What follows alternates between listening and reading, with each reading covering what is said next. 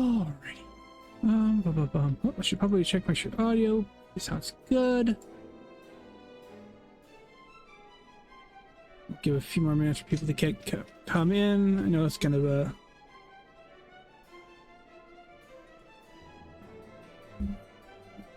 Sorry for the noise, moving the microphone. Trying to make sure there's no buzz from the fans. Definitely hearing it. So we're gonna work on that for a second.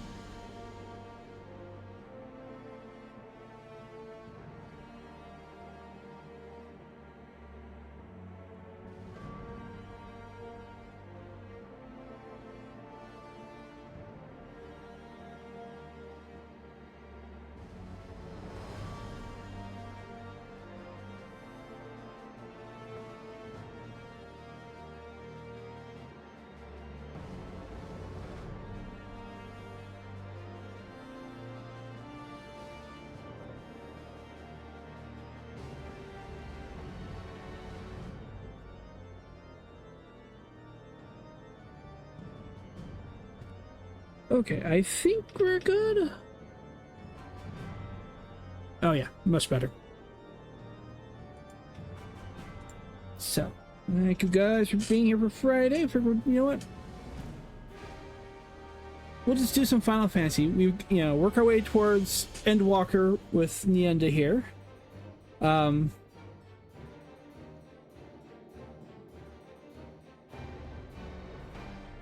my brain farts out here. So, get rid of all these extra windows we don't need to open. Where are we going? I was in Ishgard for something else.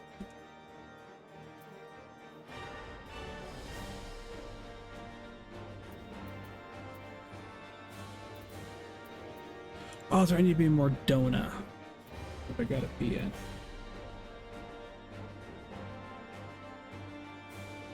So let's go.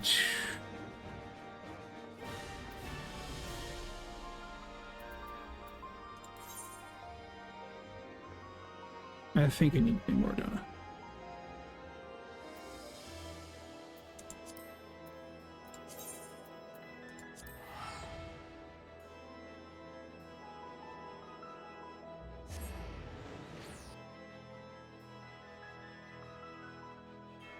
I hope everybody's having a good Friday. Yep, there's where I need to be.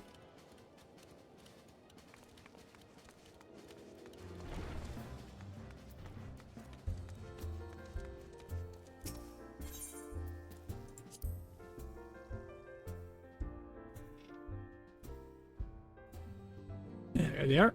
Okay. Just drink water before I get started, because I do, if it's not voiced, I do at least try to read it for you guys. Sometimes I won't, depends on how things are, how you like. Those who watched previous Final 14 streams in the past, you know that.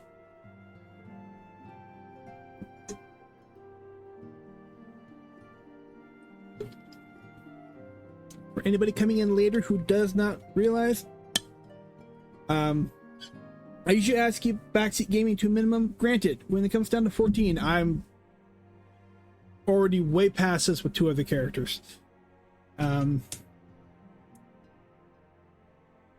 So story-wise, you guys can talk about the Final Fantasy 14 story all you want. Just keep in mind, anybody who hasn't, if those who want to chat, keep in mind for those who maybe have not gotten this far in the story. So try and keep spoilers for everybody else down. Like I said, for me, I've got an Aura who is almost 100, and I've got a Vera who is 100. I've already, through most of Dawn Trail for both those characters. So, story-wise, nothing that's going to be a spoiler for me. So.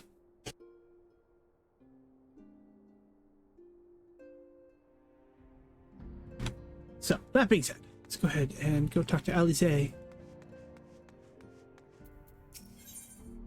Alright. Let's see. At long last, we have our cure. In theory, at any rate. Thank you, Gra. We cannot be certain until such time as we put it into the proof, but I'm quite confident. Well, if we're to test it on someone, then I suggest Gabu. His symptoms are relatively mild. It says, as long as, let's see, I'll be fine, I'm sure of it, as long as you exercise due caution. Yes, as long as we exercise due caution, it will be fine. Without further ado, then, let's make for Limsa. Sorry, a hiccup right there. We've kept Gabu waiting long enough. Alright, we are heading to...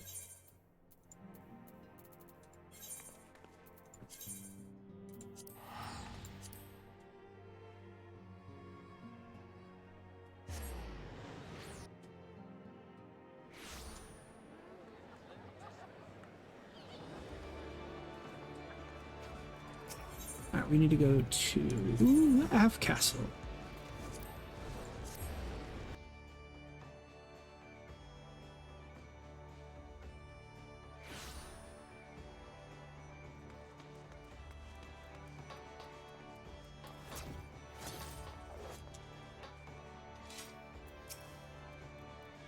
Well, this is the moment of truth. I have our host bring Gabu out to us at once.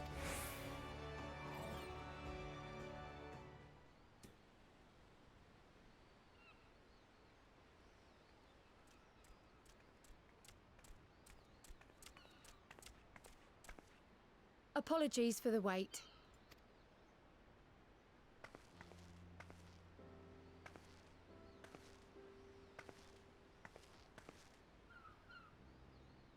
Gabu, have you been good?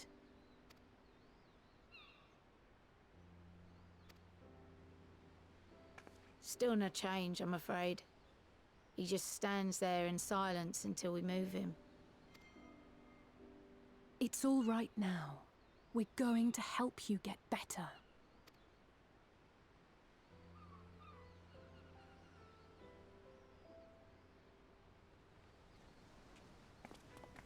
Fancy meeting you here.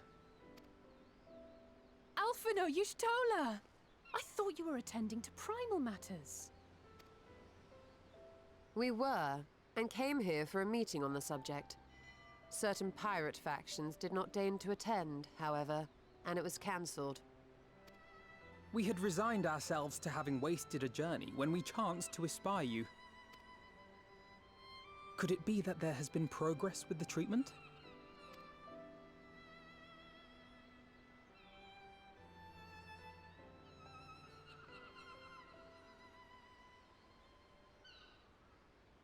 Using Magitech terminals to formulate the solution. I would never have contemplated such an approach. So this new magic, adapted from memory transference, would be used to purge the subject of their fanatical faith, while Angelo would be responsible for reanimating the ether of their soul. Yet I wonder at the practicalities. If one were to reanimate the soul first, it would only serve to exacerbate the tempering. Conversely, a stagnant soul would not respond to the effects of the magic.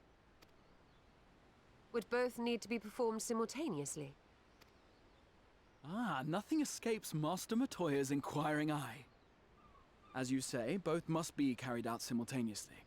And thus, I propose to imbue Angelo with the tempering treatment in much the same manner as I did the spirit vessels.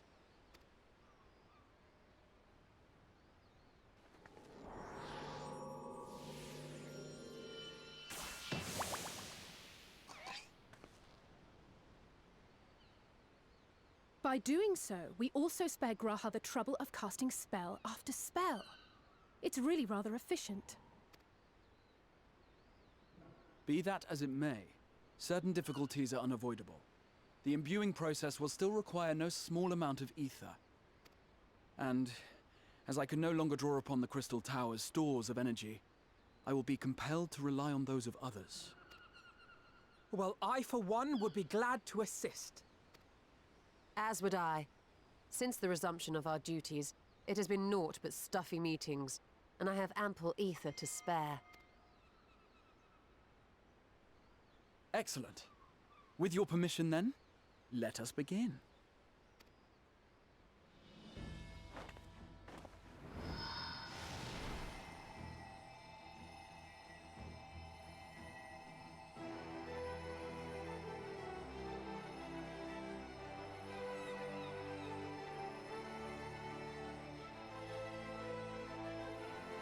Yes, this will do.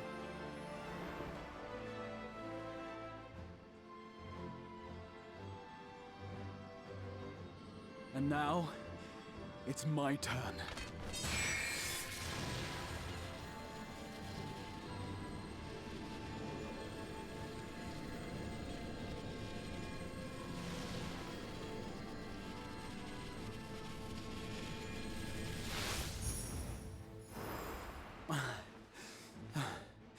Tis done.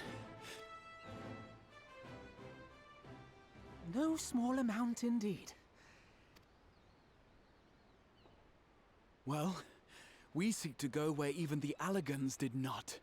It was never like to be easy. The rest is up to you, Alize. The treatment itself will take time and focus, so we will need a quiet room.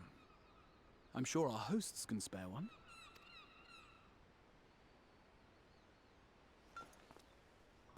I will go with her. It may be a while before we return, so I would ask for your patience and your faith. We'll bring Gabu back. You see if we don't.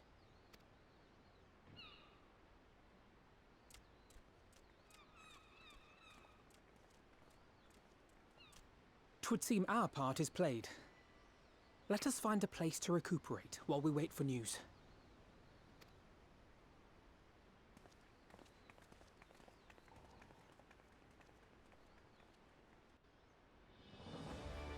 You know, don't really realize I didn't do squat. I stood there. Let's see. Well, it seems as good a spot to have a rest.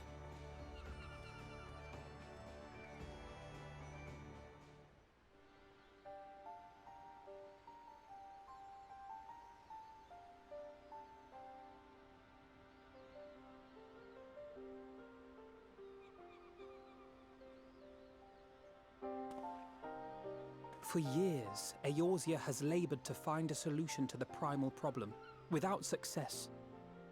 Any hope that tempering could be reversed faded long ago. I myself had given it up as impossible. Given up on the tempered and the light corrupted alike. They were problems to be tolerated, or else eliminated, I believed. And to think otherwise was pure naivety.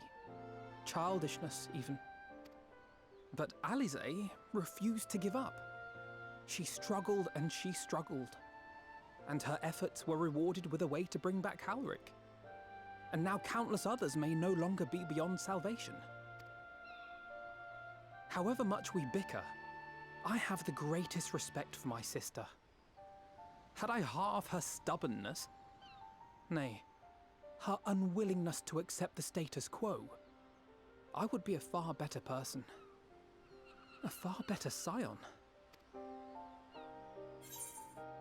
Let's see if there's any consolation. She's in awe of your work. Don't tell me, tell her. We'll do the first one. Boink.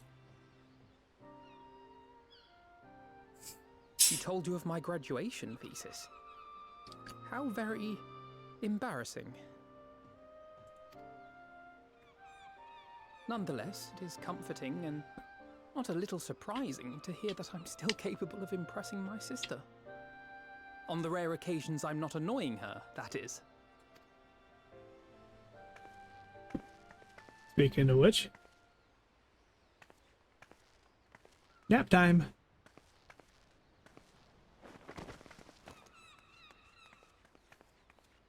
Alize, are you all right? The treatment. Did it work?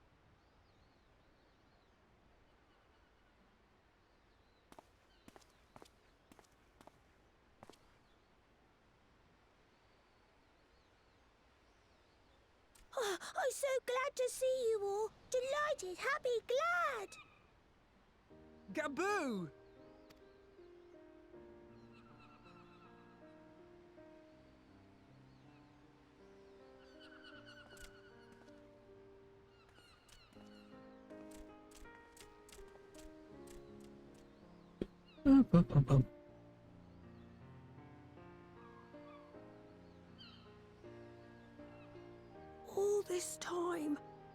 mind was filled with thoughts of Great Father Titan.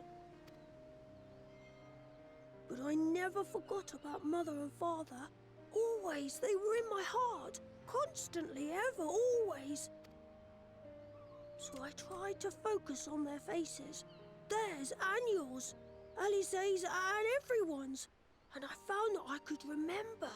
One thing, then another, and another.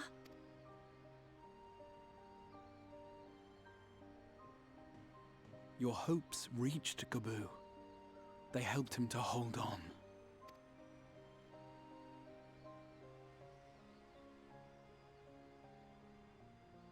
I'm so proud of you, Gaboo. I couldn't have done it without you, Alize. Can you help the others too? Cure them, heal them, help them? Yes, we can. All of them.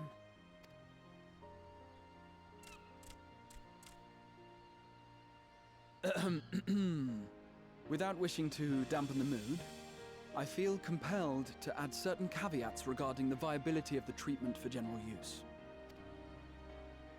As you know, reversing the effects of tempering demands a profuse amount of ether.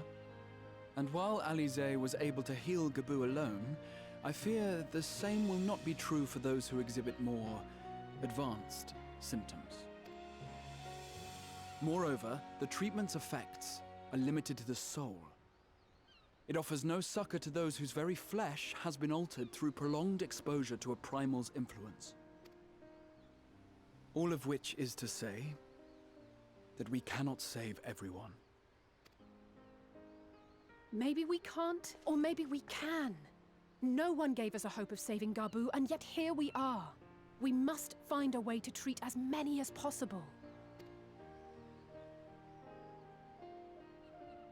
Then the next logical step would be to produce a veritable army of Porkses, would it not? Granted, it seemed a simple enough process in the first, but I suspect it will be different here in the source.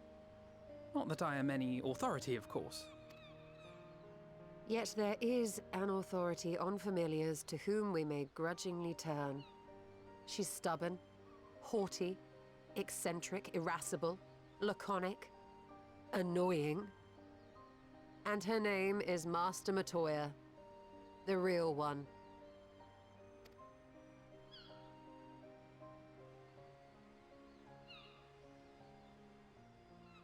I have to go now, Gaboo. But the people here will look after you, all right? And I promise to come and visit you again soon. All right. Thank you, Alize. Thank you.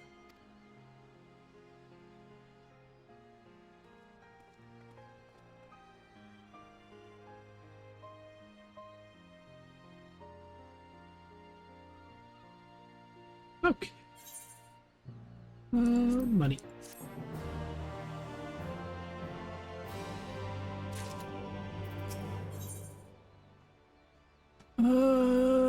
Yep.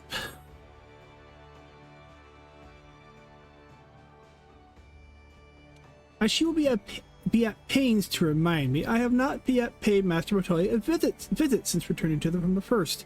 Blah, blah, blah, blah. But this seems as good time as any. Come, let us make for her cave.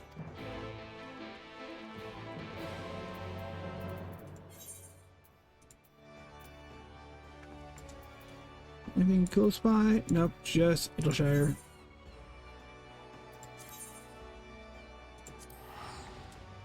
I need to work on making money. I only have a 340,000 gil on this character.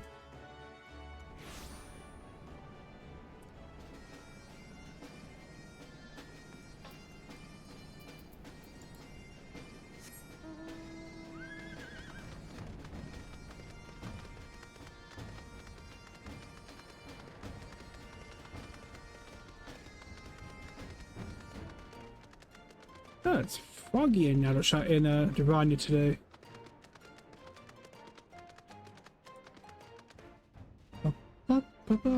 Yeah, we're fine.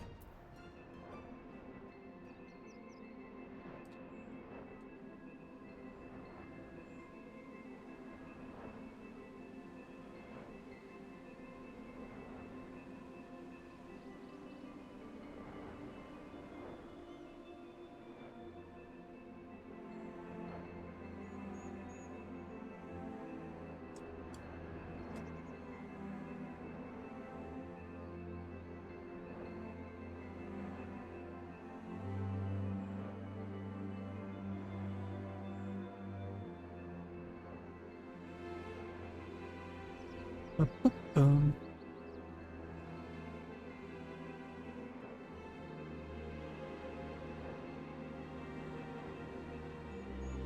how that looks now versus how it looks later when you start doing the Alexander raids.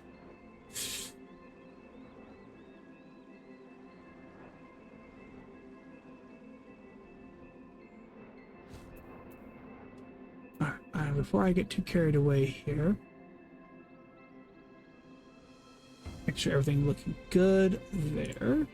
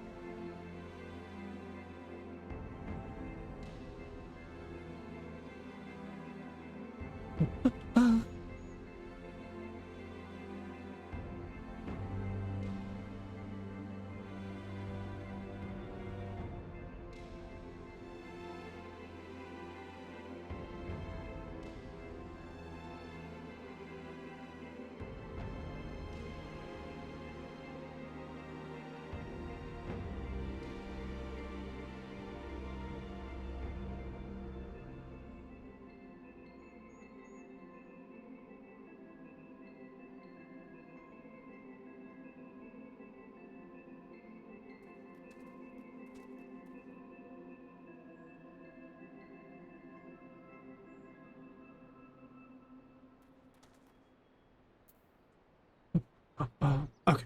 So I was just making sure, just after the whole fiasco the other day, I wanted to make sure everything was running like it's supposed to. So we give it a little bit of time there.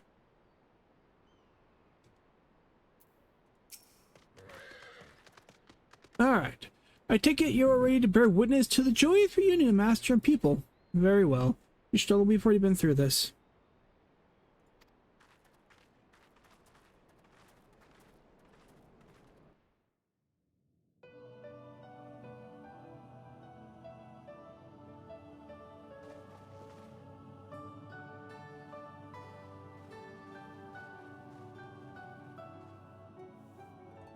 Nary a word from you all this time, then you bring every man and his pirogo with you. Did no one teach you any manners, girl? They were too busy teaching me etherology, Master. Jesting aside, I wanted to be the one to express our gratitude. I am told you spared no effort to sustain our bodies while we were away. And for that, we owe you our lives. Thank you. You were gone so long. I was starting to think you'd set your heart on staying. It wasn't easy to leave, as it happens. Seldom does one have the opportunity to study other worlds, and I would not have minded extending my stay by a handful of years. Ever the scholar. Y'shtola dedicated herself to studying ancient civilizations of the First, befriending a tribe known as the Knights Blessed in the process. There she took on the name of Matoya and won the respect of all the children of the forest. Probably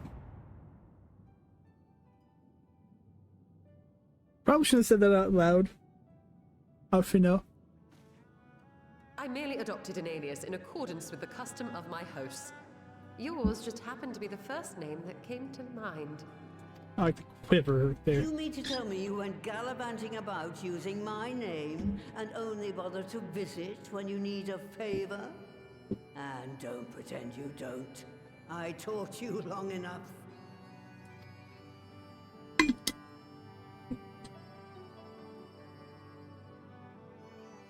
Indeed.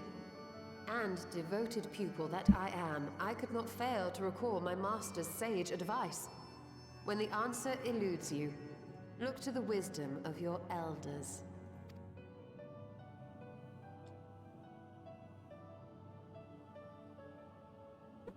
You there. Were you going to introduce yourself?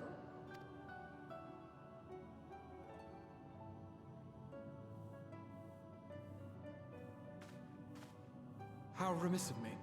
Grahatir is my name, and I'm proud to call myself a scion. I too wish to offer my gratitude for your invaluable aid in sustaining the Archon's bodies, as well as my apologies. It was my inexpert summoning spell which endangered their lives in the first place. Ah, yes. The one bent on digging up the mysteries of Alag. Old Galaf used to speak of you, and Kryles told me all about your recent exploits. Do you have a bad back or something? At ease, boy. Whatever mess you've made, I'm not in the habit of dwelling on the failings of the younger generation. You are too kind. I've also heard much and more about you, Master Matoya. 'Tis an honor to finally make your acquaintance. Well, that's more than enough pleasantries for anyone. Tell me what you want. I haven't got all day.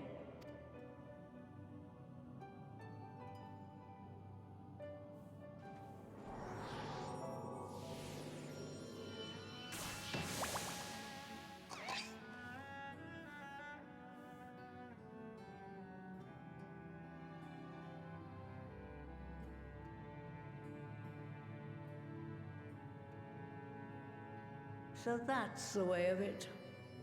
It should be a simple enough matter to make the familiar.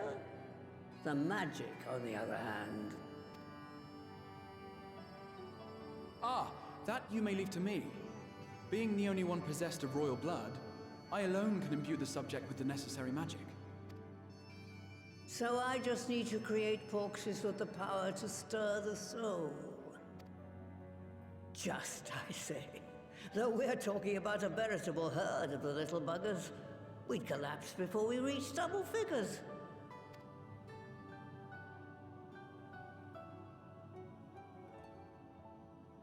But if I could get a familiar to create the familiars, a mother porxie, as it were.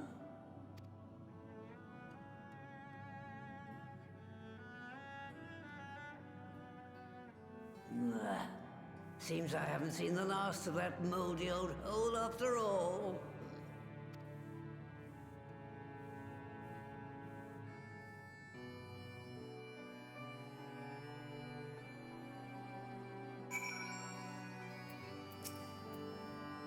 Alright, off to my old workshop then. Everything required to make your familiar is there. That may be, but no one has set foot in there since the Exodus. I dread to imagine what has become of it. Oh, there's sure to be a handful of feral familiars, some half a monster or two. Nothing to trouble the likes of you. You can consider cleaning up the place as payment for my help. Fine, we'll do it. Good girl. Now, if there's no other objections, I suggest you run along to the Maker's Quarter. I'll send one of my Porogos ahead to let you know the workshop. You need only tell them who you are. One can't be too careful, after all. Off you go.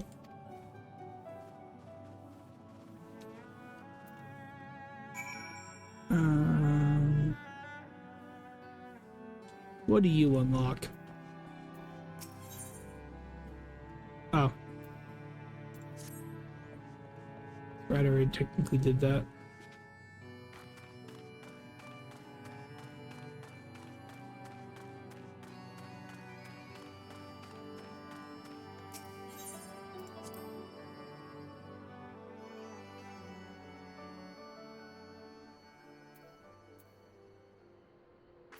What other maps? I do need to do more stuff with this character. What else do I?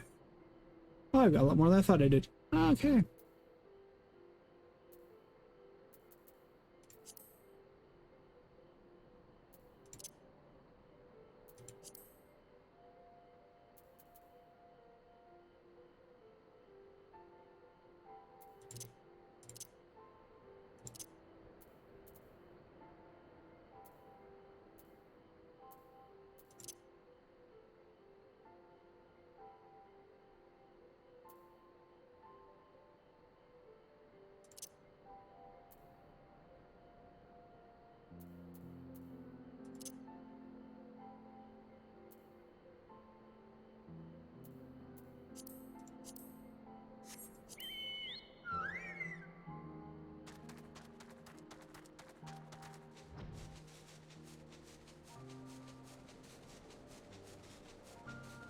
Not where we're heading out. Over there. Okay.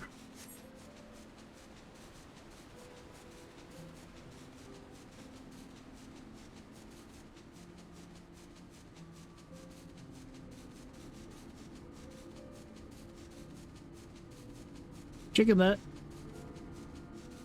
Chicken butt.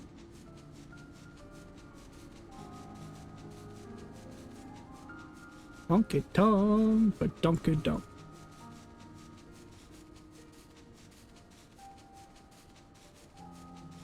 Great. Which fast food place was it? I can't remember. They did the commercial. Again, obviously they're you know dissing on their competitors, and the wife in the car goes, "I'd like an order of a honky tonk, but donkey donk, and a side of thunder thighs." I can't remember. I just cannot remember for the life of me.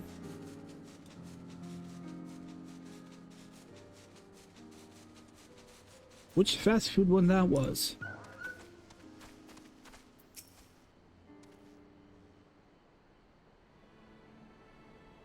Greetings, Ribbit, and welcome to my good mistress's relict. Puro Pogo is my name, and I'm honored to be your guide.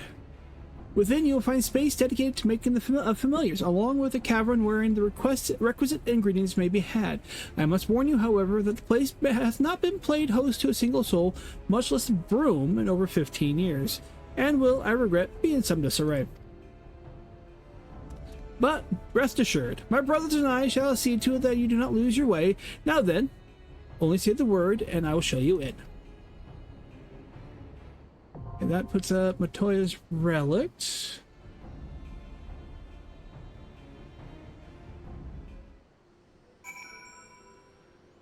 Oh, what's the average weight for a dungeon?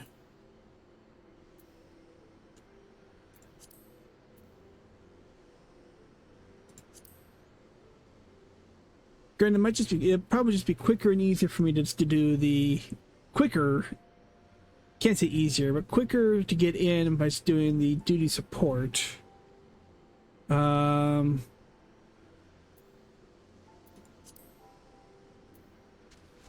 mean, running the dungeon will be faster with people because people know what they're doing, but at the same time,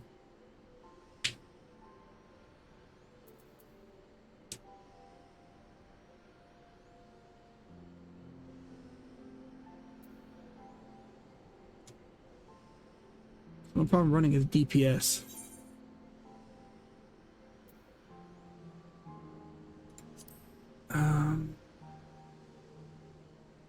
Let's go ahead and do duty support initially off. Looks like we have Alphano, LSA, and Graha.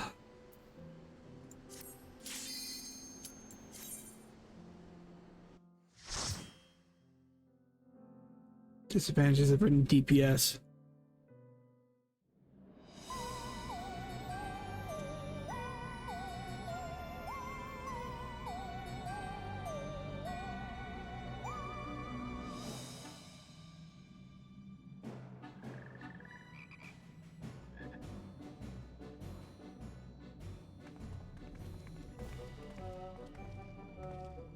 Right. To begin with, I need you to gather a few ingredients. Listen well to what the Porogos say, or you'll wish you had.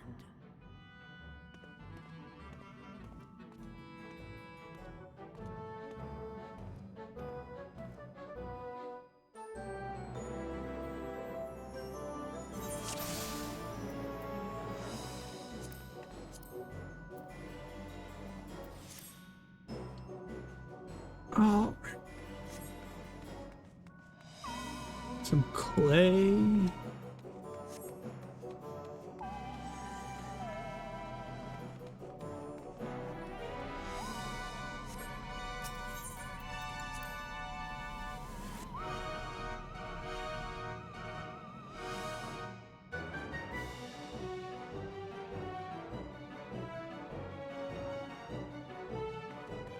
All right, wonderful.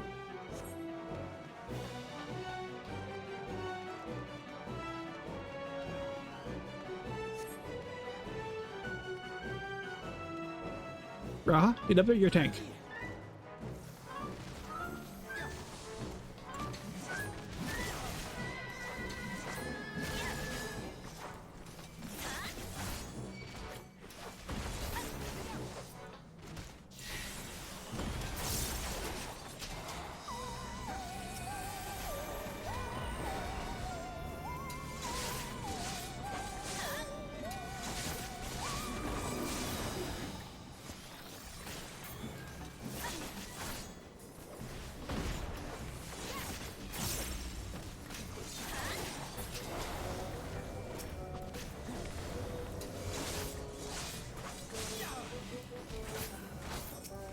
Ba-ba-ba-bum.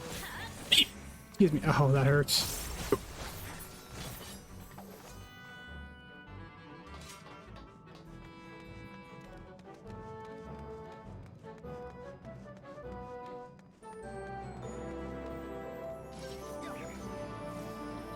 Well, they know.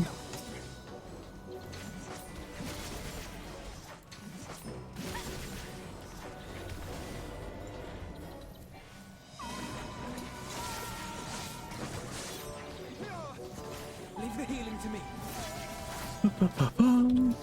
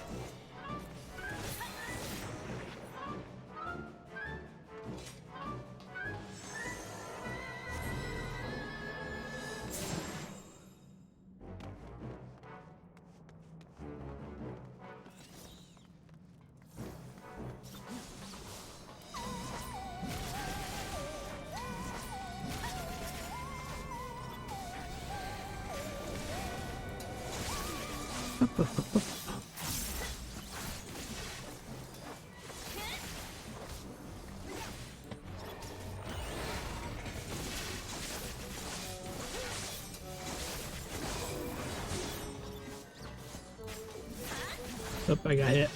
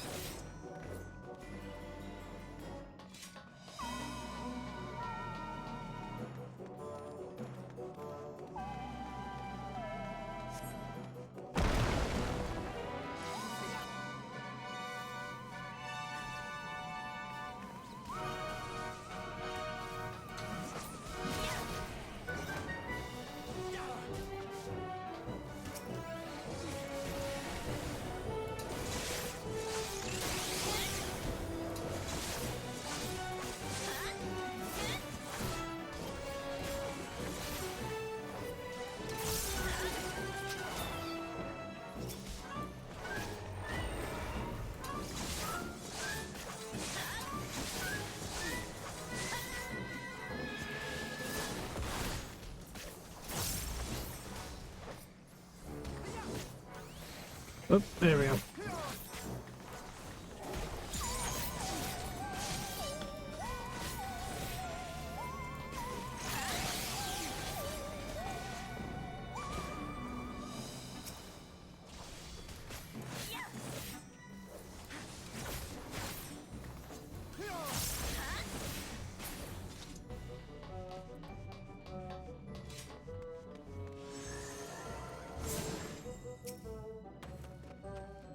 Okay. Raha, get up there.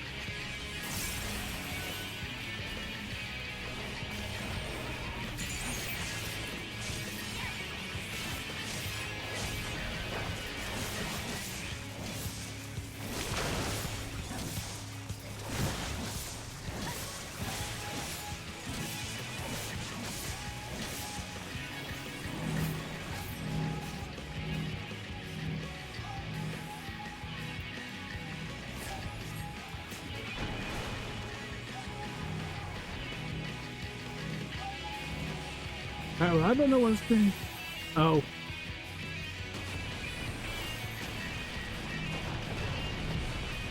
Oh, this is gonna be fun.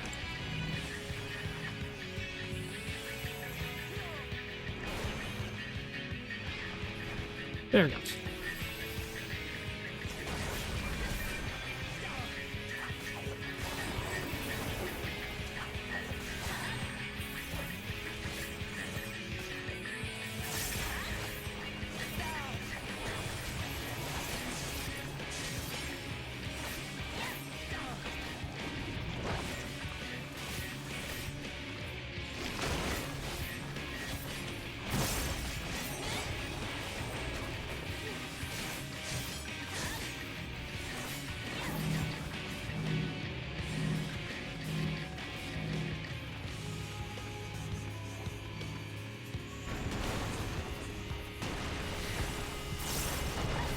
Yeah, no.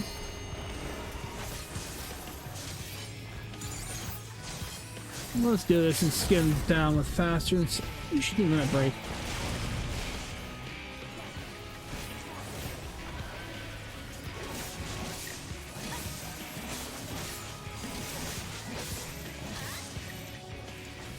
Leave the healing to me.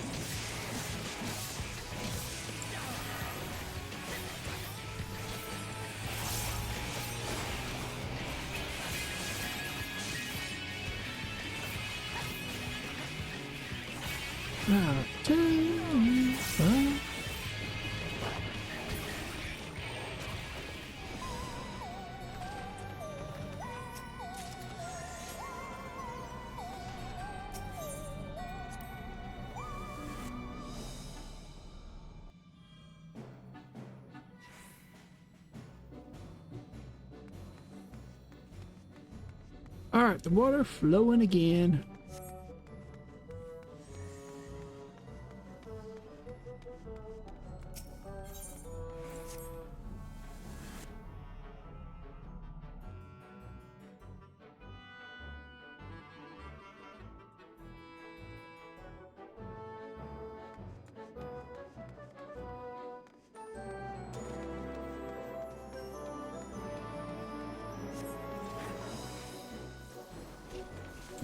Get all that.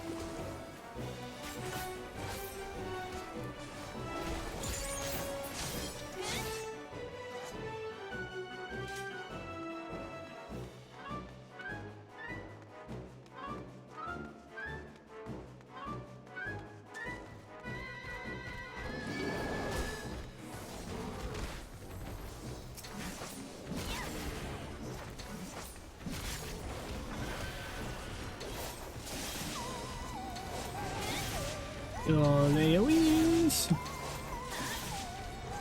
Yeah, not quite so flashy, but it is what it is.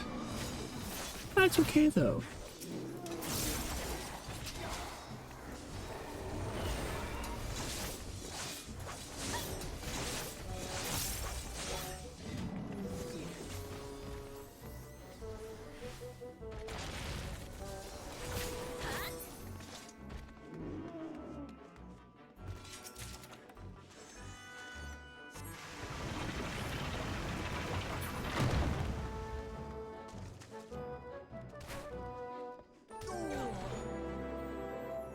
I've never actually listened to Graha.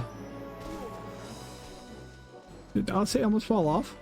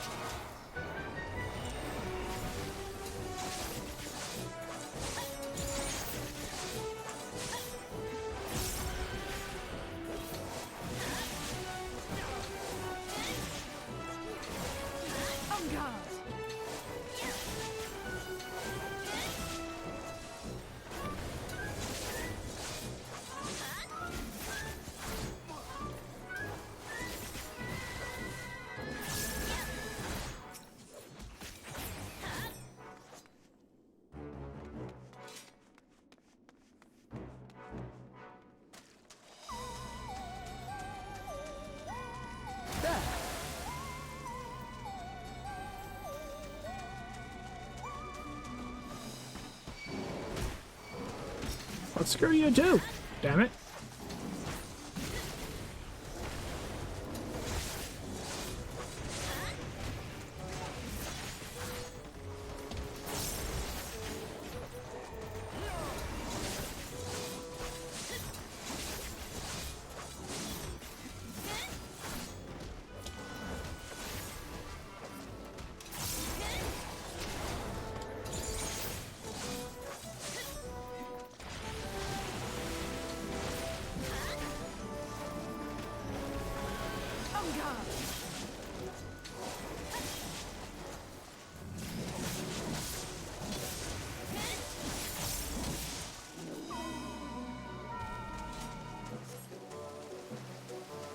I've never actually looked. Okay, when the shrouds and no, that's actually kind of cool. That's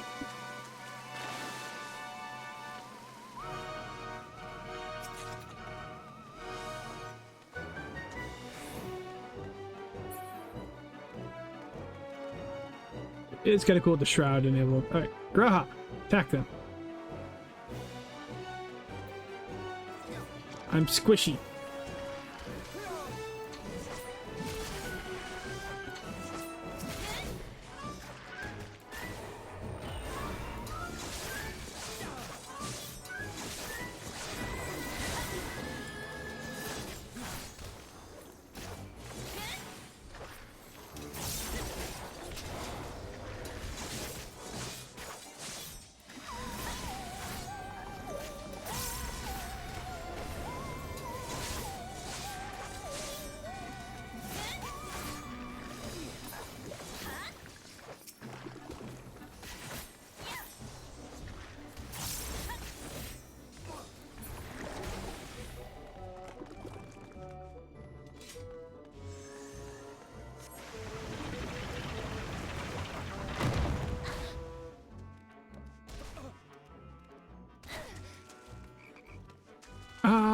To the boss.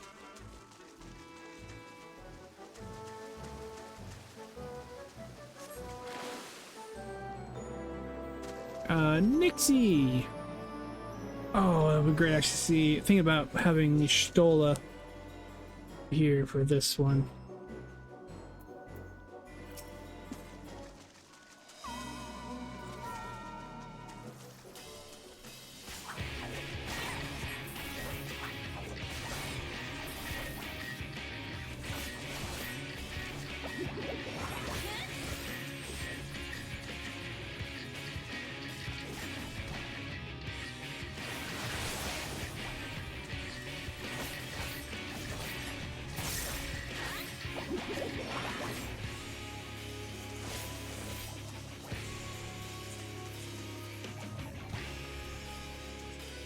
Whoop.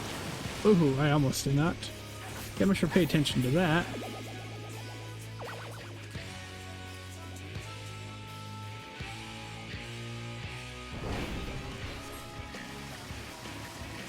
I'm gonna follow Alice over here.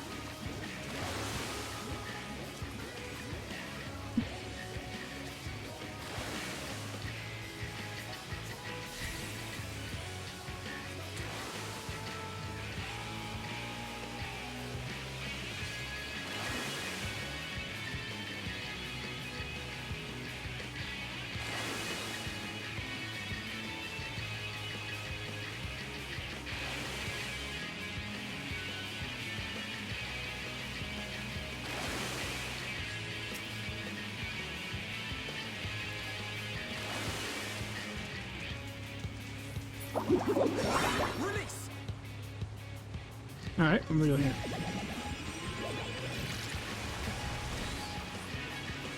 Okay, that's right.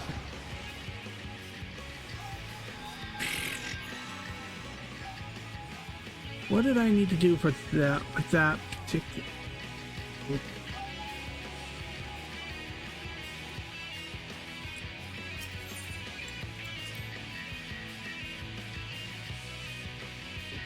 Was it get onto the water spout? I think it might be get up there to.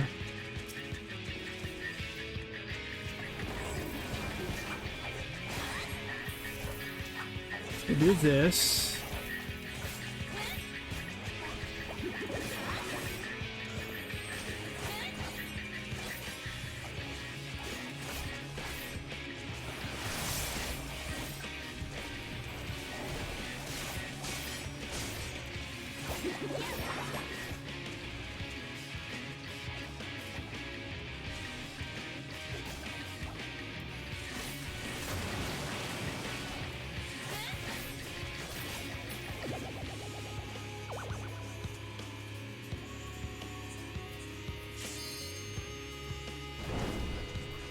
So I need to get on.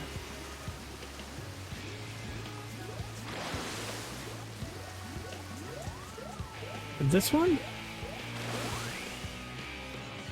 Yeah.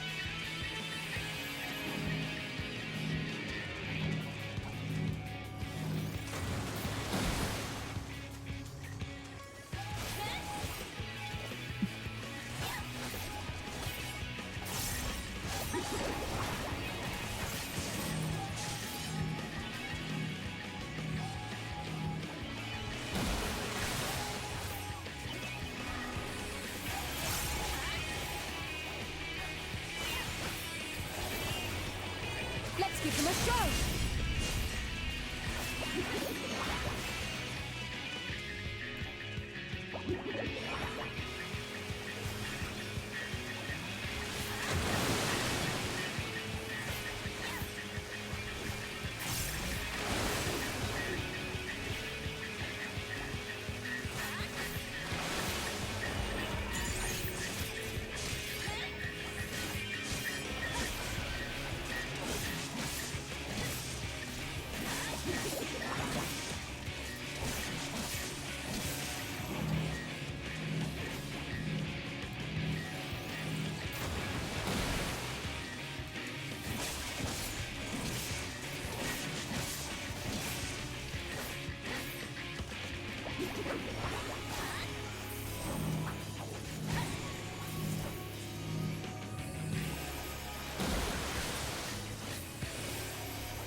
Just the beginning.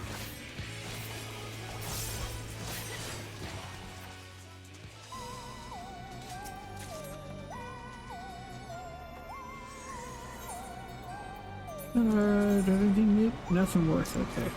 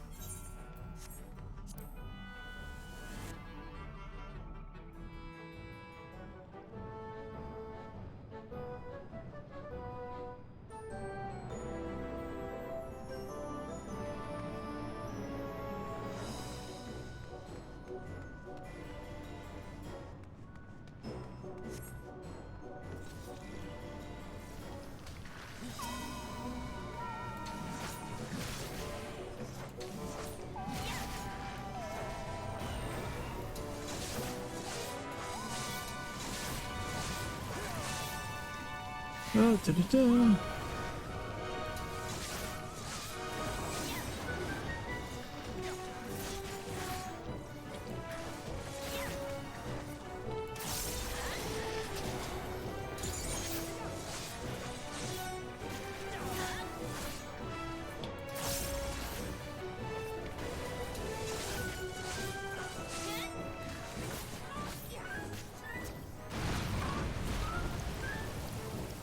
On guard!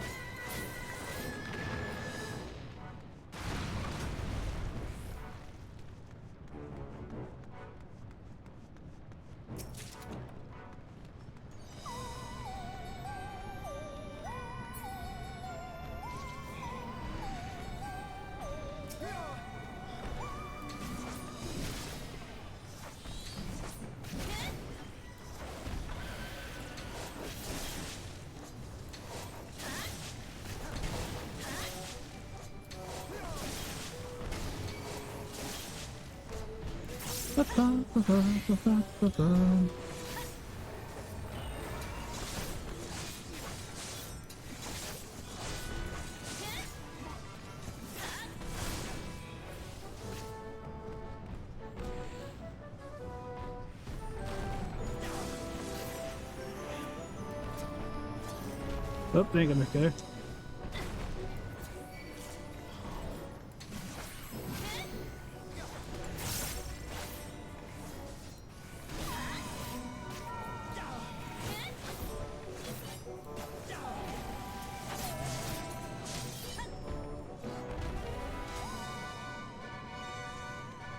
Ah, there we go.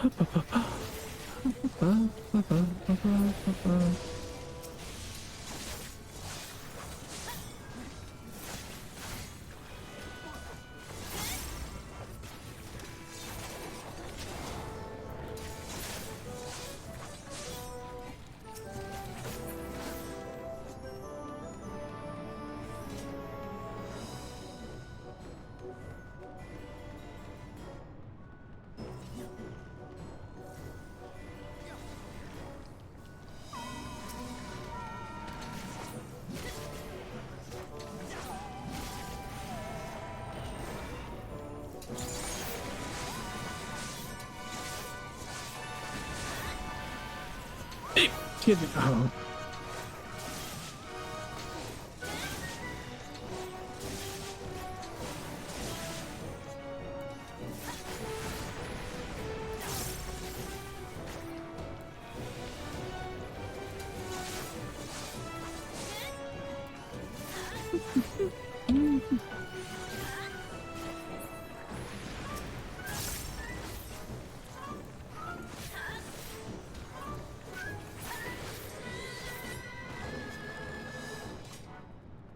Oh, it's a treasure coffer over here. I entirely walked by.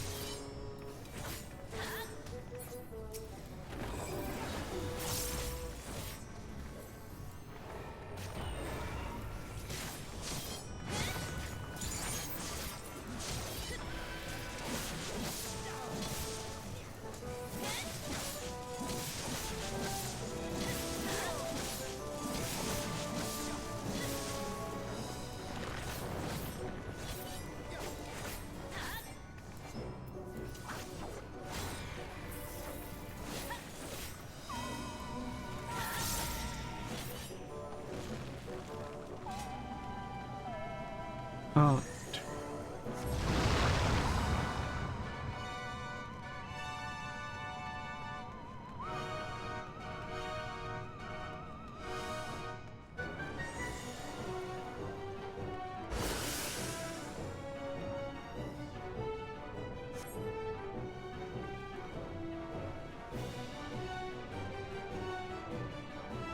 Okay.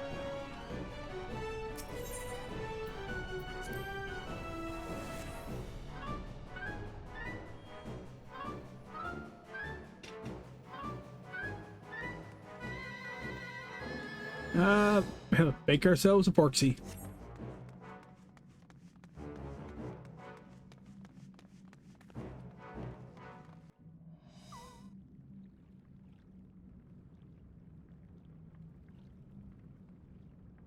Right then. Let's get this over with.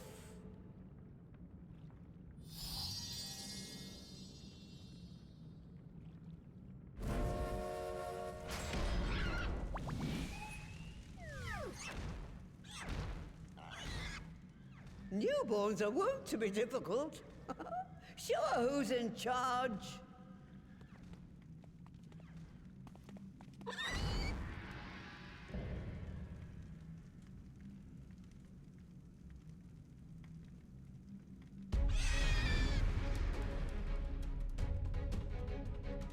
A grumpy ham.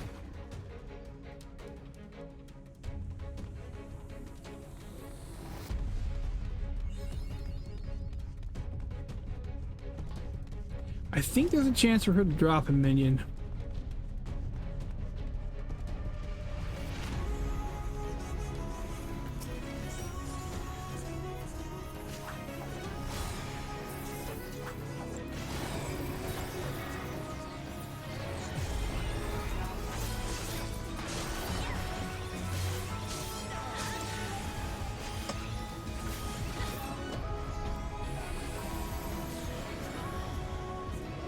I need to get about there.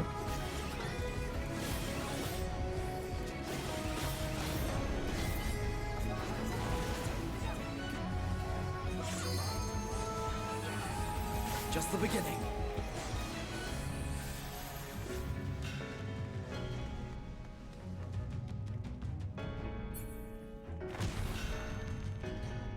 Oh, this one.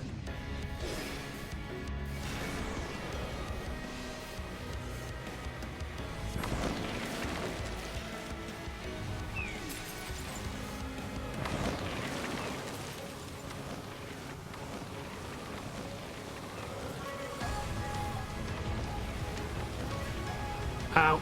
Son of a... That's gonna crisp pie. Forgot about that one. I hate that. Green Jasper flip. Okay, well, before we get back into that, drink the water.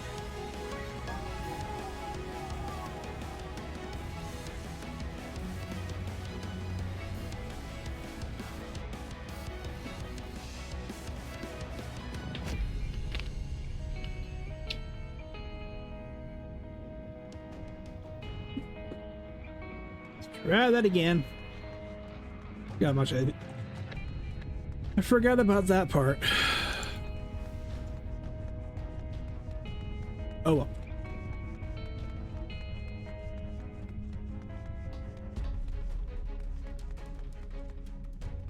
Ouch. Uh-huh.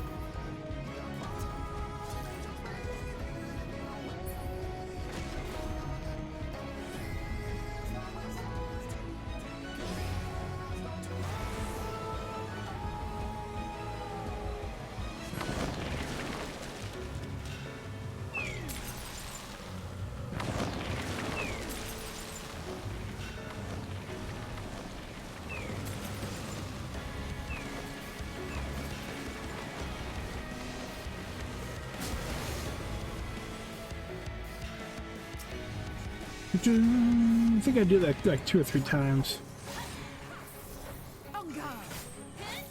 I'm getting out of the way, Graha. I don't want to be stuck in the tank buster.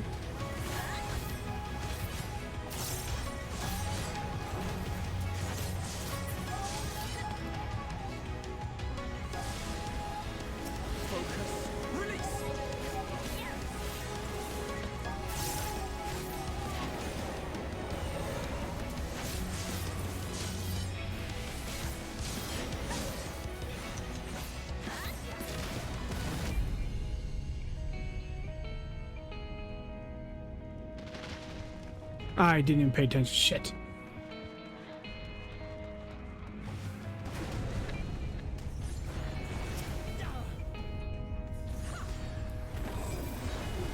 Just the beginning.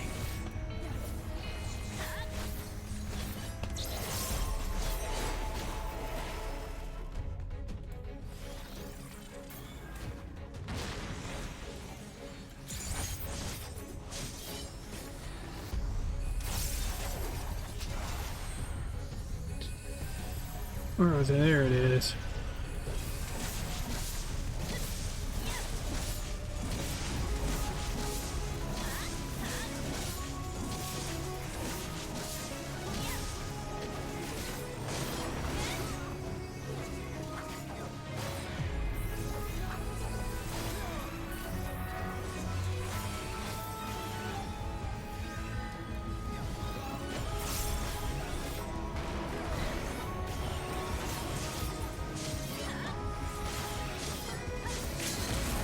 Wasn't quite ready for it to turn.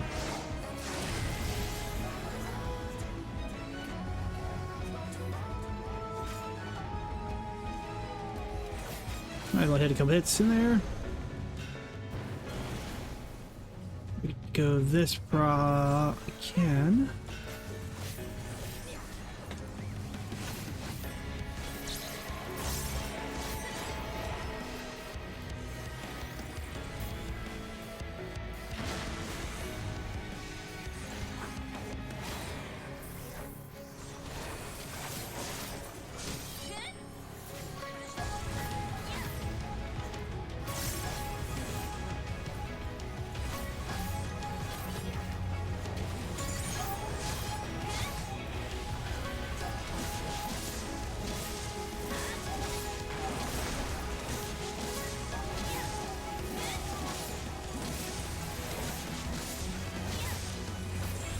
Okay, only took me 2 deaths the whole dungeon. 1 because forgot the mechanics.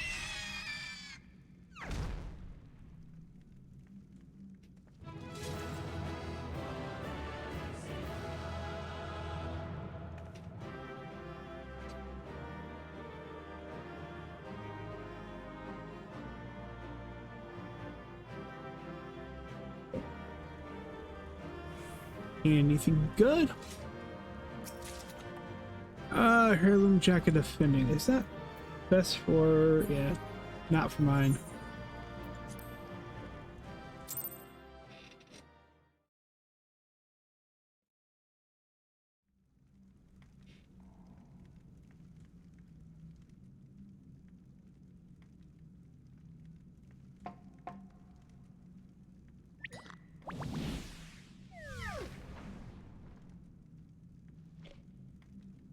There we are, quite tame. Then all that remains is for me to imbue her with the magic. My friends, I'm afraid I must trouble you for your ether once more.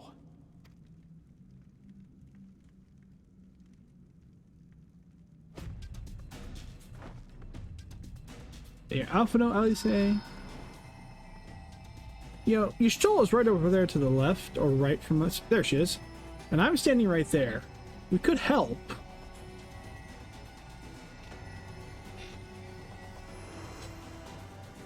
Give Graha a little bit more.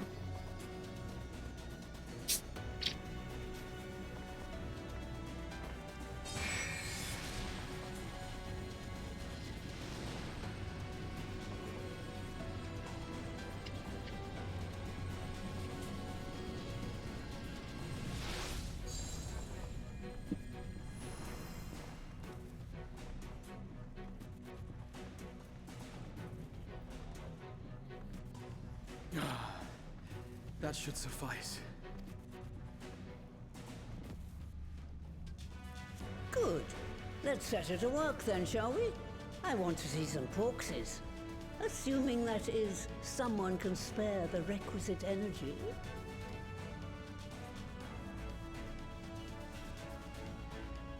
A mere drop in the ocean for the great sorceress Matoya, I dare say.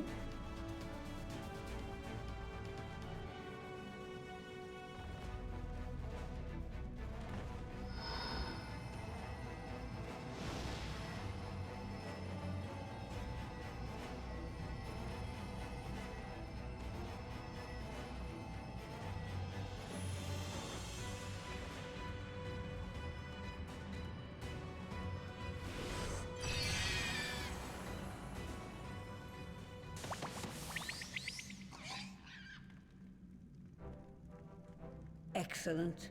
Our very own litter of Angelos. And we can make as many more as we want, simply by providing the Mother Porksy with additional ether. I will require a moment before I try again. It's still hard work, but a damn sight more efficient than making them one by one. Thank you, Master Matoya. Everyone. We're a step closer to our goal. Distributed amongst the allied nations, they should do much to facilitate closer dialogue with the beast tribes. And given their present travails, I believe our friends in Limsa Laminsa should be the first beneficiaries. Agreed. Though I must leave this errand to you. I doubt my legs will carry me out of the cave, much less to Vilbrand. Thank you for taking the lead in gathering the ingredients. I expect you would benefit from a rest too. I don't get to rest. In addition to the porkses, I trust you've gained an inkling of how much effort goes into the creation of familiars. Or mayhap you attribute your struggles to old age. Spicy old lady. If I said yes, would it persuade you to treat me like an adult? Not with that pertness, it wouldn't. Anyway, assuming you have no other favors to ask, I shall be leaving.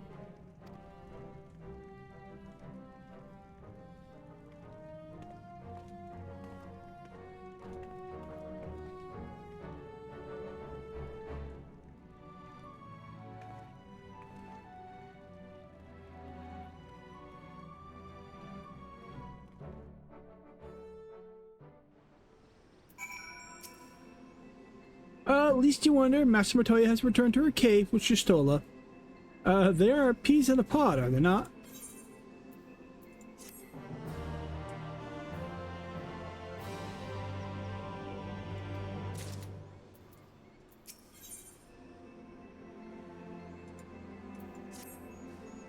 Well then, my friend, let us return to Limsa Laminsa and deliver the good news to the Admiral. A word of to the officer in the Bulwark Hall should be sufficient to secure an audience. Where do I return to? Redania. So we're not doing that route. No. That's where I want to go.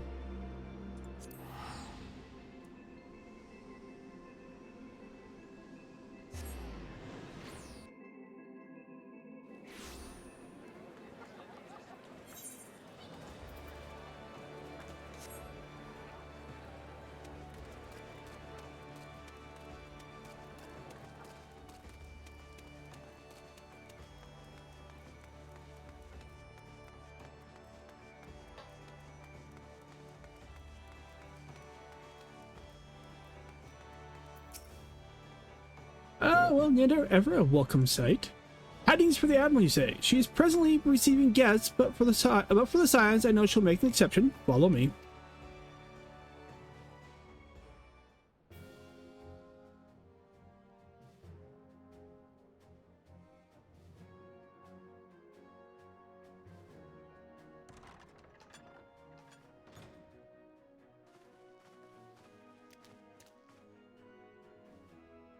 My friends, what brings you here today?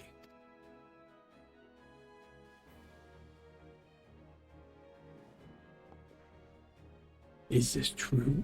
I said, I'm gonna try. By the Navigator, a cure for tempering. As often as I've been in with all of you scions, I would not have thought it possible. Yeah, we just had to burn a couple of Matchetech computers. And yet it is, Admiral. We have done it here in Limsa, and production of more familiars has already begun. So you have my thanks, truly.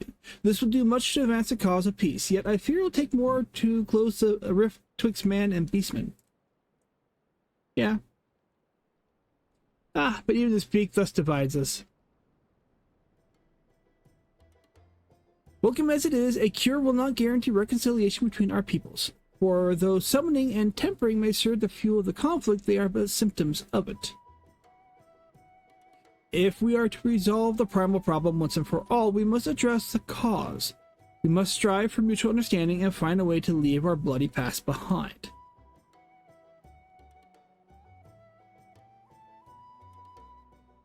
'Twas I who moved that the Alliance renew its push for peace.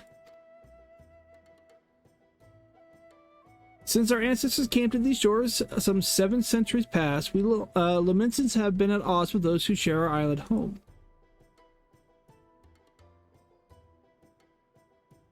Save for a brief moment of cooperation with the kobolds, our history has been one of nigh constant territorial squabbling.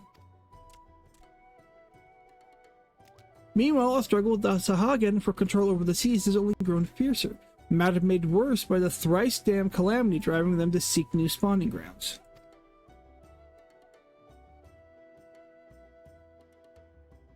While survival at stake, each had no choice but to fight, and so I dismissed peace as impossible. Impossible is a word coined by the weak, I proclaimed to all who'd listen, and then gave up. You and yours put me to shame.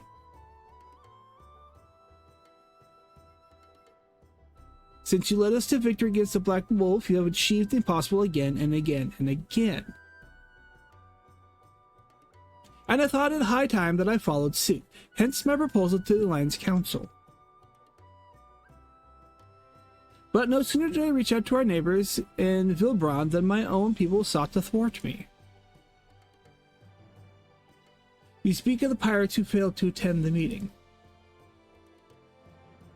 Acting through friendly fashion among the kobolds, we had intended to seek an audience with a prominent patriarch. But the bloody executioners would not hear of it, and their absence sent a message to the rest. Though they are but one of the 3 pirate powers, they are the greatest, and any attempt at peace will founder without them. I am given to understand that their leader, Captain Hilfier, has been bedridden for some while with an ailment of the lungs. Correct, in his absence, his right hand leads a man by the name of Sigurd, but recently risen to prominence among the ranks. Save for his disdain for authority, little is known about him. We have invited him to speak with us more than once, but he will not come. I have tasked the Yellowjacks and the Rogues with uncovering his motives, but they have learned naught of any value. Yeah, leave it as.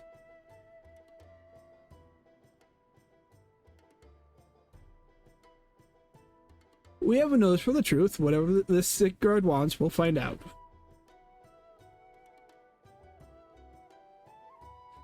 Truly, I would be much obliged. I shall look forward to hearing what you learn, then. Good luck.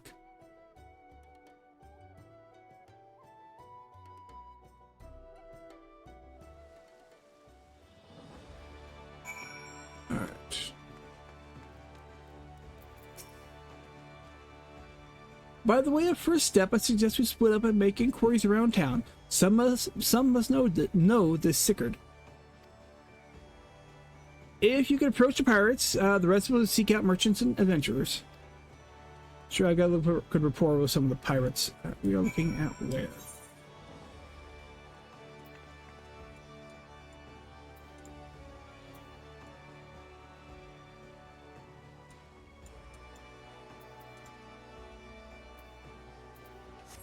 Alright, they're up.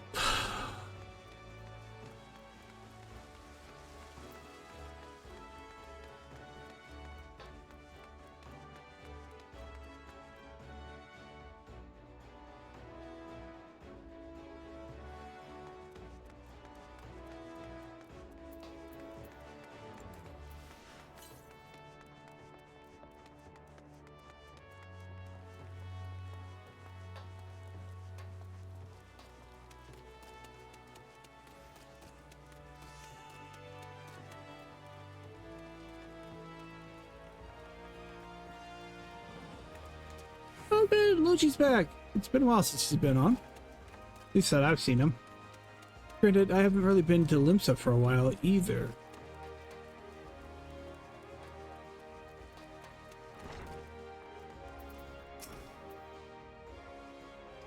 Yeah, you want to know about Sigurd? He's a wily bugger is what he is. Found some clever way to make coin, they say, and traded it for Montskat's palace place in old Hillsphere side. There was a time we raised the executioners for our pick of the Empire's fleet, but the Guardians are gone, and them days are with them. Owing to which, we've all had to look for other ways to make ends meet, with that jumped-up bilge rat Sigurd landing the juiciest, whatever it may be.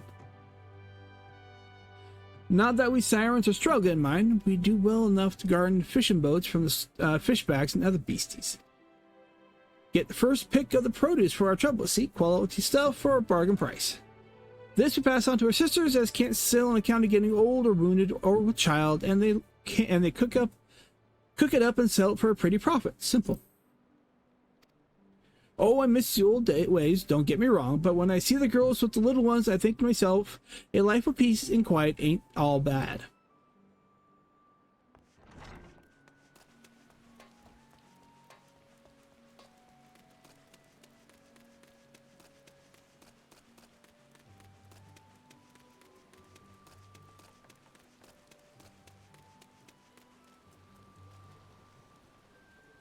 That's a pretty dress. Yep, the Luigi's back. He was gone for a while there. Again, it's been a while since I've been in Limsa, so I don't know how long he's back, but there were a couple weeks there he was not here. The man's on like 24/7.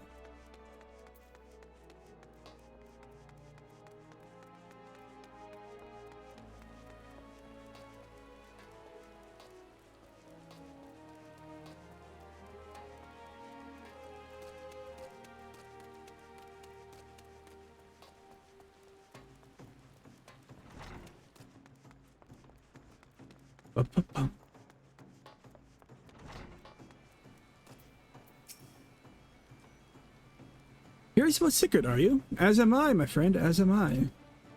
Sadly, I know nothing of the man, save that the bloody executioners experienced a marked improvement in their fortune after his promotion.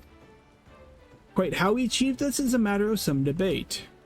As you know, the Thalaccracy permits us to attack only Garlean vessels, yet these have all but vanished from the sea since the Empire turned in upon itself. In order to adapt, we Krakens have taken to trading with the East, but the executioners are less forward-looking. I cannot imagine they would willingly abandon the old ways. So how then are they lining their coffers? Whatever the secret, they are not like to share it with the rivals, but mayhap you will have more luck. And let's take him back downstairs.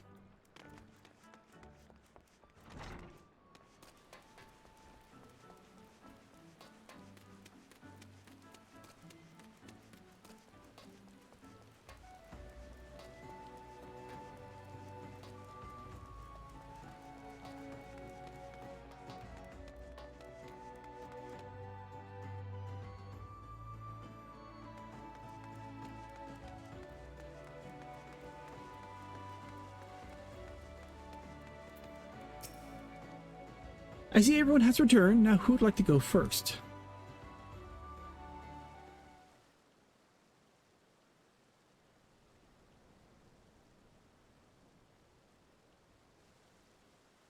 So, just as their imperial prey began to disappear, Sigurd turned the executioner's fortune around with a mysterious new source of income. Whatever it is, it's nothing to scoff at. According to the tavern keeper I spoke to, the crew had been indulging themselves as never before. but no amount of drink seems to loosen their tongue as to how they are coming by their coin. For my part, I spoke with reporters of the Harbor Herald. The publication has been investigating the secret of the executioner's good fortune and making little headway. Apparently, the executioners do not wish the nature of the business to be made public. And I think I may know why. In the course of making inquiries on Hawker's Alley, an interesting fact came to light. Just as the executioners began to enjoy better fortune, the price of crystal went into sharp decline. A sudden fall in demand, I was told.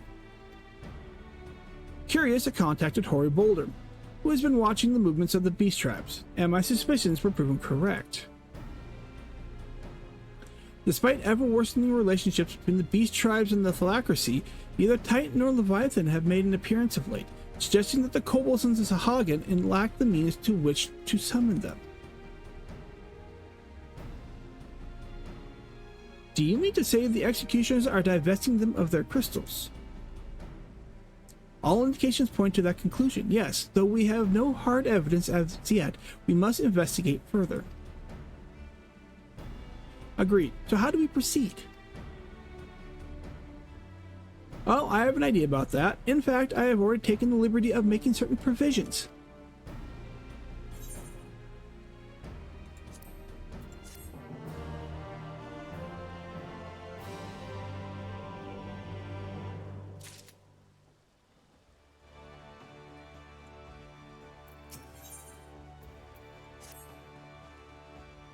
During my inquiries, a disgruntled merchant informed me that a wholesaler of crystal had recently arrived in Olympus Lominsa, offering wares at prices far undercutting the competition. After asking around, I was able to gain an introduction and will shortly pose as a potential buyer, in a bid to establish the crystal's provenance. The man is due to be at Ashan's Embrace in Lower Lanosea shortly. I suggest we make our way there at once.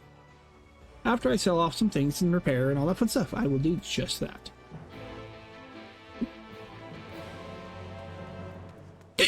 Ow! See, how is my... Oh, I got 600. That really isn't enough to get a lot of gear. Yeah, I definitely need to repair pants, boots, and headpiece.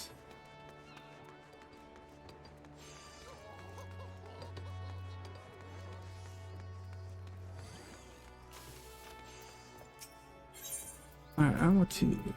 Where is it?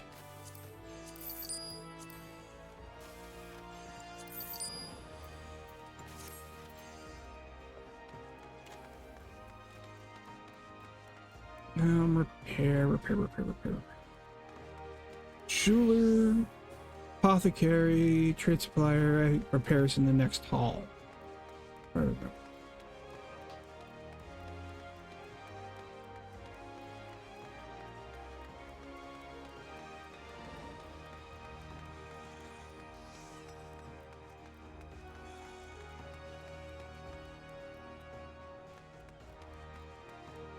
Diemonger. I know there's something going on with the newest update with dyes, but I can't remember what it was.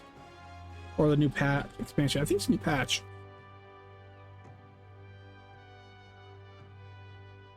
I just don't remember what it was.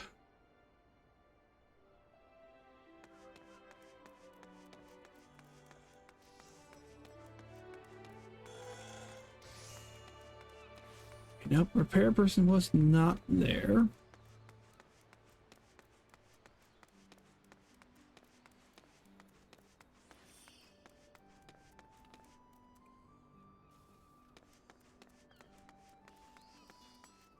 Alright, well, we'll just find someone else.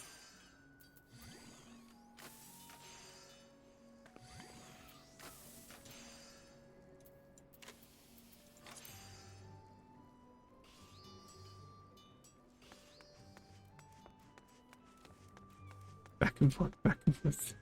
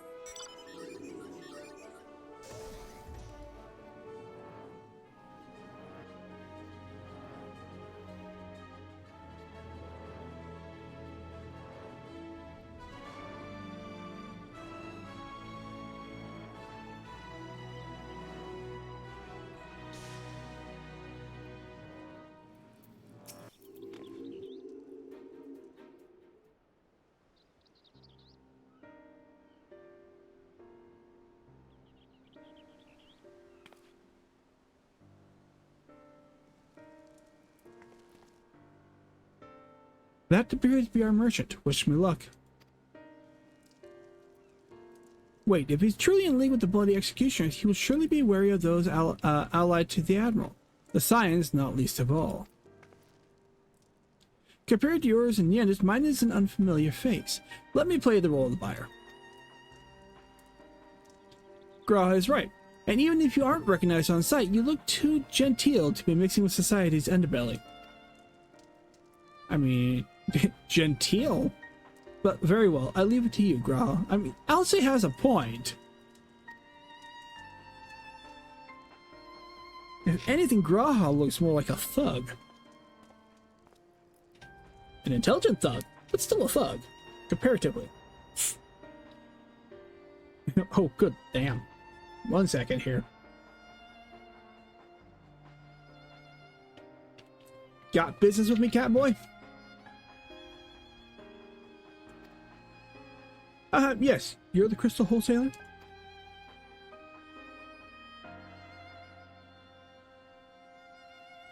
That I am, but you're no merchants. What do you want these crystals for?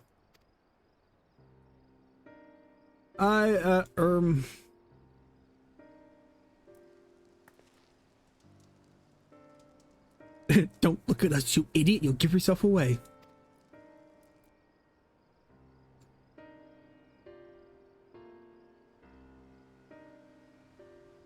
I see. You're a weaponsmith, am I right? And you need crystals to make staves like the fine specimen you've got there. Yes. Grahak, go with it. That's right. I am indeed a weaponsmith, and I use not but the finest materials. I bid you show me your wares. Well, we don't invite just anybody to our storehouses. It takes time and establish trust. You understand. Look, I have a large urgent commission, and if the quality is satisfactory, I will not quibble over the price. Alright. It's plain that no ordinary crystal adorning your staff, so I'll make an exception. Come with me.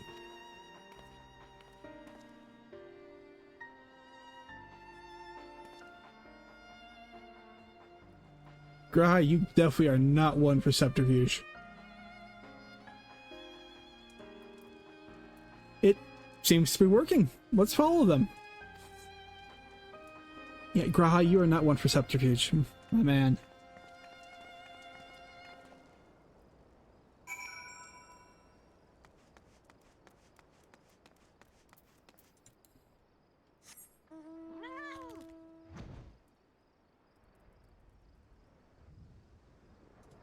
How far are we going here?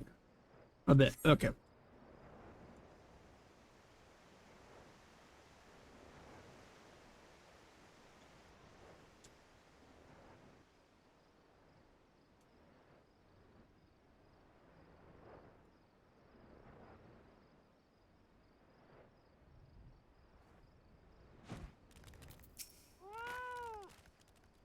They went into that tunnel quietly now.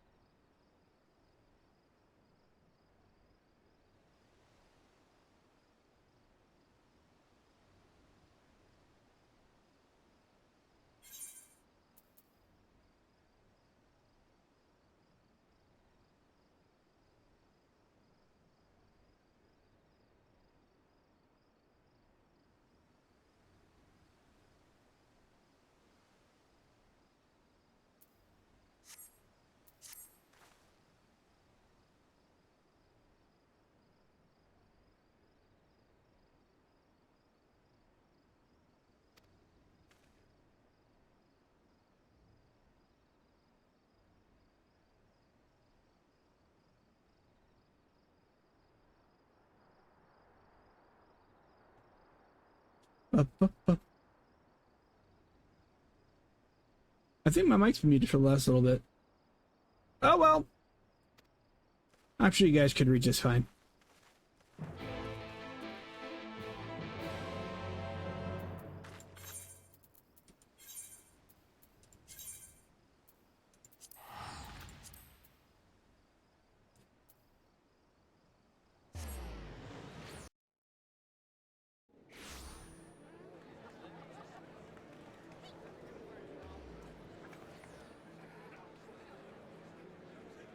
Seriously, Limps and Laments is like the old Ogremar, what's the dwarven city in World of Warcraft?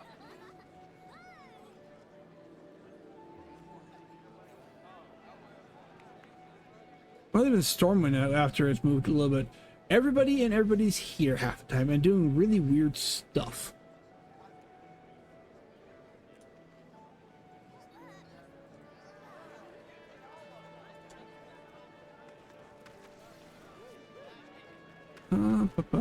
Where's the... I want to go that route. Well, I don't know why I have such awesome low... Hold on. Don't know why all of a sudden it's...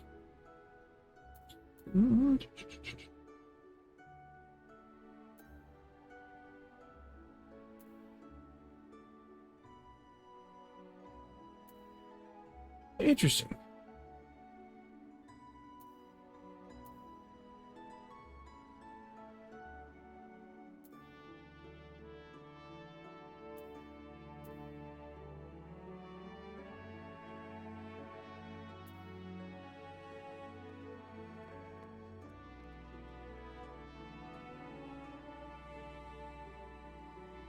Huh.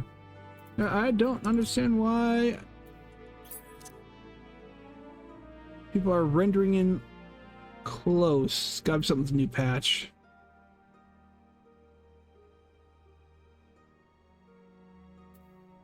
I mean, it doesn't make the game unplayable. It's one of those, I'm like, okay, I used to be able to have no problem seeing, like, Nidelki over there from way over by the crystal. And all of a sudden now she's not loading until a lot closer, so... Has to be something with the new patch. Or the last, like, hotfix or something like that. I'll worry about it later. Like I said, it doesn't make the game unplayable. Far from it. It's just... curious.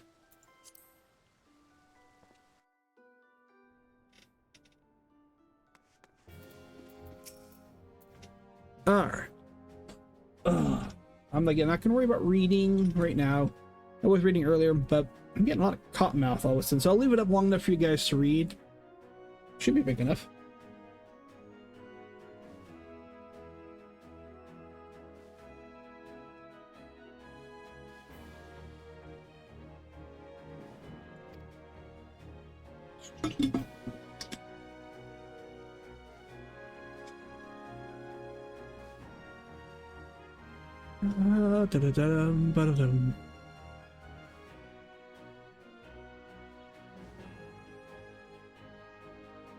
Oh yeah, that's readable.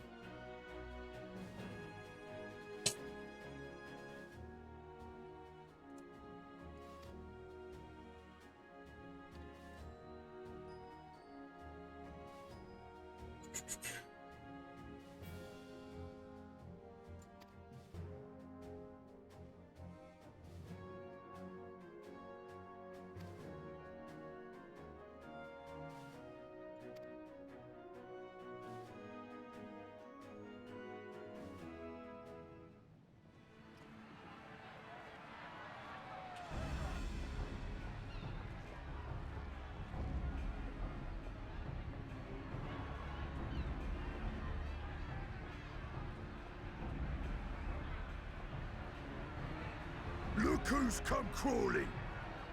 Traitor! You can shove your piece!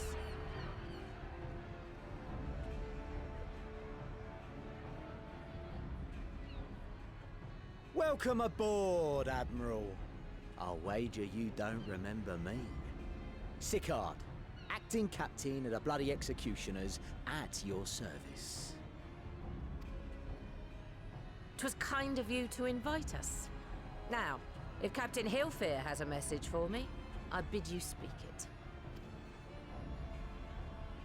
We have just the one demand. That you forget this bilge about making peace with the beastmen. Ours is a nation of pirates. Always has been, always will be. Deny us our right to plunder, and you deny who we are. Too bloody right! Pirates till we die! What we take!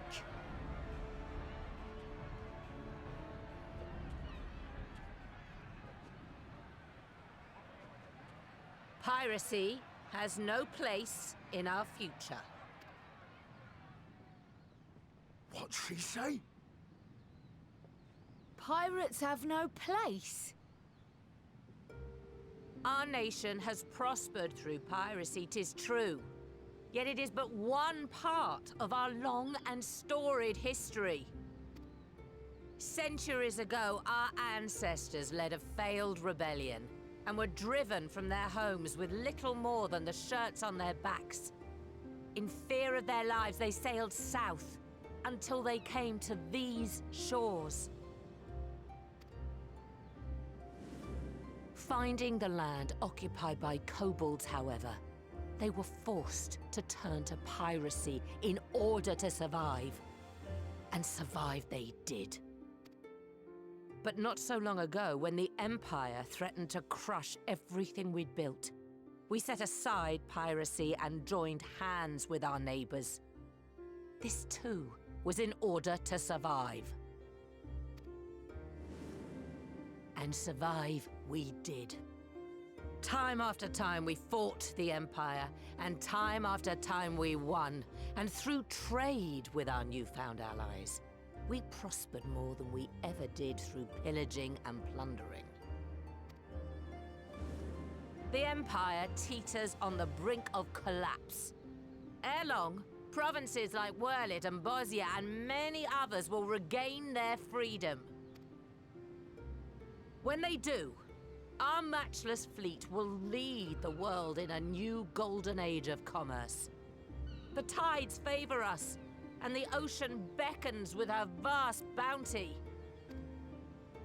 But if we cling to the old ways, this great ship we call Limsa will trade the boundless seas for a lagoon. Shall we scorn the world's wealth for a plundered pittance then?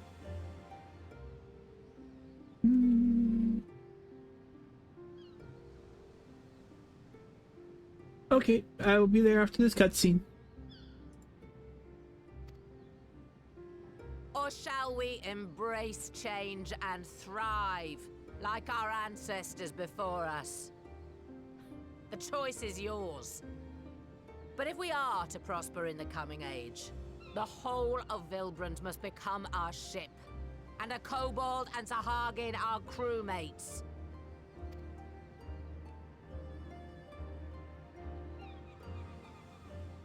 Rousing words. Might even be some truth in them. But pirating's all we've ever known. And we ain't about to give it up just 'cause you say so.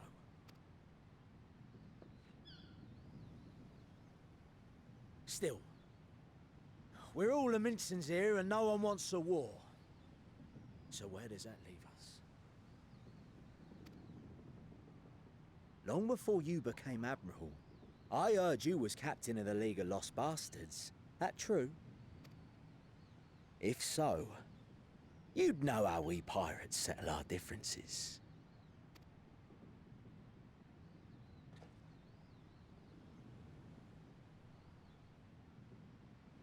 A duel. Very well. As Admiral of Limsa Laminsa, I accept your challenge.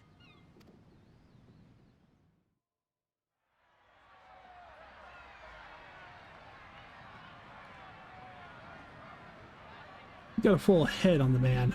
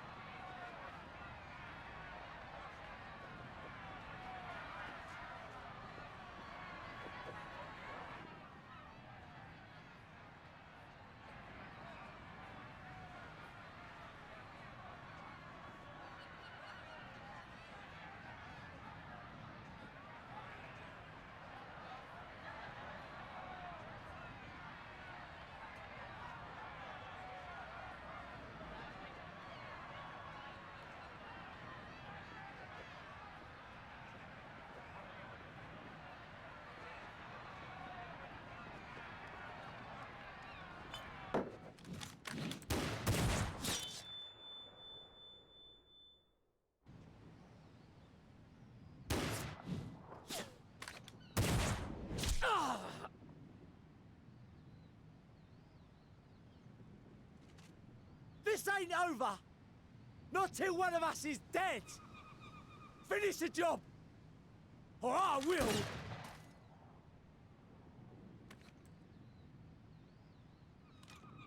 Captain?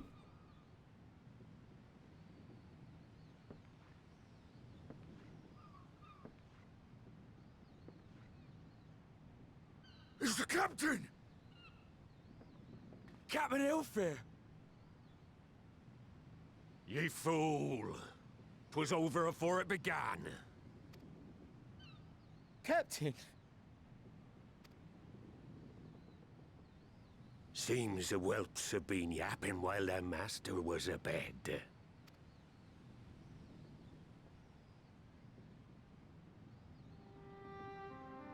Listen well, all of ye. Since the signing of the Galadian Accord, we all of us have been part of the same crew. The crew of the good ship Lemsa Laminsa. At the helm of that ship is the Admiral. And 'tis she who decides where we sail. Was I not clear on that point? Or did you forget whose deck you stand on? Nay?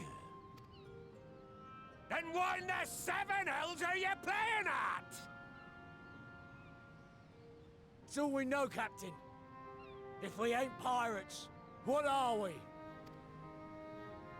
You're bloody idiots is what ye are. Idiots with your own lives ahead of ye. Ye can do anything ye want. Be anything ye want. We're pirates, aye. And we pirates love our loot. But that ain't our first love. Our first love is the sea. The sea! And what she brings us. Oh, skip too fast. So hold fast to that. Let the brine-crusted husk that stands before you now be the last of them as knew naught save out of steel. And make of yourselves a new breed of pirate!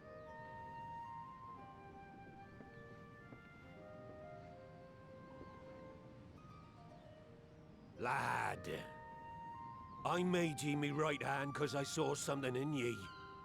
And I still do. You have the makings of a captain. All you lack's the belief.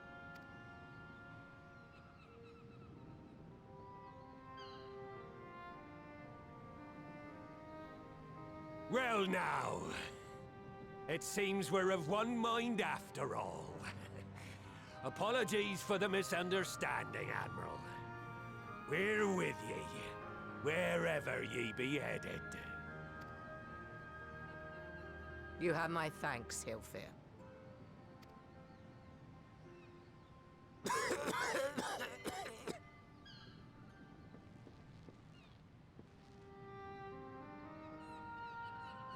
Your choice of dueling pistol did not escape my notice.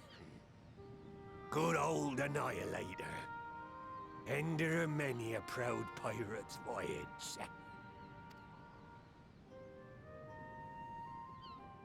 Mistbeard's vanished into legend, and it won't be long before I take my rest in the depths. Yet be that as it may, the old ways can only truly die when we've dealt the Empire the telling blow. There'll be stormy seas ahead, no doubt. But I'm trusting ye to steer us through to the other side.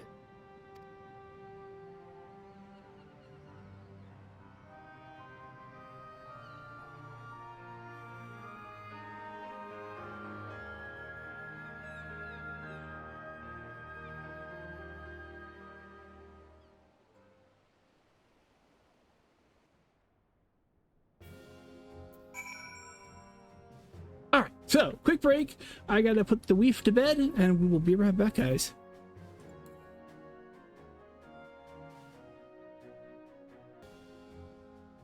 Okay, we back. Okay,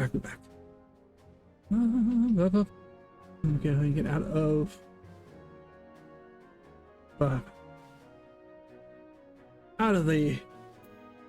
that real quick.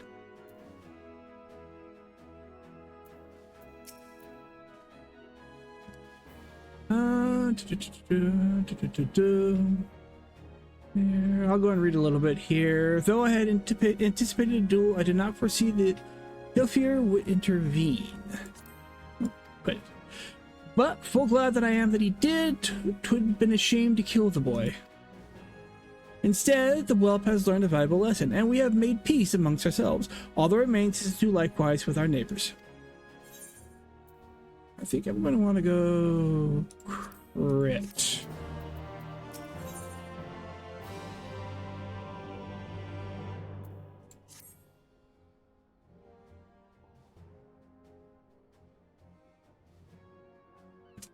Now, I need hardly tell you, but any attempt to negotiate with the tribes is doomed to fail unless our minds can first rest from the grip of their gods. And so, in the meeting we seek to arrange with the kobolds, I would have you free their leader of Titan's influence. Leave it to us. We will open his ears to reason. You have my thanks. Ere we proceed, there is something you should know. Some 50 years passed when the Sahagin swarmed out our halls in even greater numbers. Limsa entered into a covenant with the kobolds. 2 men shall go the bounty of the sea, 2 kobolds shall go the bounty of the land. An ostensibly equitable agreement, conspicuously lacking in details. Inadvertently or not, the wording was ambiguous, and we took advantage of it, moving in to claim the northern reaches of La Nicea, which the kobolds believed theirs. Bloodshed followed, and bloodshed to answer the bloodshed, and on it went, till every ilm of Vilbrand bore the stain of our conflict. This is not history, you understand. It is present, fresh and raw, and with their kindred's blood yet on our hands, we will struggle to regain the kobolds' trust, even should we cure their temper. Admiral, you speak of the obstacles like we are like the encounter at the meeting, but as things stand, I see no reason why the kobolds would agree to a meeting in the first place. And so we must provide a reason. We will restore their stolen crystals to them, and personally deliver the cargo along with my apologies. Bait. They would welcome us into their midst, not to speak of peace, but to have you at their mercy. And given the wealth of crystals we will bring, I'll wager they will attempt to summon Titan there and then. Meaning a high priest would need to be present, to whom we could administer the cure. Precisely. He is the fish I would catch, but he will not be alone. Nay, he will have guards on hand, and they will lay down their lives to protect him. Yet a single death on the kobold side would jeopardize our chance at peace, and their many venture founders. Yet it need not. What if we were to employ the Conqueror's chain? Though we still would have to weaken the kobolds, it would allow us to subdue them without inflicting lasting harm. The artifact Mistbeard used to take goods, not life? Aye, that would serve. Well done, Marshal.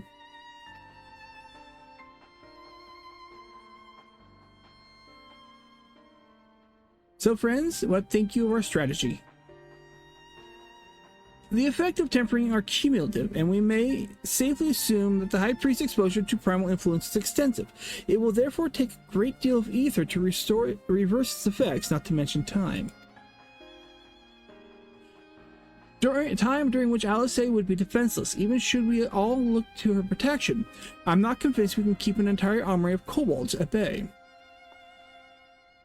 Well, I'm happy to take that risk. If not, it's not as if we have any other choice. Besides, it's what Tesleen would do, and had I not followed her example, we wouldn't even have a cure for tempering, much less a chance to bring peace to Vilbrand. So I'm going to cure that priest, or die trying. Alright, we'll believe in Alice.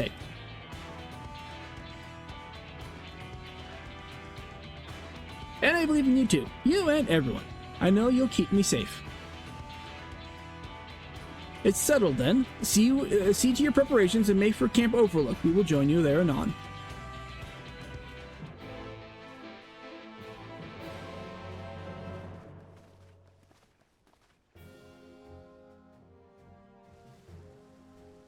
Okay, Camp Overlook.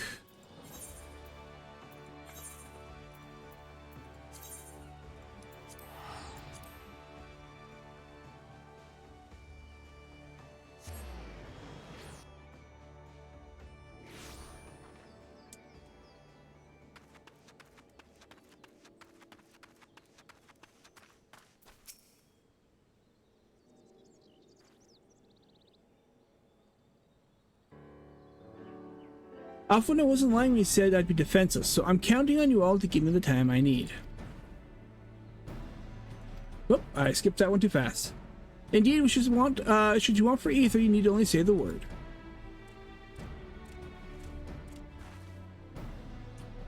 Bagu, did you follow us here? There's something important I want to say to the High Priest. Express, state, say. Please let me come with you, please.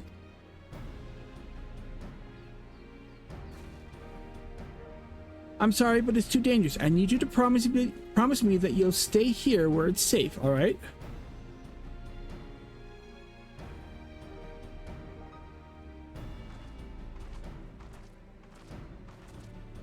My apologies for the wait. It took time, but we've secured our audience. And all unfolded as expected.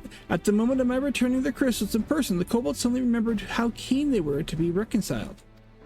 And so, in the glorious spirit of cooperation, we are to be received by the Patriarch Zada of the Second Order, who awaits our pleasure in the navel. If you are ready, let us proceed to Ungamorog Mines at once.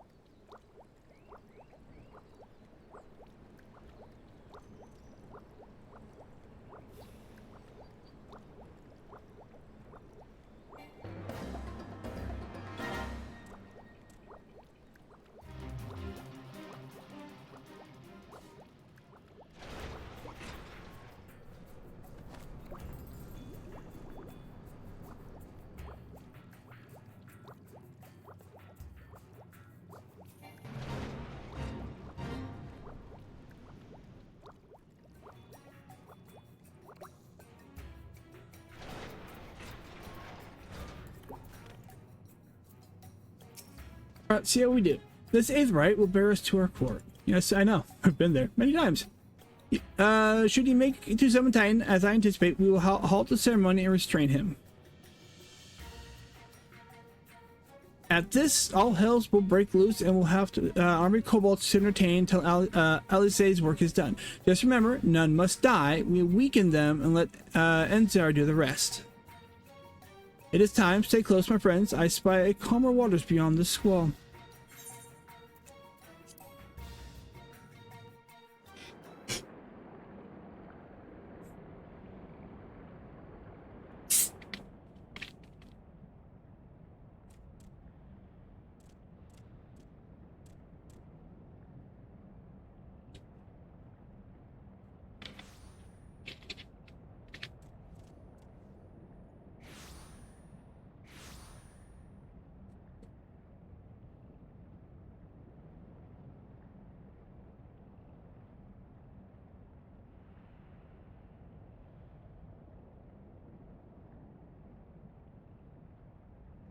Greetings, Patriarch. I am Merlwib Blufisvin, Admiral of Limsa Laminsa. I come before you to offer my sincerest apologies for the many wrongs committed by my people against you and yours.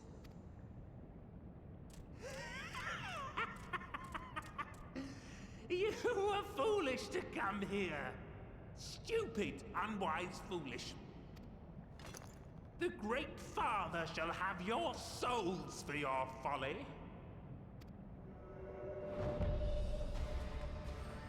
Aye, just as we thought.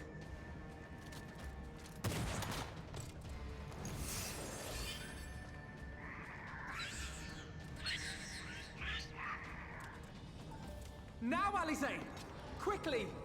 You don't need to tell me! Let none pass. We must grant her as much time as we can. Alright, so what am I doing and how am I doing it? Why are we doing it? Oh no, why are we doing it?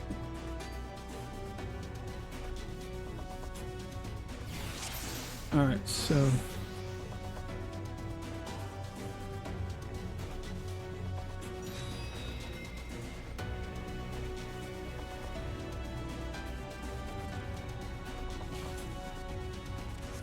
We must protect Alizé.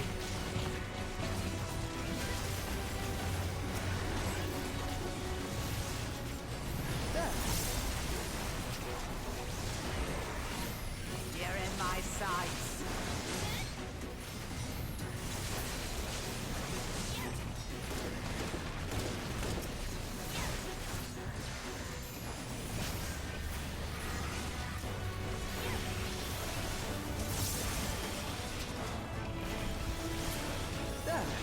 You're in my sights.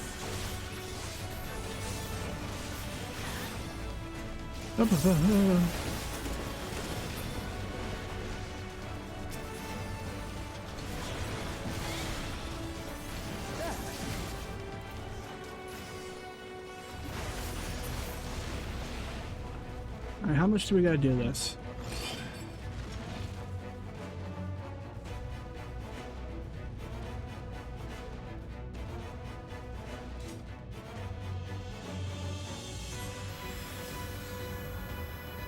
We're probably gonna do about 4 times.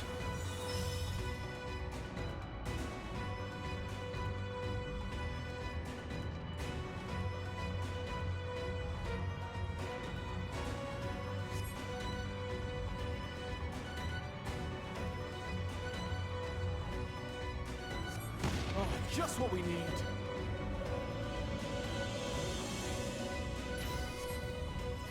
You're not alone. I'm not quite sure what we're doing here, but alright.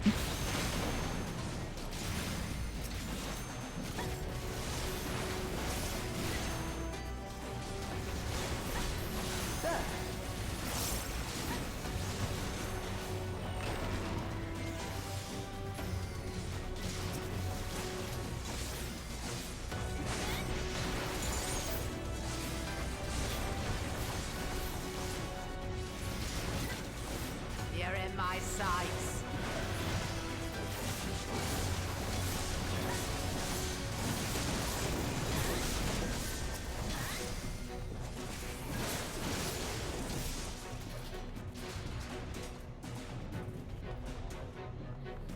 Here you are, Alizé.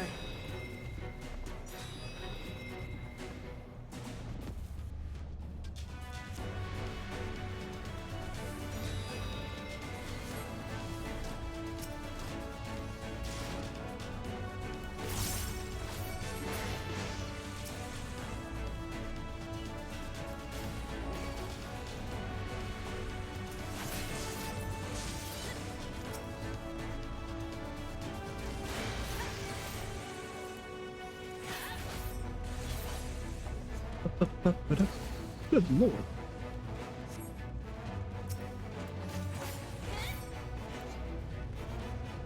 More! I need more ether!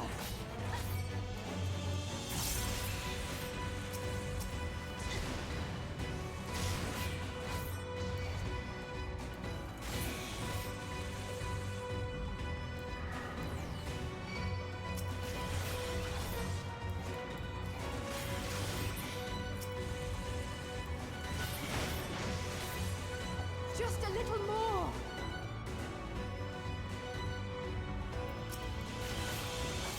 Okay, I don't think I can do... Yeah.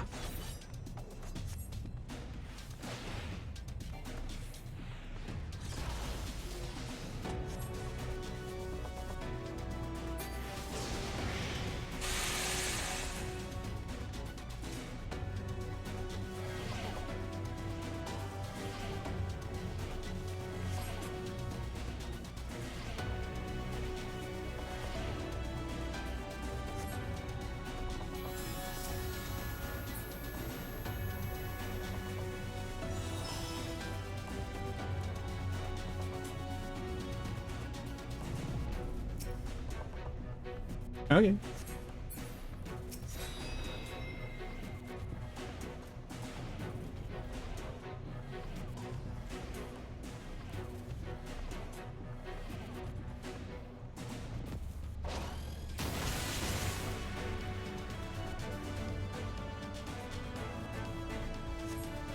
All right, what are we doing here?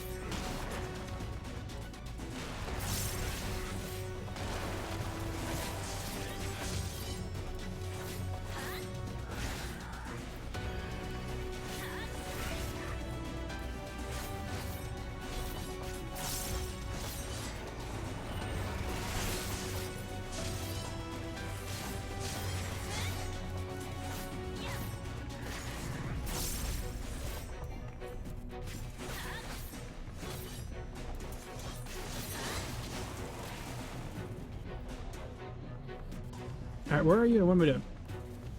I say, where are you? There you are.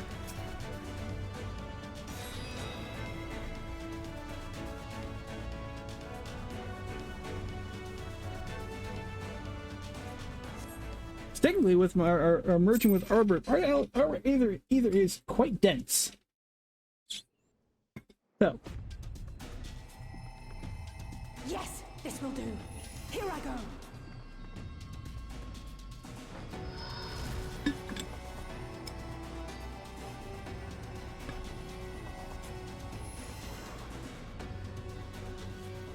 Go, Angela.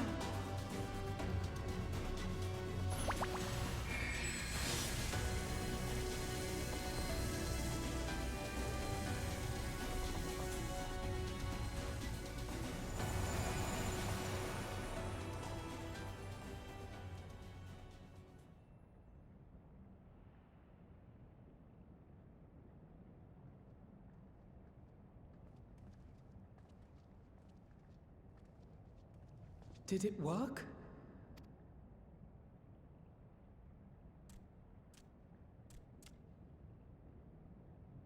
What?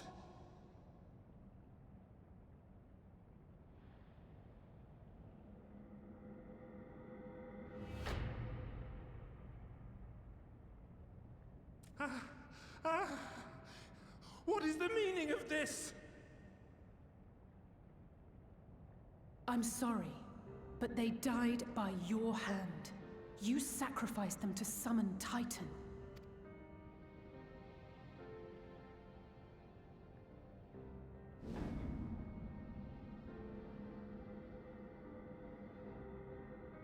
No.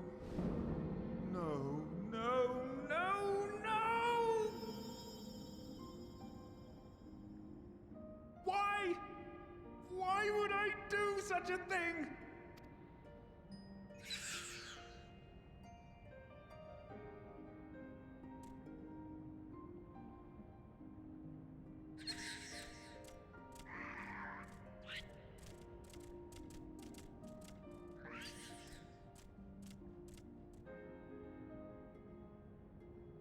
Would that there were a cure for the victims of the Tempered.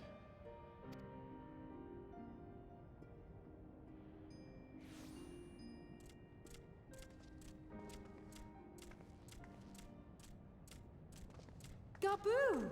What are you doing here?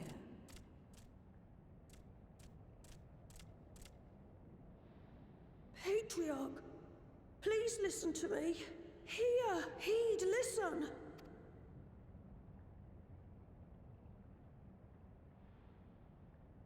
The Great Father we have been summoning is false. He only hurts us and those we love. For a long time, his voice filled my mind. It told me to do terrible things. Awful, unspeakable, terrible things. But I didn't give in to it. And you mustn't either. There's been too much pain already. So please, end the suffering.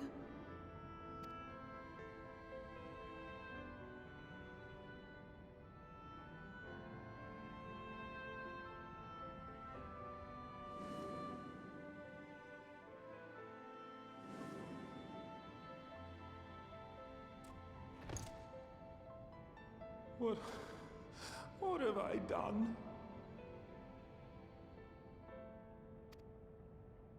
We share this child's desire, Patriarch. An end to summoning, for it spells naught but misery for both our peoples.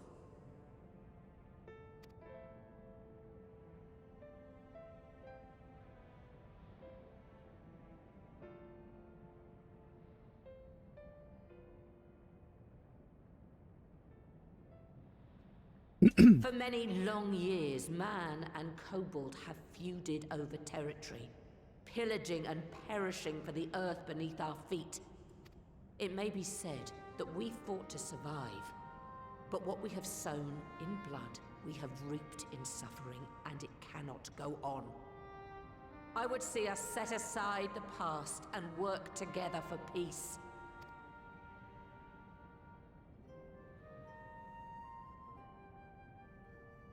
It was wrong of me to hurt my own in the name of the Great Father. Sinful, evil, wrong. But that doesn't mean there can be peace between us.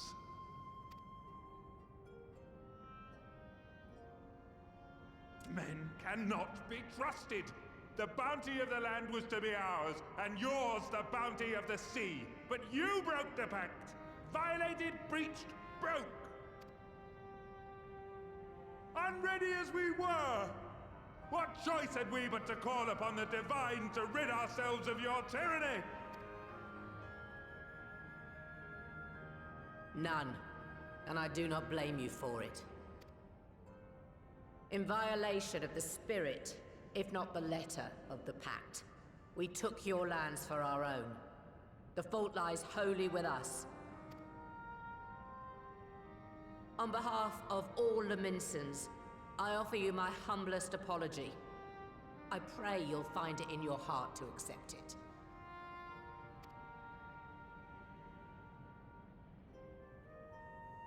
Yet I know an apology alone will not serve to make things right.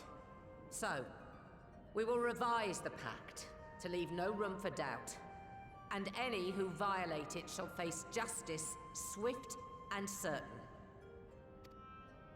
No, we won't be fooled. Not again. Please, hear me to the end. Fleeting though it was, there was a time when man and kobold abided together in harmony, in cooperation. In those days, your people shared the secrets of smelting. Knowledge which allowed Limsa Lominsa to thrive. Much of what we have, we owe to the kobolds.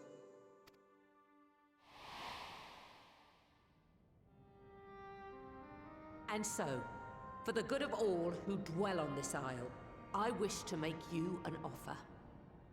We will bear your people's wares to every corner of the world, and trade them in your stead.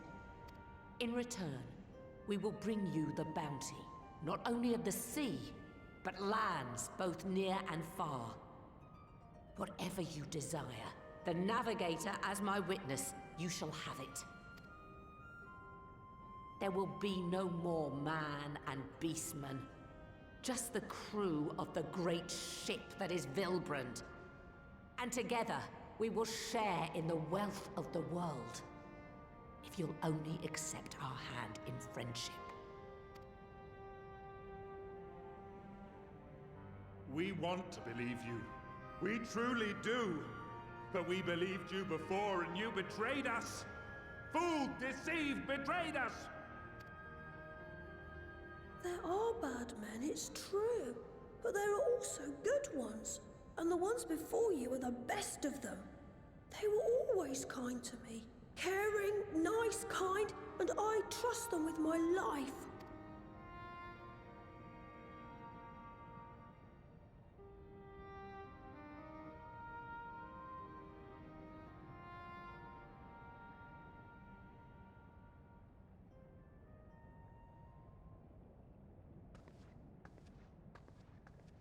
Before I became Admiral, I was a pirate. I stole. I fought. I stained the sea red with blood.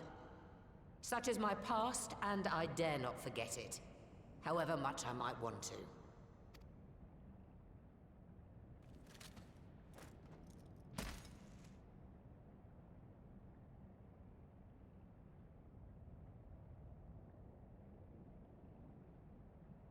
That is death penalty. The pistol I used to pass judgment on my own sire when he fell thrall to Leviathan and betrayed his comrades. It's loaded. If you were to point it at my head and pull the trigger, I would most assuredly die.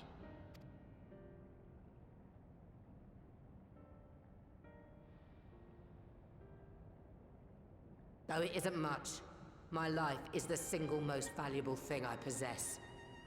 If it will suffice to atone for past wrongs, take it. A single bullet to annul the old pact, and my blood to write it anew. What comes after, I entrust to this man, my second in command. I know that he will do his utmost for the happiness of all who call Vilbrand home.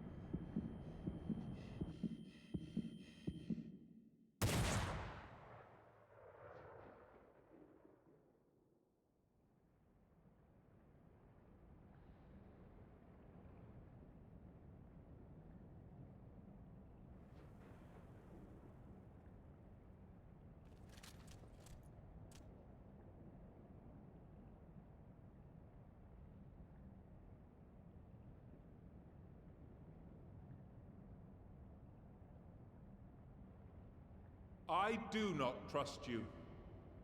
Not yet. But Gabu does. And I will trust him.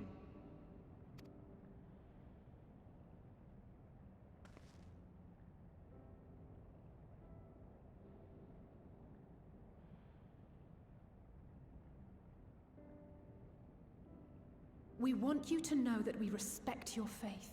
There's nothing wrong with giving thanks to the land which sustains you. But summoning is different. Should you hear of anyone who would attempt it, we ask that you appeal to their better judgment, or failing that, seek our aid. Sorry. Many and more of my brethren are yet in thrall to the Great Father, just as I was. If you could free them too, I would be grateful. Appreciative, thankful, grateful.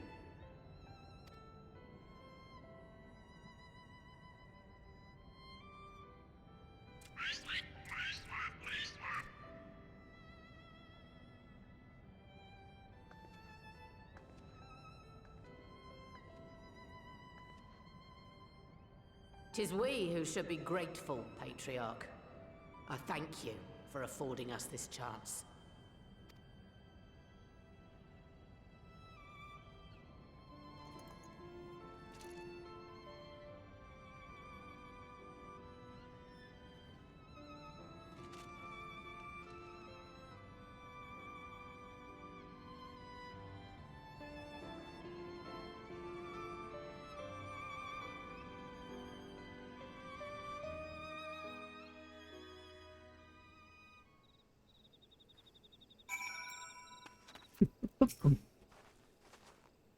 It would seem we have found a way forward with the kobolds. Next, we will help the Second Order to free their tempered brethren from thraldom.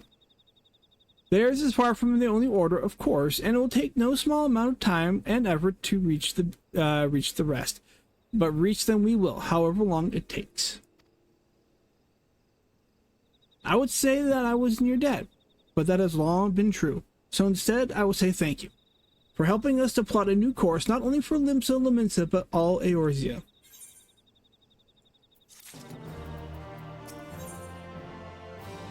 Futures rewritten.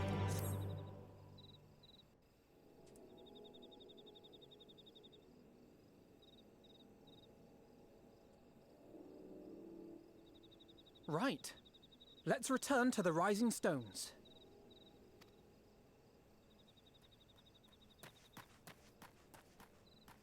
Admiral, something strange is afoot at the floating city. Breathe, man. What is it? I think it's best you see for yourself. Please, come with me.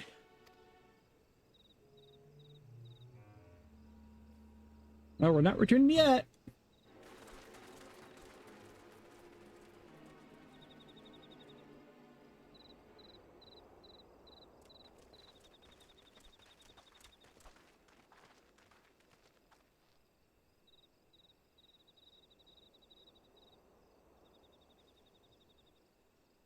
What in the world is that?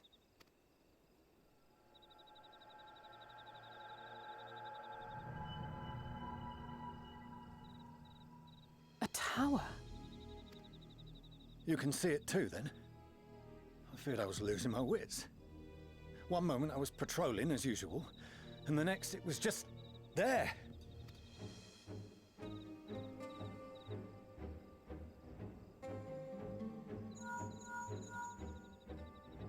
Yes? This is she. I am. I'm looking at it. What? Understood. Send the Elder Seedseer my regards.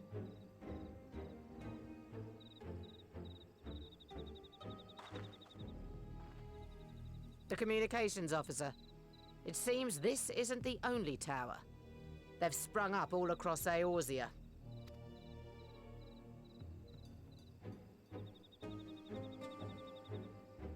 Nothing more is known, only that they appear to be of Garlean construction. Our allies on the Alamegan front are on highest alert. Forgive my directness, but would you join them? They may well need the help. Of course, Admiral. We shall make all haste. My thanks. I will return to Limsa to weigh our response. Look for Commander Hext when you arrive in Alamigo, and may the Navigator speed you on your way.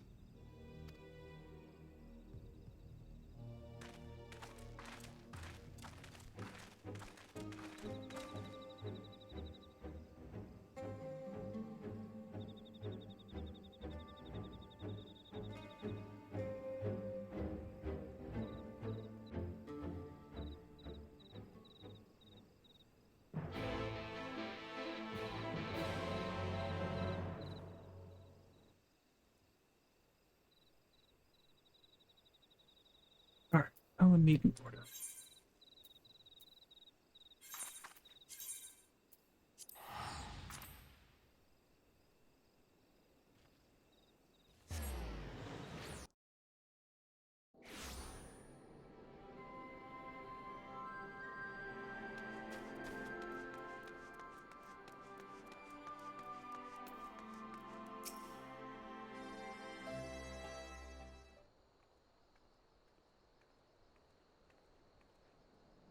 Thank you for coming so soon.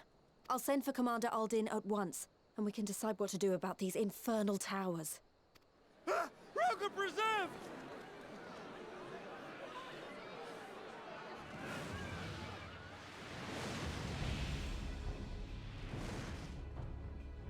It can't be.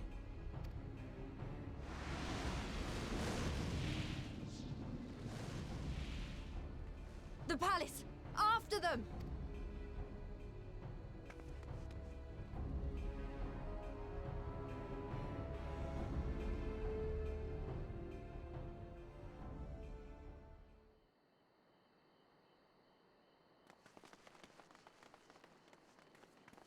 You're here, good.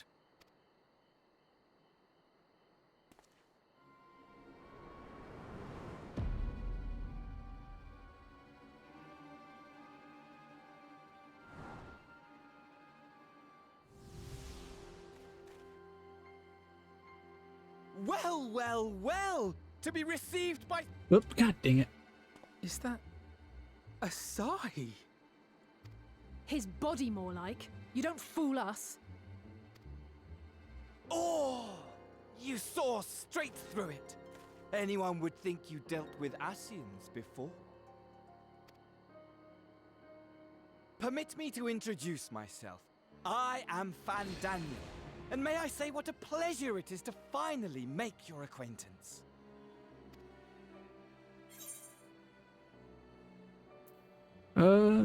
What do you want? My, straight to business is it? Suit yourself. It is my intention to recreate the final days. To which end I have distributed a collection of rather ingenious devices, or towers, which will, in time, give rise to the grandest of spectacles. The final days? But it was the Asians who labored to prevent them. You're quite right, though I would expect no less from one responsible for eliminating my unsundered colleagues. Honestly, the three of them were obsessed with restoring the one true world. As a sovereign individual, however, I never had much interest in such things. I mean, why bother when you're just another sundered minion? Admittedly, Elidibus was not convinced by that argument, but thanks to you, I'm finally free of his incessant nagging. Free to use my powers as I see fit, to fulfill my heart's desire.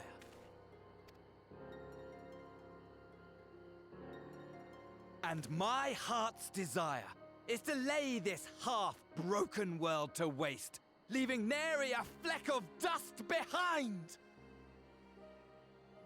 What? Why would you want such a thing? Because I want wretched creatures who ask such meaningless questions to die! You! And you!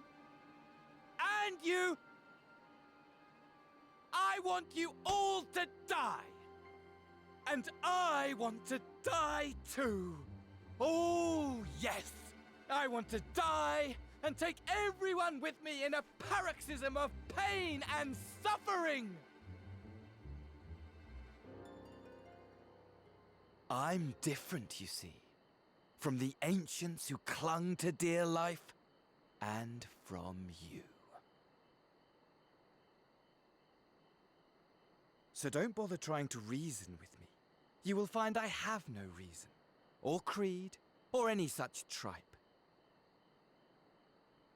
I just want to destroy the world. But please do resist with all your might. It will add to my enjoyment.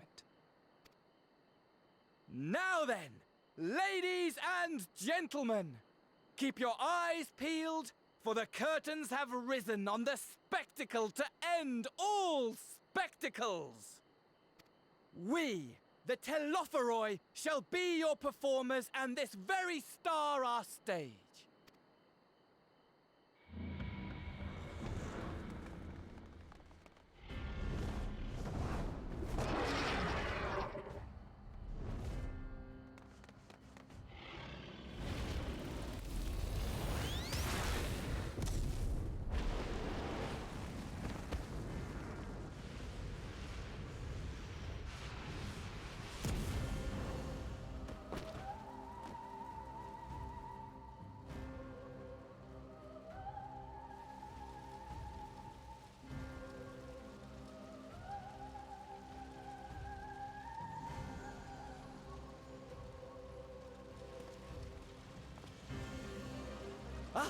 But I nearly forgot. I have a message for you. My esteemed patron, Lord Xenos, eagerly awaits you at the heart of the chaos. While I wish only to destroy the world, he exists solely to relive a certain, transcendent moment with you. And it is for that reason he would reduce all to ash. Pray see to it his dreams do not go unfulfilled. For if you should disappoint him, my trusty companion here, whom I've dubbed Lunar Bahamut, will burn your cities and everyone in them.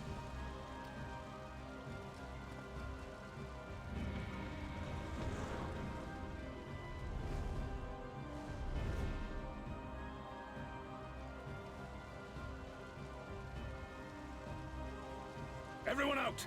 My men will tend to the blaze.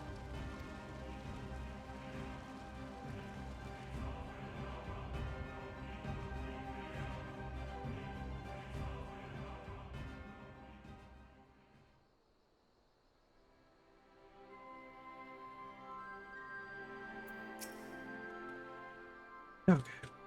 Alright, thank goodness everyone's safe. We managed to put out the fire, though not quickly enough to save the garden. Yeah. Raban, can I leave it to you to send word to the Alliance? I'm going to take a unit and investigate the tower. We need to find out what it's for. We'll go with you. No, you won't. You'll rest. From what Merlweb tells me, you're due some time off duty. We all know the Warrior Light never gets a chance to sleep. Come on now. Should we learn anything about the tower, we'll be sure to share it with you. Until then, I want you to rest. Very well, but if you need our help, don't hesitate, and take care, both of you. Rest is, like, I swear, it's anathema to the Warrior Light. We never get a chance to actually rest.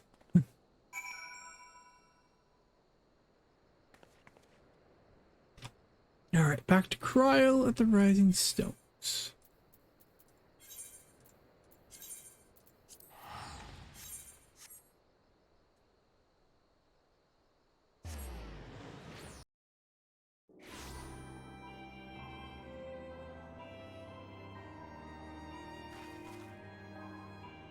Okay, Cryo, you're back in, yep, in here.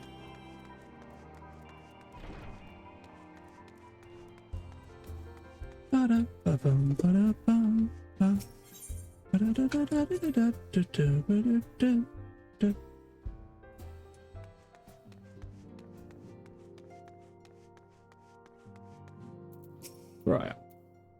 You're back, dude. Good. We've received the reports from the Alliance. Since we're all here, perhaps those who bore witness to the events in Alamigo could treat the rest of us to a first-hand account. See, no rest. Ain't no rest for the wicked.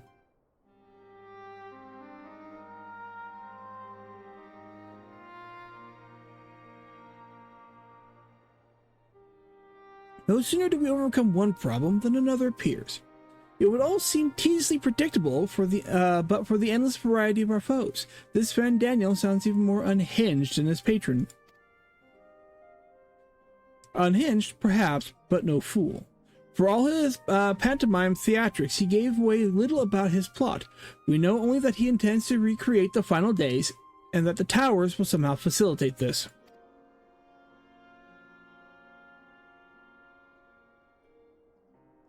He also named his dragon Lunar Bahamut. Let's not forget that little detail. I mean, it's definitely a smaller dragon than Bahamut. And the creature did resemble the descriptions I've seen of the Elder Primal. I will say we were there. We were there. That may be, but the fact that it answered to Van Daniel suggests they are not one and the same entity. I think it's more probable that it is some manner of simulacrum born of Ascian magic. Whatever it is, for now we can but work closely with the Alliance and remain vigilant. I believe that concludes our news. What of yours, Y'shtola? I have been able to see the Sultana. Knowing how quick the mortal flames are to dispose of their tempered, I judge it best to provide them with the cure first. As soon as I had sufficiently recovered, I traveled to Uldal and delivered the Porxies to her grace, along with the detailed instructions on their use.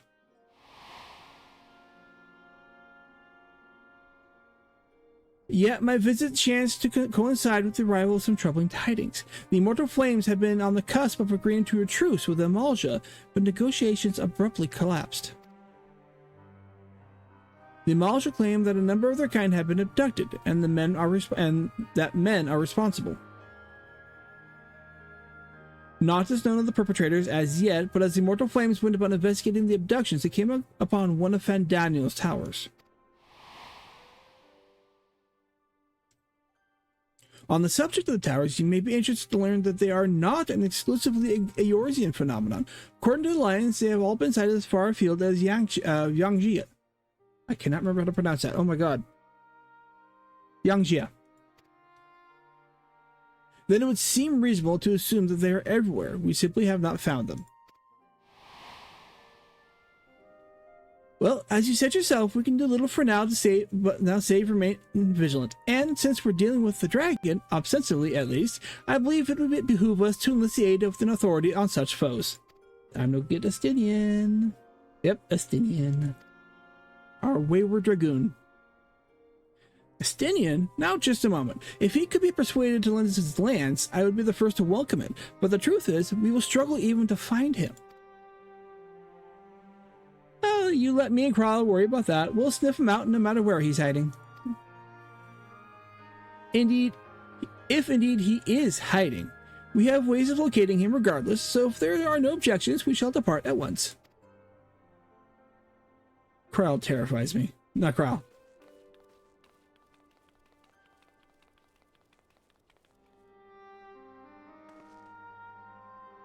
Well, rather than sit around, I think we might go to each other's city-states and educate them in the use of their Porxies. What proxies, Porxies?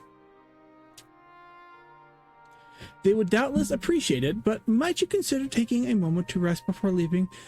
You would be fresher for the task ahead. Tataru. Why couldn't I remember Tataru? Well, my friend, our moment of triumph did not last long. Never does. 'Twas ever the way, the world often needs saving. Oh dear, you're not enjoying our adventure? And I really could have done with the rest. I like that, and I really could have done with the rest. We never get a rest. Then why not have one now? If anything happens, I promise I will come and wake you. That's just a night's sleep, Graha. As much as I enjoy our adventures together, I am conscious of the toll they take. So let us gather our strength while we can, that we might rise to the challenges of the unwritten future.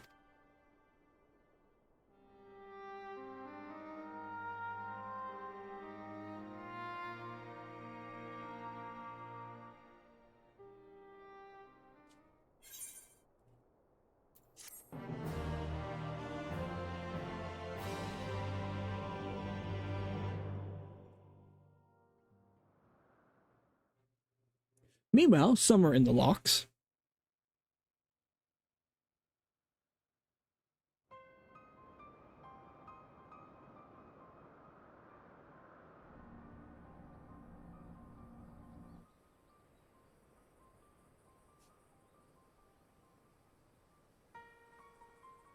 The scouts should have been back by now. I'm gonna go and find them.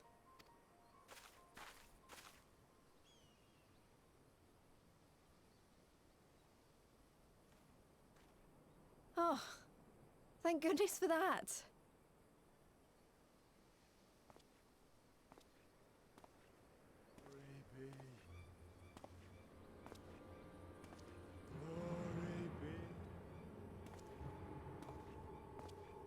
Glory be.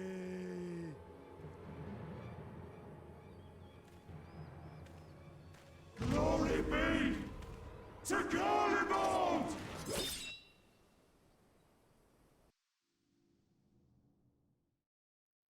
At the Imperial Palace now. We're back to Garlemald.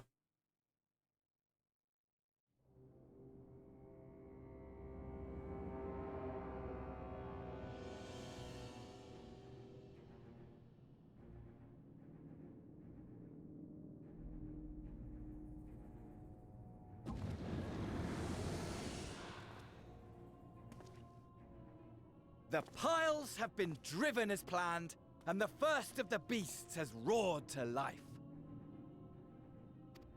Moreover, I am pleased to report that preparations are well underway for the rest. Ere long, chaos shall reign over all the land, as befits the final days. Call it what you will, so long as my friend returns to me, fangs bared and claws sharpened. I care not. Of course, my lord. By strange coincidence, your dear friend chanced to be present when I made my declaration. I took the liberty of informing her that you await her coming, though I confess, I may have singed her a little in the process. And why do you tell me this? Are you in such a hurry to die? Ah, my apologies. I must guard my tongue lest it be the end of me. Though, there is something to be said for such a glorious death. Better to fall to one who has it all than falter before an inferior. I shall keep it in mind as a contingency. For now, however, I shall proceed with the plan. My lord.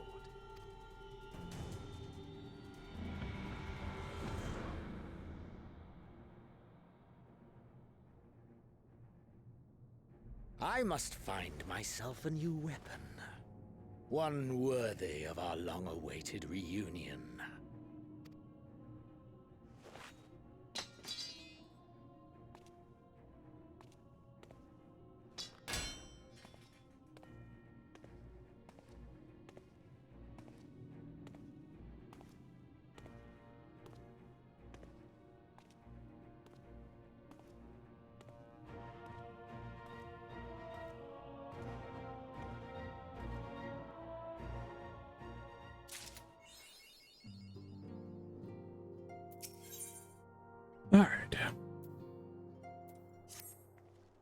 Alright, good news. Thancred and Urianger have finished their tour of Garlemald and on their way back here even as we speak.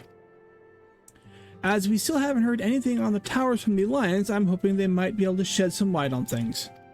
They're due to arrive any moment now, so let's see what they have to say, eh?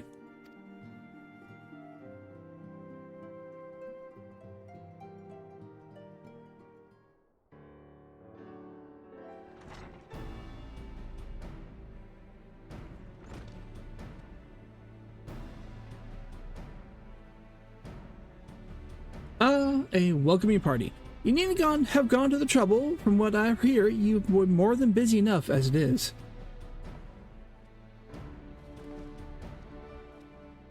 Honestly, you might have waited for me to return before discovering a cure for tempering. As it is, I can't even pretend to have been involved. Well, if it's any consolation, I myself was little more than a spectator. The lion's share of the credit must go to Alize, Graha, and Nienda, but I believe I speak for the rest of us when I say we are proud to have rendered what little assistance we could. As you will also have heard, though, it hasn't been tales of triumph. Just as we're taking a step forward, finally addressing the primal threat, a pile of fresh problems landed in our laps.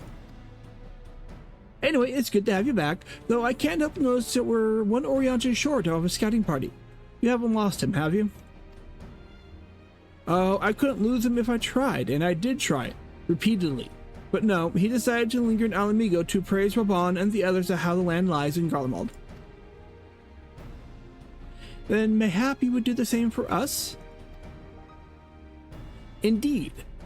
It was just as Lee said, worse, in fact, devastation as far as the eye could see. Nerva and the Third, however, were notably by their absence. Might they have been met their end at the hands of Xenos and Fandaniel?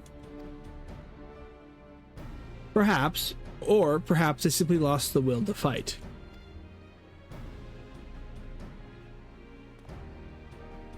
You see, the capital has been plunged into a deathly silence, with one exception, the Imperial Palace.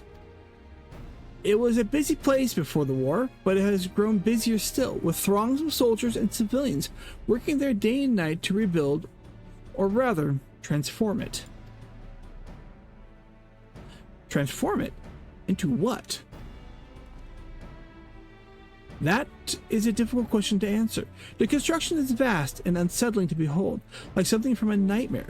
According to Urianger, certain aspects of its design were clearly devised with the manipulation of ether in mind, magitech, in other words.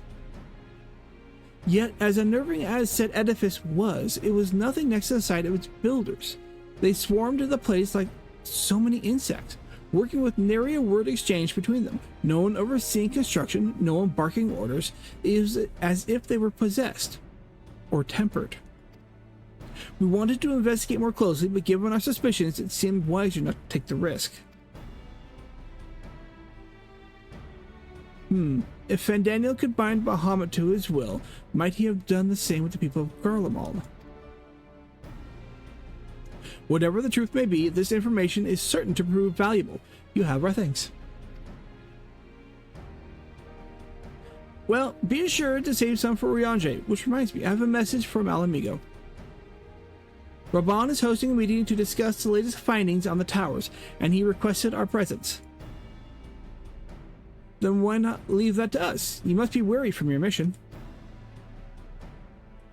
No, I'm fine. Those towers have been on my mind since I first spied one on the way back, and I'm keen to get to the bottom of this.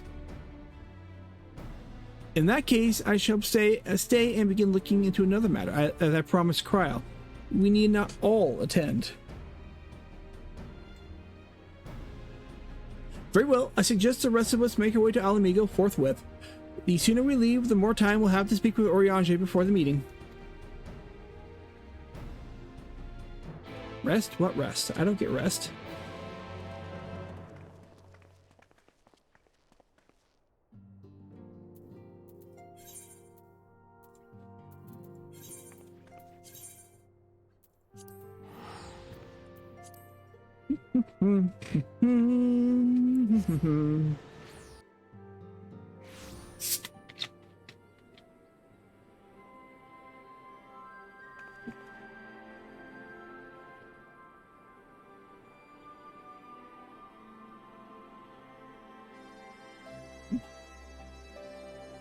How's my gear looking? I do need to get everything repaired at some point. Is there someone I can repair with here?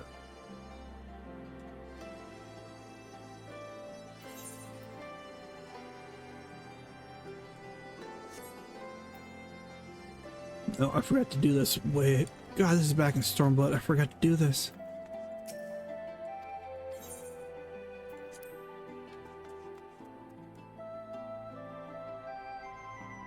Ruby Doomsday. Oop, Mender, there you are. I need to talk to you. Harold.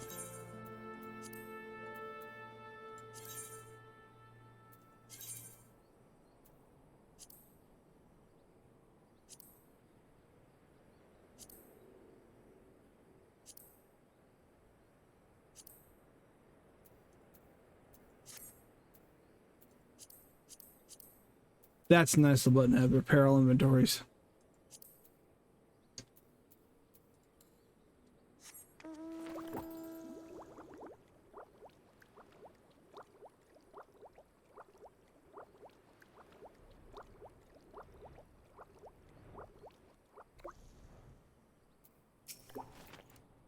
Voiced or unvoiced? Am I speaking or not?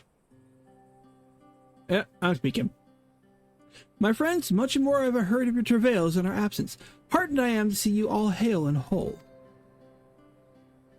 As are we to see you safely returned from your mission, Urianger. I trust Thancred made you feel welcome. Well, well, if it is Alphino and his merry band.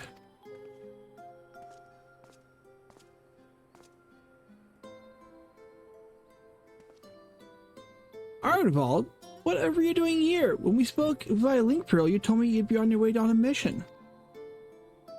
And who's to say that this isn't part of it? But enough about that. It's good to see you looking so similar. I thought you'd grown a bit taller after a whole year in another world, but apparently not. Well, I'm sorry to disappoint you. While my soul may be a year older, my body has hardly aged, as you are well aware. And may I remind you that we Elzen are known to be late bloomers, especially in terms of our height. Mark my words, the day will come when even a great Aurochs, such as yourself, will crane your neck to meet my eye.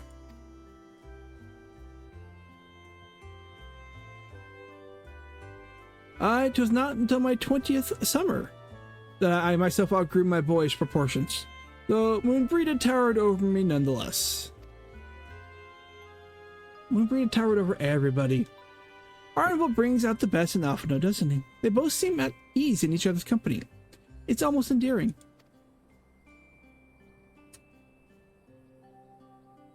So, what exactly brings you here? Oh, for Dola, mostly. We need to go over a few things before we set out. Set out? Wait, does this have something to do with the towers? What gave you that impression? Actually, tell me later. You've got a meeting to go to. I'll see you afterwards, alright?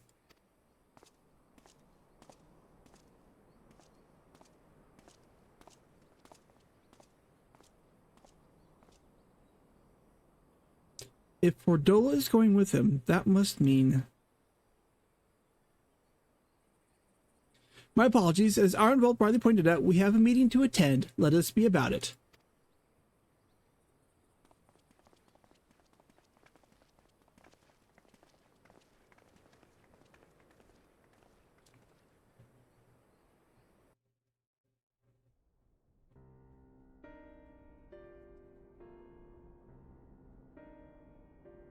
Ere we begin, I would like to offer my gratitude to Masters Thancred and Urianger.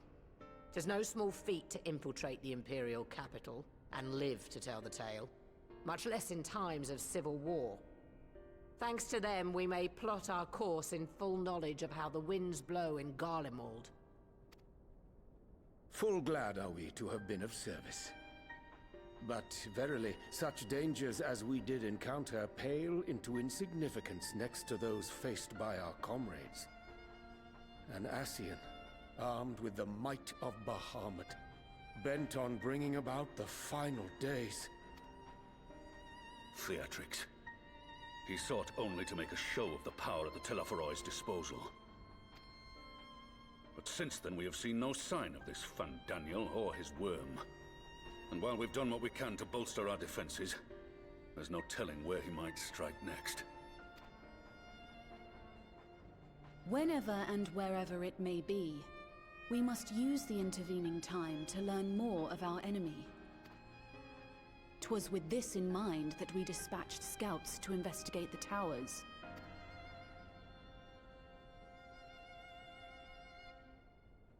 Our advance party took longer than expected to return.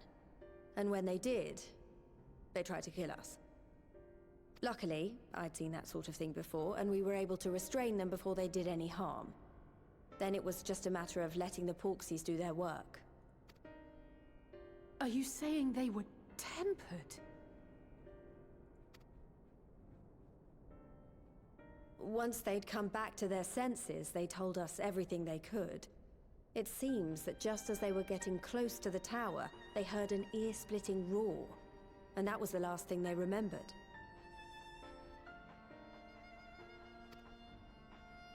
But what worries me most is what they were saying right before they attacked.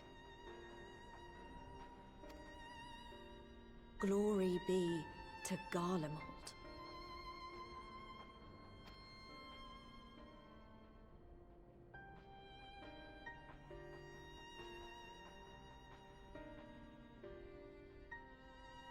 The Tempered have heretofore ever been thralls to primal entities. Yet these hapless souls were compelled to accept a nation as the object of their devotion. This calleth into question all that we know of the condition.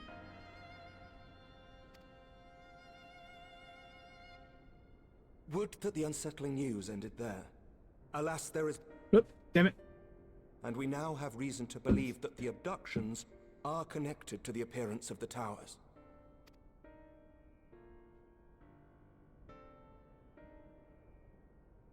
Our scouts sighted black-garbed figures leading shackled Ixal in the direction of the tower in Dravania.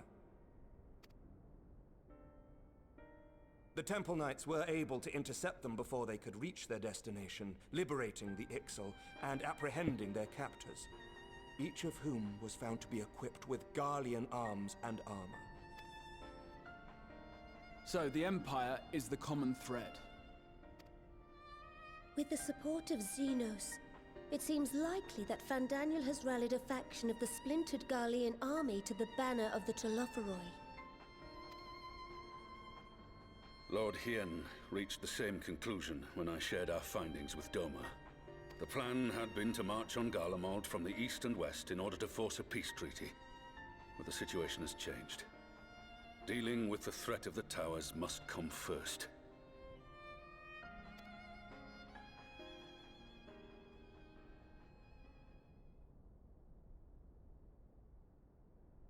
Given the nature of the enemy and the proven risk of tempering, I could think of few suitable candidates to aid in this task. But I am confident in my choice.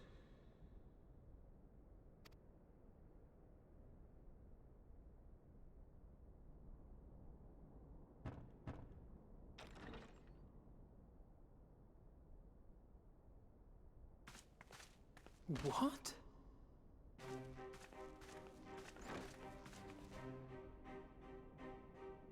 Resistant to primal influence as they are, they can investigate the towers without fear of being turned. We are glad to put our gifts to use, Commander.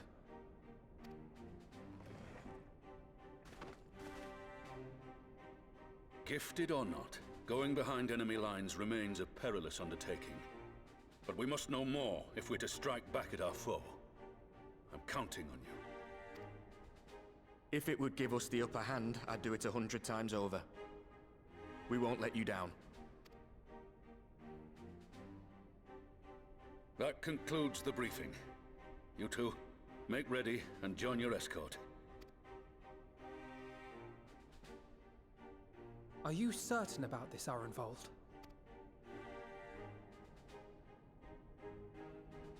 I am. Come on, let's talk outside.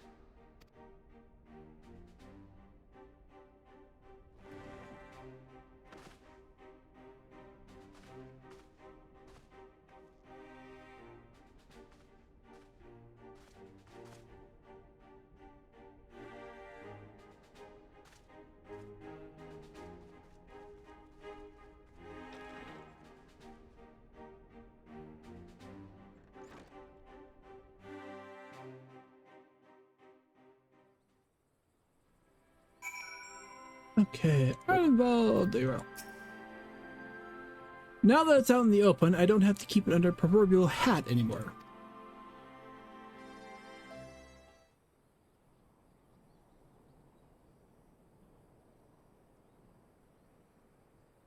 So you know, I've already gone through all the formalities at the Rising Stones. Made sure to inform Jamoldva and Vmar at Ralga's Reach as well.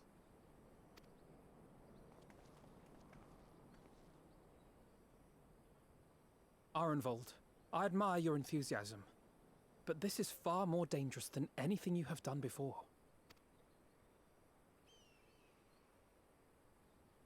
I know the risks. And I also know what's in store if we don't stop Fandaniel from carrying out his plan. With this power of mine, I can make a difference. If I stood idly by, I would regret it for the rest of my life.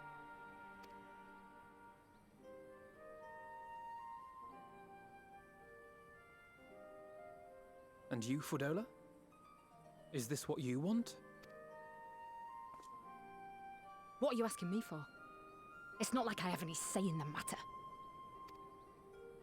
Don't pretend. We both know Commander Eldin gave you a chance to refuse. And you didn't.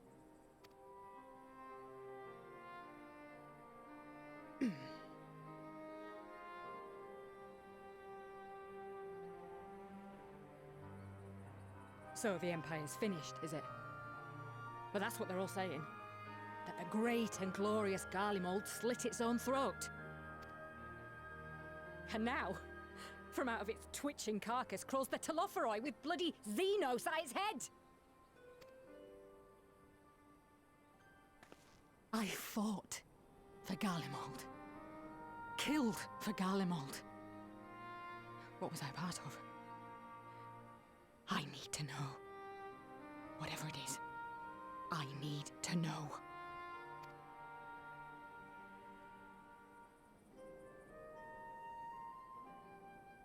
Very well. If your hearts are set on this, I shall not stand in your way.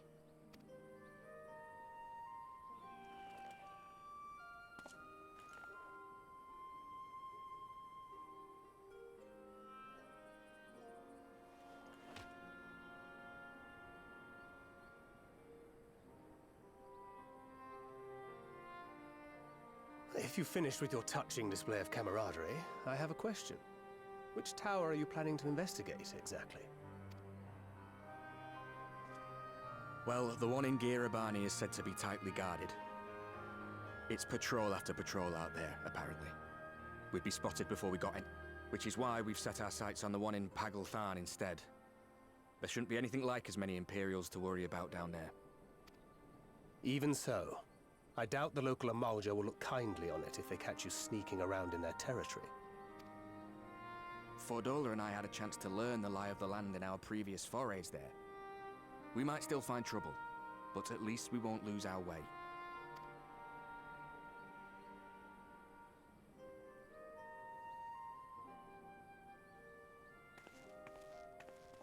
Well, we'd best not keep them waiting any longer. Mayhap when all of this is over, we could take another trip to Loxeld. I would have you know I've become a rather capable swimmer since our last visit. Ha! I'll believe that when I see it. Though, to be fair, getting into deep water does seem to be a scion's lot in life. Take care, eh?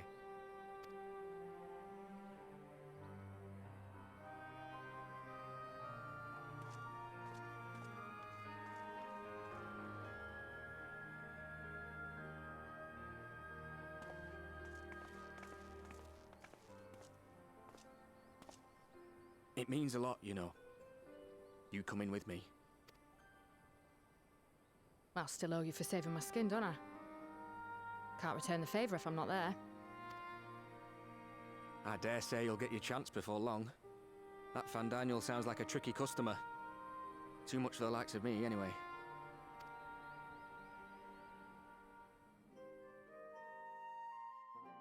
But we both know I'd just be another soldier if it weren't for my gift. And I need to be a damn sight more than that given what's coming. I realise I can't hold a candle to a hero like the Warrior of Light, or Alphino for that matter. He might look like he's 12, but he's seen more action than most people see in a lifetime. No, the fact is I'm nothing like them, and maybe I never will be. But I'll be damned if I don't try.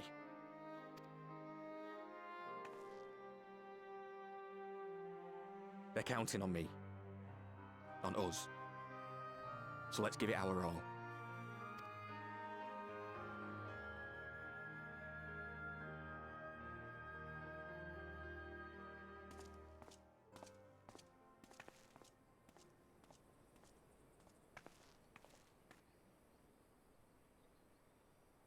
He does not want for conviction, that much is certain. So let us have faith in him. Him and Fordola both. While they see to the towers, I would attend to another task. Chasing down this lunar Bahamut.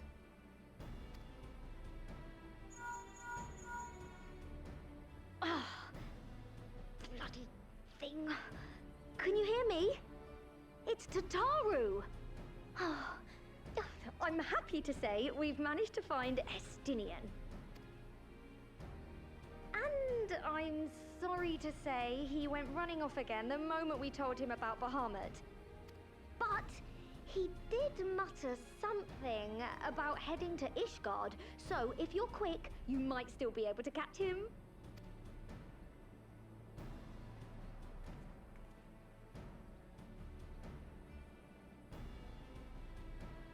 Even if we set out this instant, he may already have left by the time we arrive. Have her send the bonanza to Ishgard. It may prove useful should we need to give chase.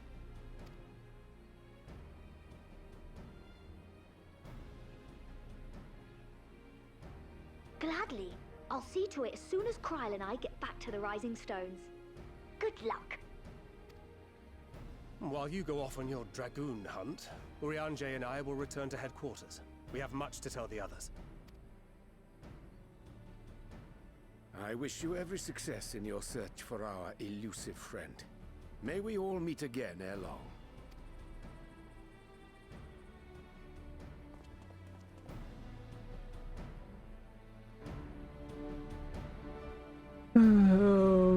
Let's go hunt an erstwhile dragoon.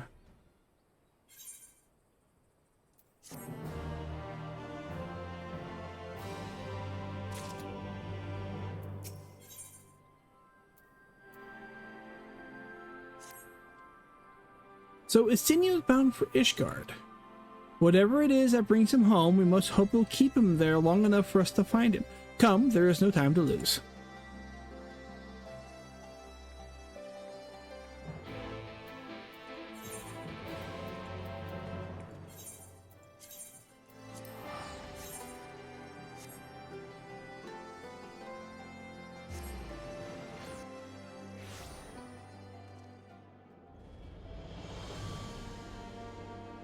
All right.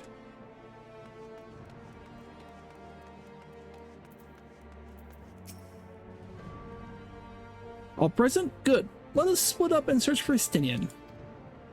Since we're relatively new to this place, Graha and I will look around the open spaces, the squares and the markets and whatnot. You and Nienda can delve into the nooks and crannies. Yeah, we spent a bit of time here. Very well, let us reconvene at the airship landing later, with or without Estinian. Good luck.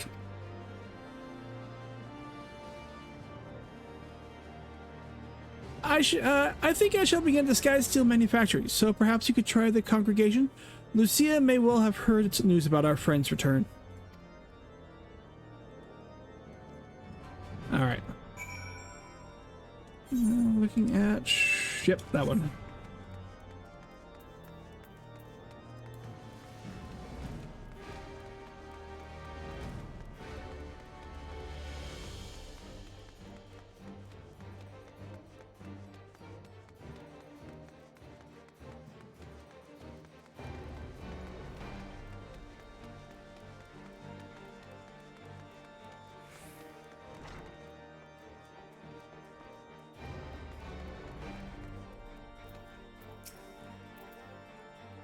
Good day to you, Warrior of Light. Lord Emmerich sent word that you would be attending the meeting in Alamigo, so I gather you have not come in search of him.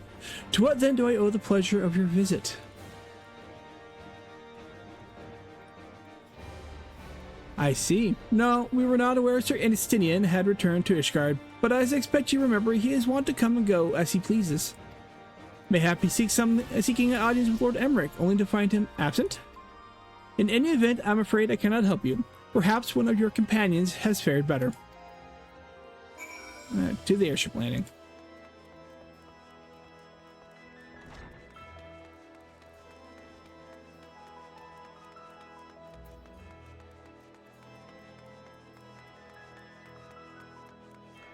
Yeah, I probably could have taken the tow. It's right here, maybe.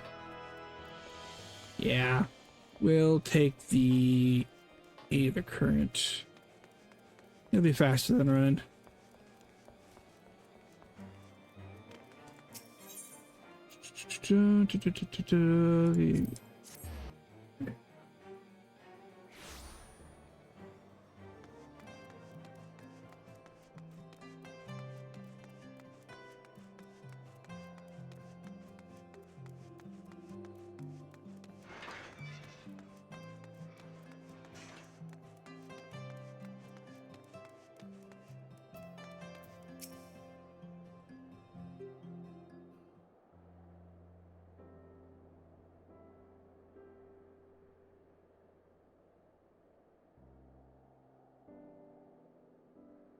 No sign of him. Not that I've ever met him before, but the way Alphino goes on about him, I'm fairly sure I could pick him out in a crowd. Speaking of which, it does seem awfully quiet. If the erstwhile Azure Dragoon had returned to Ishgard, would it not be a source of general excitement?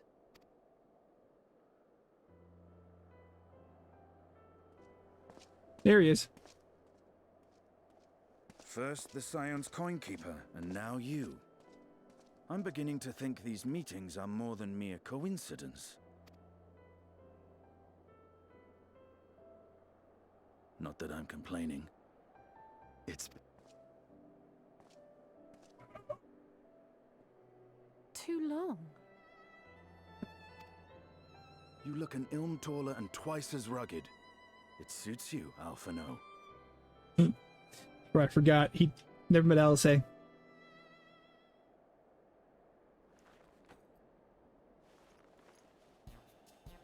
Uh-oh. Quieter, though.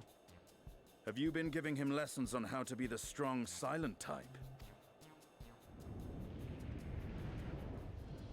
I am not Alphino!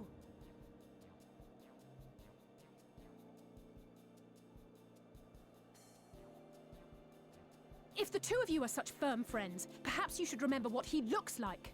And what do you mean, rugged? Ugh! Had my brother mentioned what an oaf you are, I'd never have bothered looking for you in the first place. Estinian Wormblood, the Azure Dragoon. He who fought and felled the dread worm Nidhogg at the Warrior of Light's side. To think the day would come when I should see this living legend with my own eyes. Poor Estinian. The LSE one I can understand, you know. They're twins. But fanboy and Graha here. God, how bad that was. Would someone mind explaining what is going on? Is everything all right? I thought I heard Alizé shouting.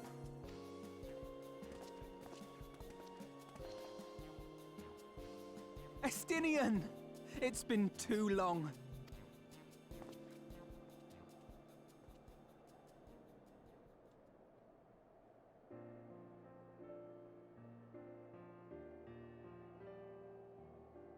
No, it's quite understandable.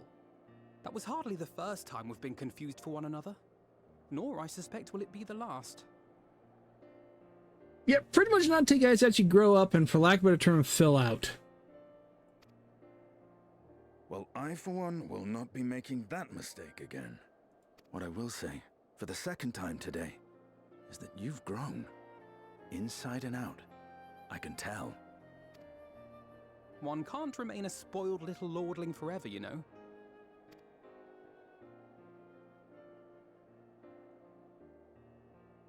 At least someone's having a good time.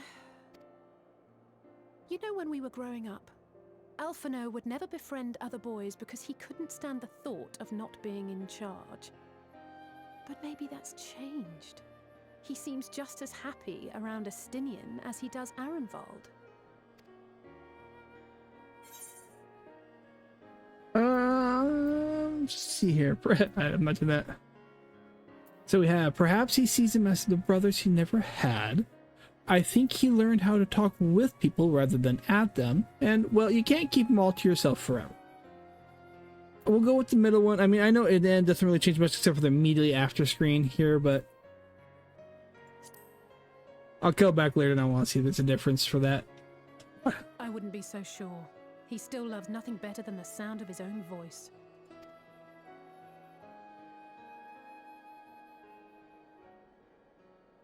No rest for the righteous, eh? Speaking of which, I was just on my way to borrow an airship to take me to Azis La. Azis La? How could I forget? The dragon with whom Bahamut shared the deepest of bonds. Aye.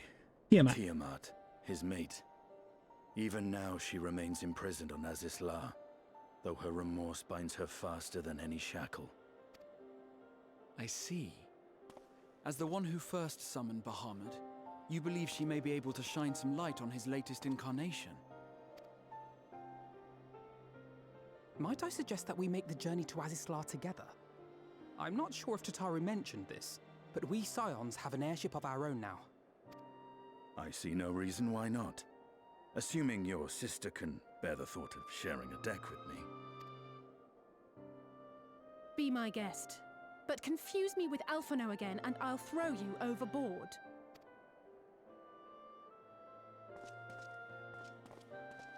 Ugh! I don't know who he thinks he is, but he's nothing like Alphino painted him to be. I will admit, he is not exactly as I imagined him either. Based on what I had read of the man, I think I was expecting someone a little less blunt?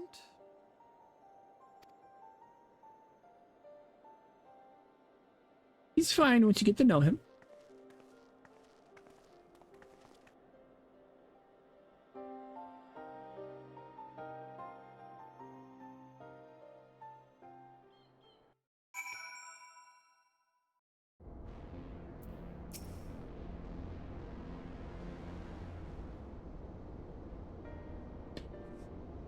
Let's see, it's been quite some time since the last step foot on Azizla, but I understand the three of you were here rather more recently. I don't suppose you chanced to meet with Tiamat during your visit? No.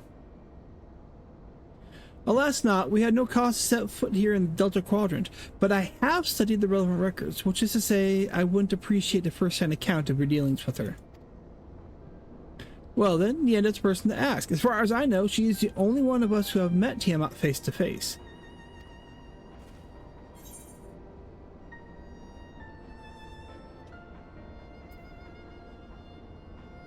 Let's see, now that you know my personal, let's just say it helped that Midgard Summer was there to introduce me.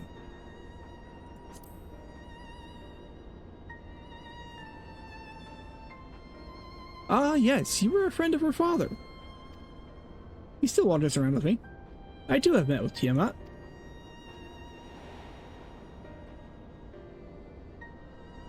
After the Dragonsong War came to a close, I came here to speak with her, a worm who had fought her own war against man in another age.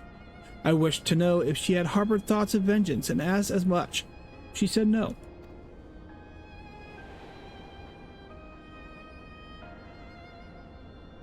My hatred for your kind was extinguished long ago. But the guilt she feels for resurrecting Bahamut burns on undimmed. It torments her even now. I see. Then your original reason for coming here was out of concern that you had been forced to summon Bahamut.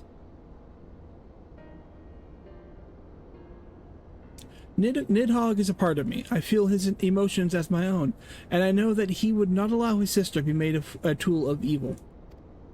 In his absence, it falls to me to watch over her.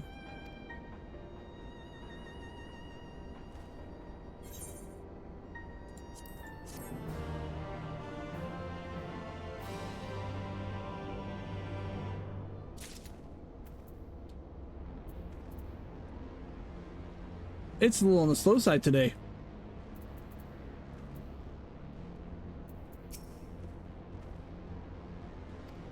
There it goes.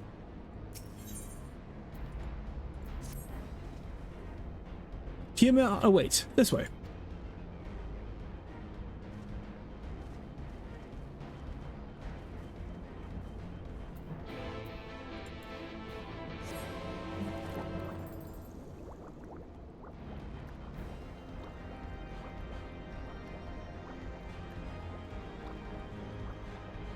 Long way down.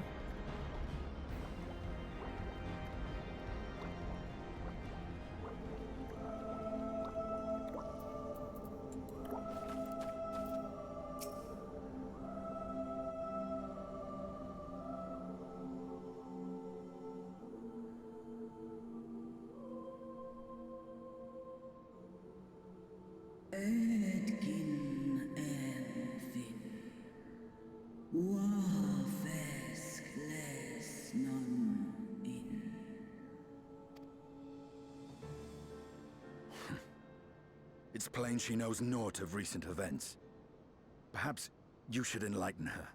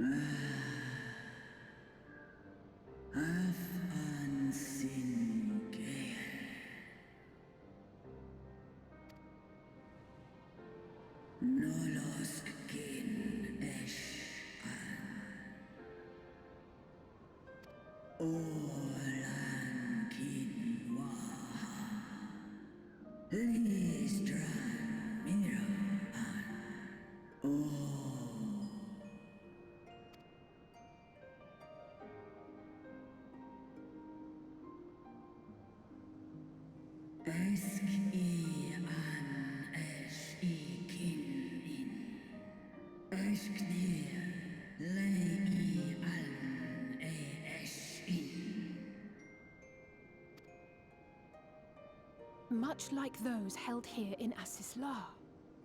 If dragons who worship Bahamut are required to summon him, that must mean...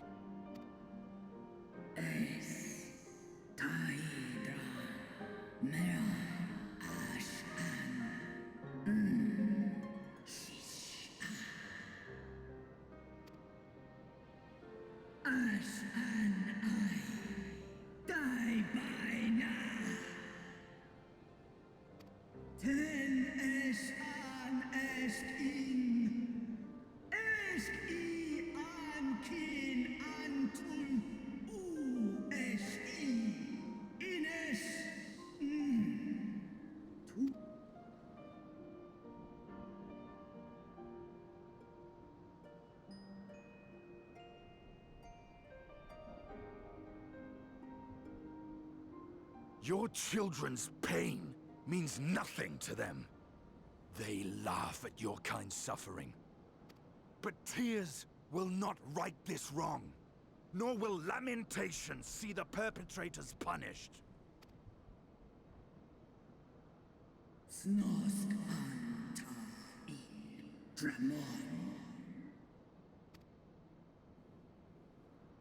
Behavior befitting a great worm.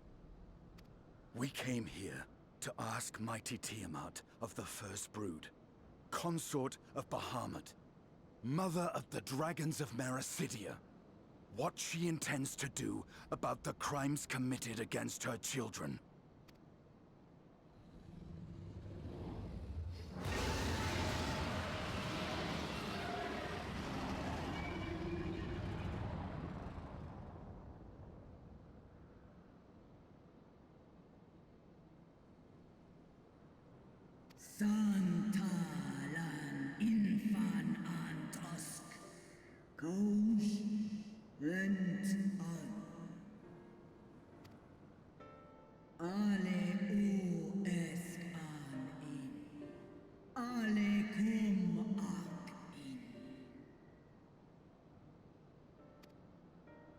You too were exposed to his influence.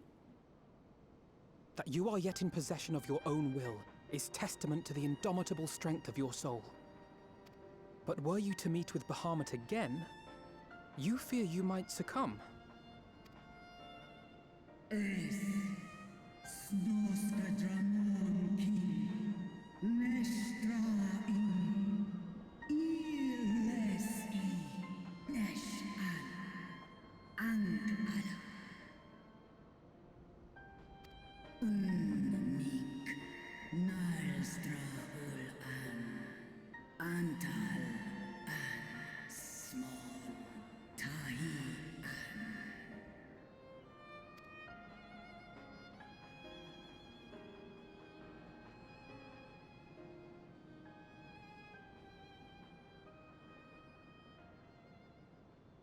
On the matter of Bahamut's influence, at least, I believe we can be of some assistance.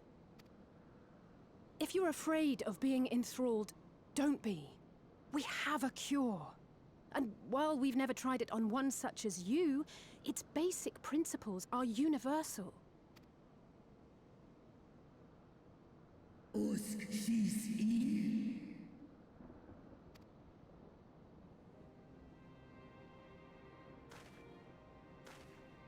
There is no future for those bound to the past.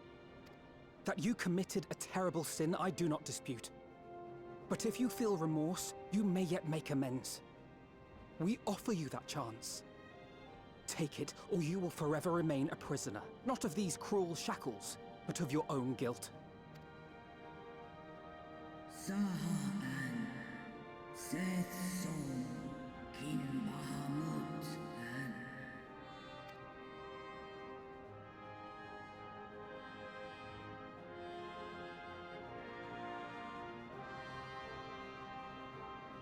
and Suwon, Na An Ingles, Snaloles Dishan, Na Ala An Ul An Sin An Stan In.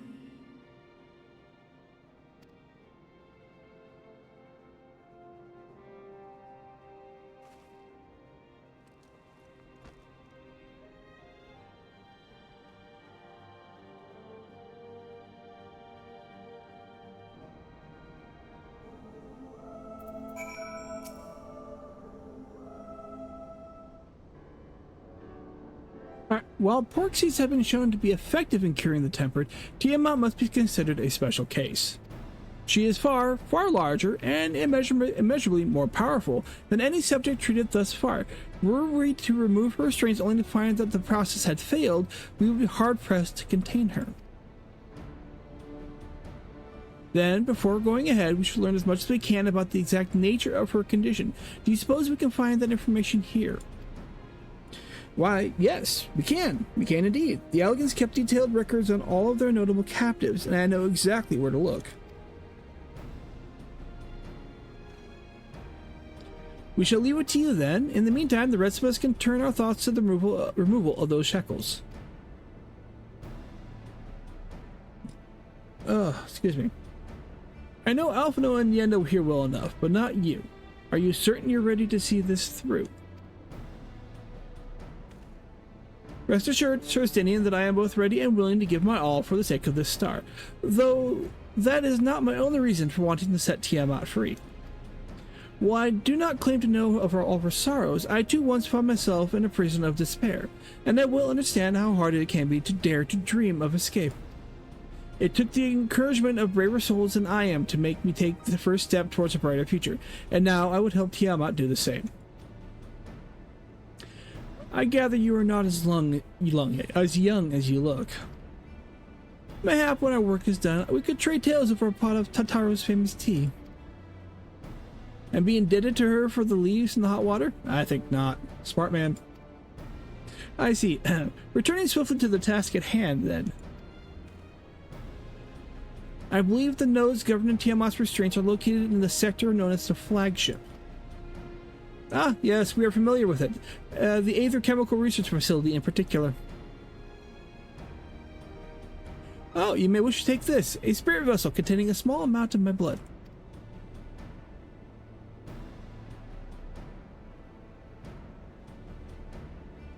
Which you just happen to be carrying around with you.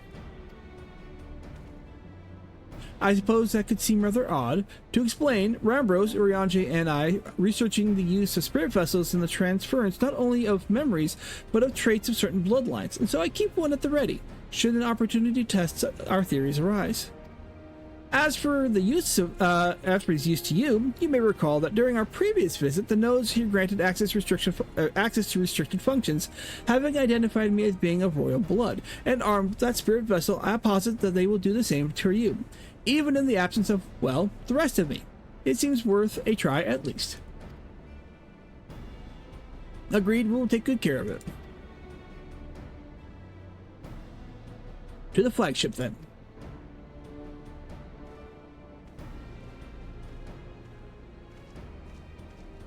Alright. We're going... Oh, we're not too terribly far.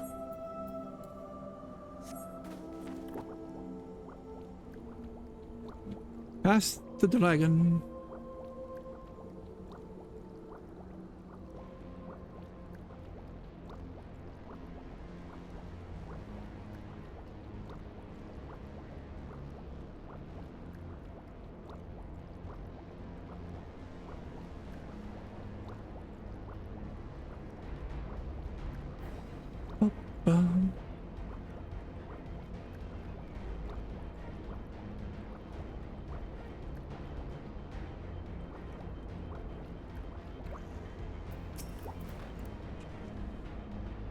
Let's split up and excuse me. Let's split up and search the flagship for a node that controls Tiamat's restraints. But should you find a likely candidate, do not be tempted to make any adjustments. It would not do to accidentally release some manner of experiment or monstrosity, nor less Tiamat herself in her current state. Our objective at this stage is to simply identify the relevant node or nodes. Once we have learned what we can, we should reconvene and compare notes prior to proceeding.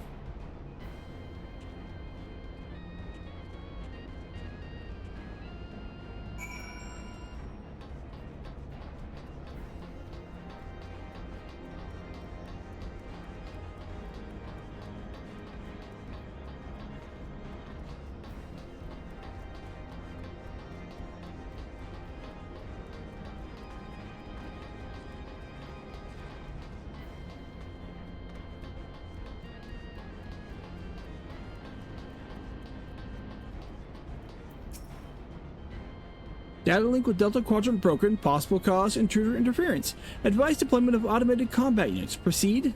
No. No. We're good.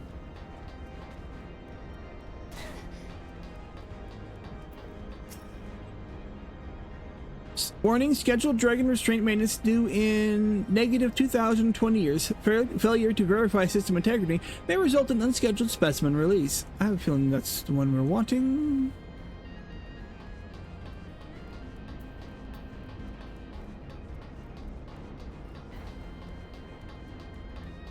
Or it could be this one, who knows? Friction between metallic components detected, temperature increasing up to critical levels. Please replace damaged parts or retreat to a safe distance.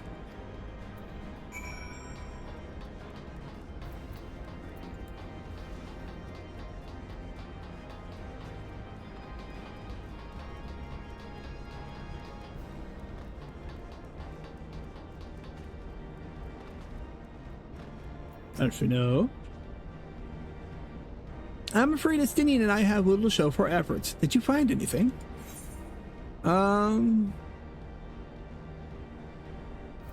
Yeah, yep, a chirping node which spontaneously warned me about neglecting the dragon restraints. Spontaneously, you say? Well, that does sound promising. Almost suspiciously so, in fact.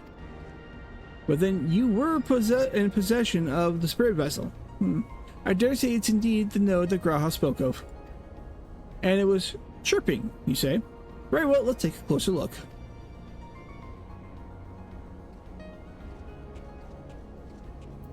We'll just fly back over. Quicker that way.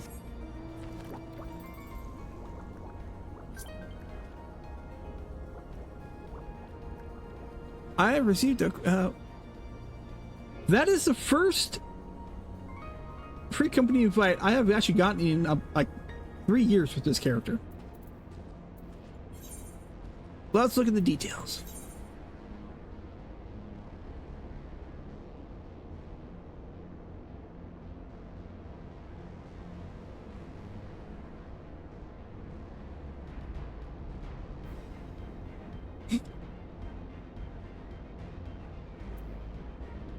Knights of Marketing. Okay, I like how they have this worded out. If you guys, here from that, I actually kind of like that. We don't like to call them spam advice. We prefer aggressive marketing. And to those already in the FC, leave them and join this one. Trust. You know? Rank 5, foundation, not, that's really young.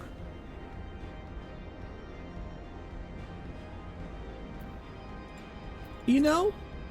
Yeah, let's go ahead and do that.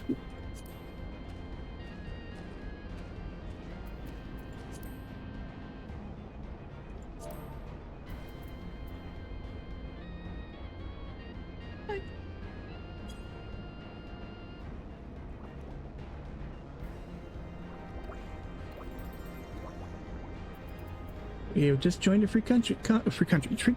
company live on stream. Do you wish to operate the dragon restraint mechanisms? We'll press that too fast. You do not have the requested access privileges. Operation of the dragon restraint mechanism may only be undertaken by the chief technologist and members of the royal family. Or those with a vessel full of royal blood, perhaps.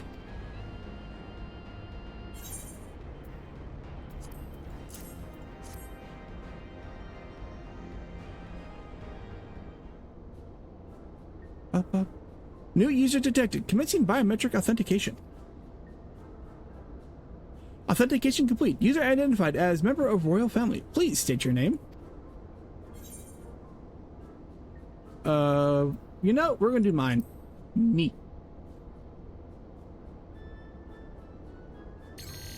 Welcome, Niandalori. You may now operate the dragon restraint mechanisms when ready.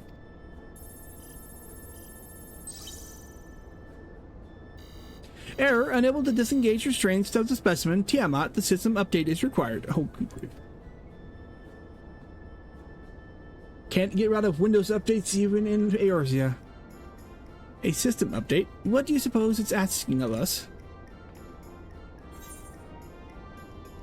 I could hazard a guess.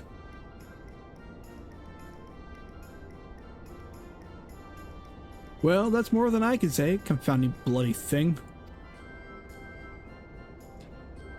User agitation detected. Initializing guidance program. In order to operate the restraint mechanism, I require access to the central control system. However, I'm unable to establish a link to said system due to obsolescence of my own software.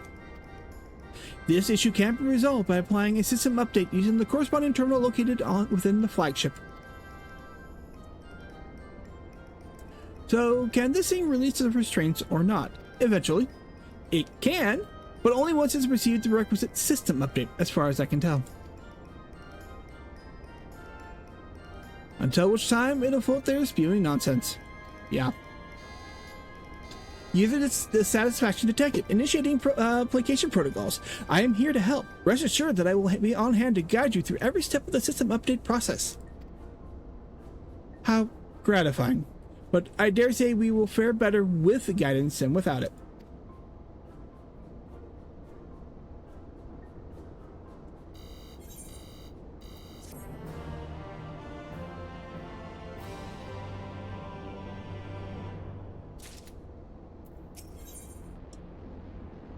All right. Guiding to user terminal. This way, please. How far am I going? Up and around. Got it. All right, okay, using the hand. Excuse me. Ow.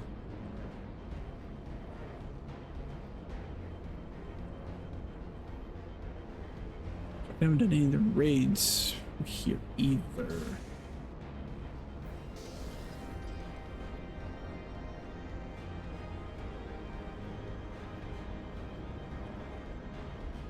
Okay, so it is down.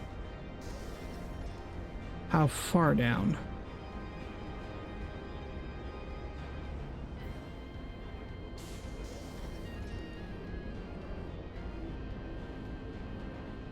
Up there's the entryway.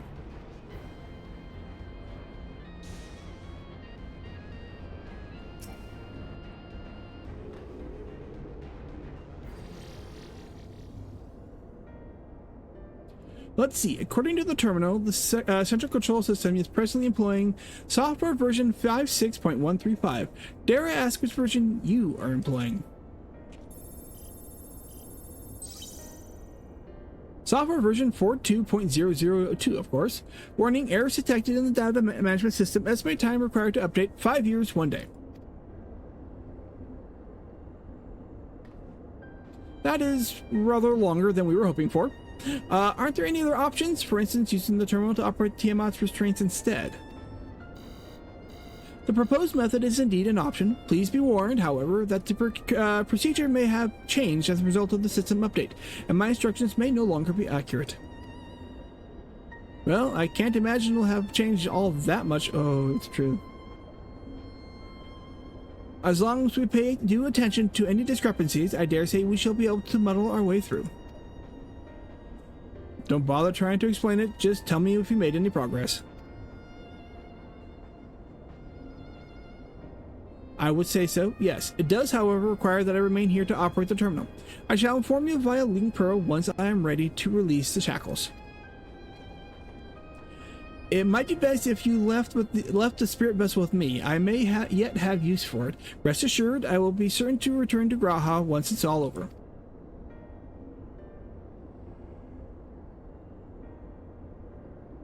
Just a little more work and Tiamat will be free. But before we go any further, there is something I would know. When Tiamat and her kin fought against the Allegan Empire, both sides were but dancing to the tune of the Ascians. And it was the same in Ishgard, where they stoked the fires of conflict between man and dragon from the shadows. All that the Ascians touch turns to ash, and thus have you made it your mission to fight them. But there have been times when you tried to reach out to them instead, to find common ground. So I must ask, what do you intend to do with Fandaniel? Will you try and reach out to him too?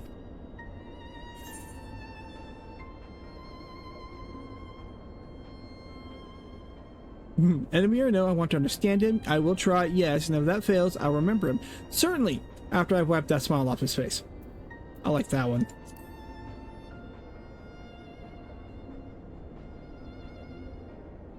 I'd rather put my lance through his heart and be done with it. Perhaps that's the difference between you and me. You see the good in people, even if it but is the faintest glimmer. I only hope you do not come to rue your benevolence. Oh no. Do you think it's unwise for viewing the world thus? Far from it. That has ever been your way, as I learned when we journeyed together with Iceheart. Yet the fact remains that there are some who view compassion as a weakness to be exploited, and there may come a time when you extend the hand of friendship only to wish that it had been dealt the killing blow. Or save your mercy for those who deserve it.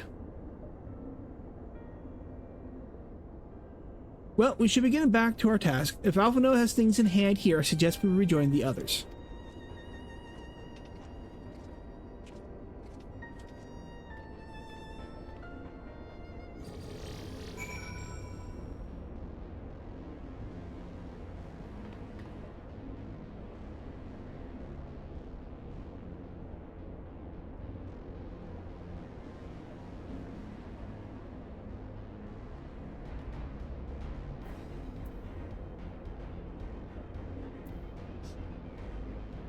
Let's see. Oh, funny.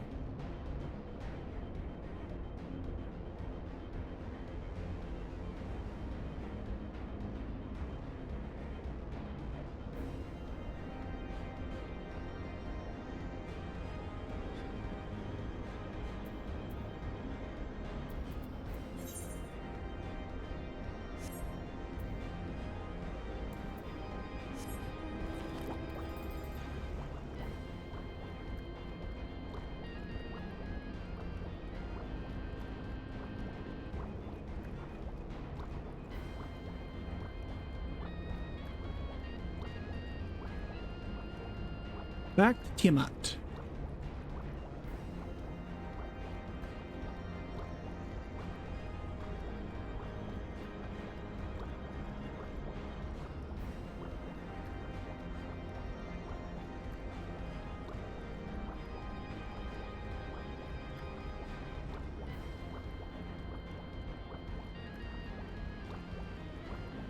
Yeah, actually, it's kind of funny. I was earlier when we started, I realized this character was not part of a free company, and that I hadn't had anybody in like years. You know, the random ones like that. And it's like all of a sudden, it's like, look, there's a random invite for an FC. I'm okay with that.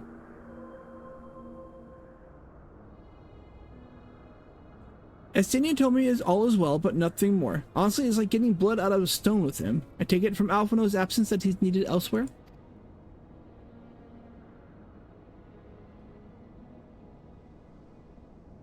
Well, that all sounds rather frustrating, but you got there in the end. While you were off talking to nodes, Graha and I were learning as much as we could about Tiamat's condition. Our readings confirmed that her ethereal balance leans strongly towards the umbral, as was the case with the kobolds. Therefore, all things being equal, the treatment should work.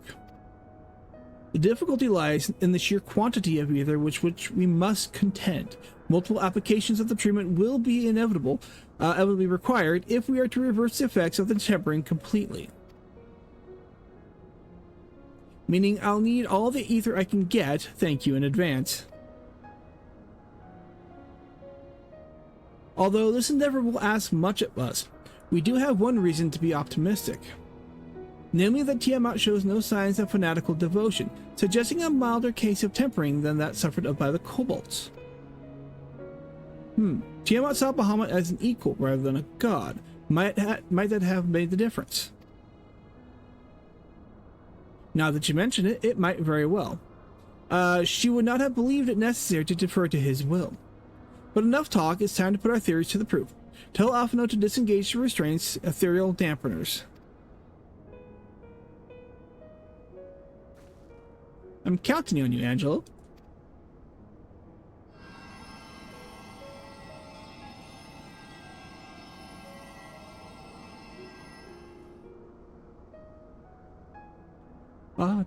Such warmth. The frost that shroudeth my soul doth begin to thaw.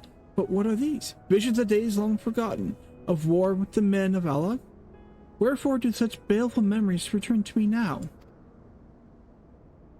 Could it be that the process of restoring her soul to its pre-tempered state is awakening ancient memories? Or might the opposite be true? If so, by helping her to recall the past, we might be able to speed her recovery. Sienna, she trusts you. Speak to her. Ask her to tell you of the times past. Oh boy. Does it matter? Tell me of your war with the men of Alag.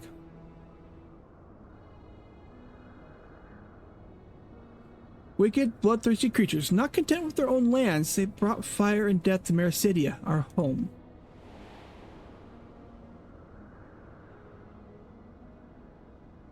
The tale began when Bahamut and I left our father's side. We took wing in search of a place to make our eyrie.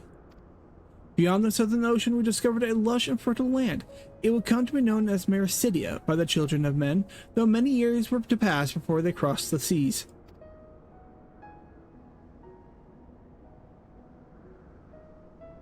Upon our arrival, we were welcomed by the peaceful people of the forest, kin to the trees. Surrounded by nature's bounty, Bahamut and I found a place to raise our young.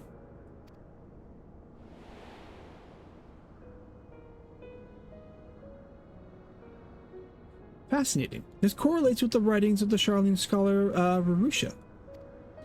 She posits that man first settled on the southern continent towards the end of the second astral era. Correctly, it would appear. If only she were with us to hear the tale from Tiamat herself. Again, Angelo.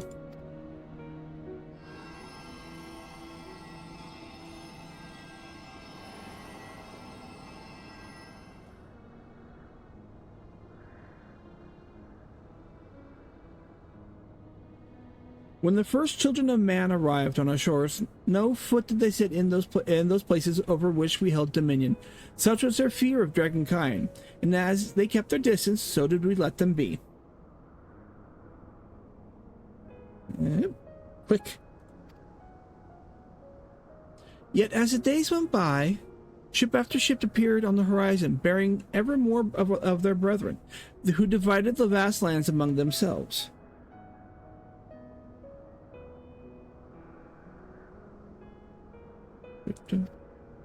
For a time, for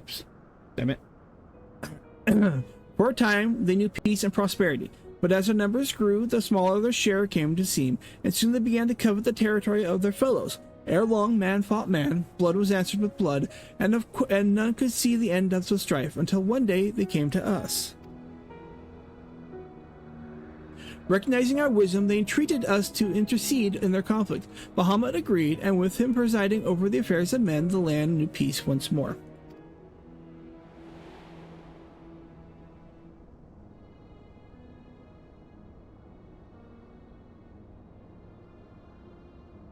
Alas, those golden days of harmony, too, were fated to end, for the men of Alag slew my beloved, and I, in my rage and sorrow, heeded the envenomed words of the Asians. The rest thou knowest only too well.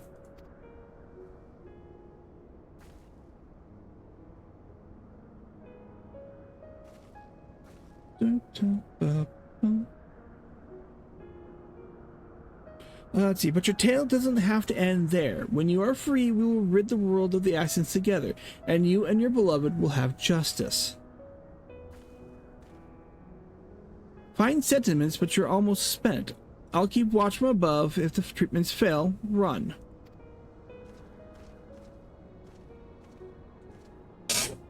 Squeak. Thanks for the vote of confidence. I swear, when this is over. Keep going on and say the magic is working.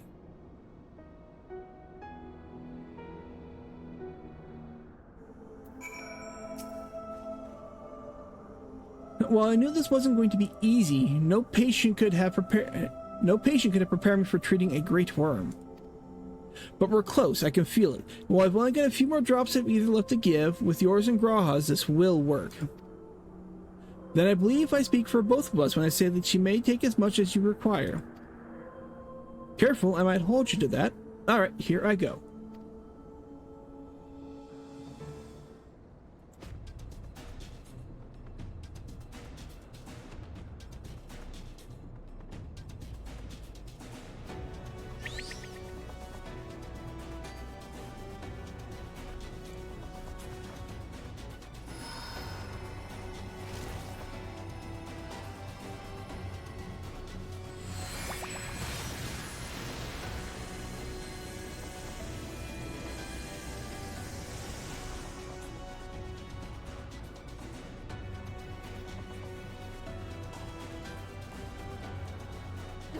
No!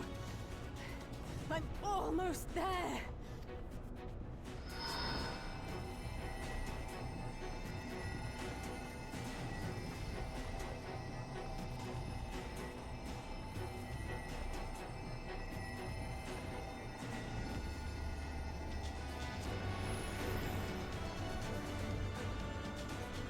This is it, Angelo!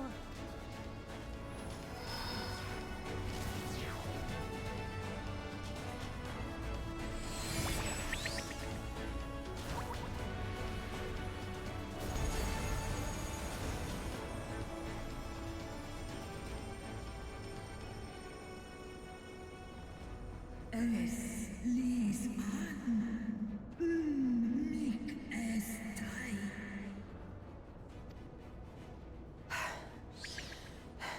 Did it work? We won't know for certain until the shackles are removed.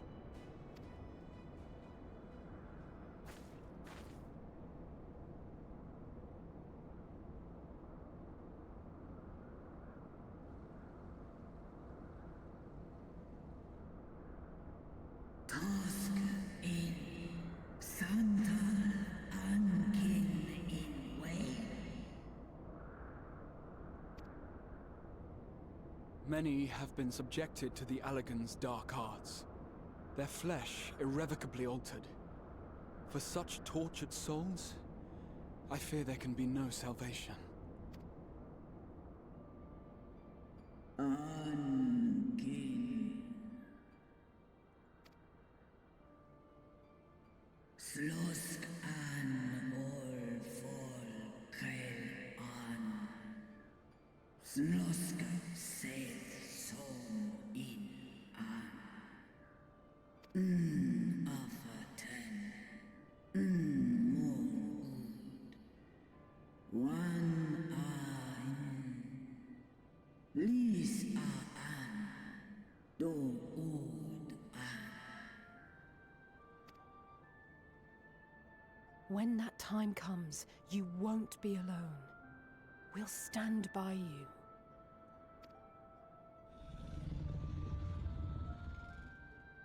She's in an Henrik.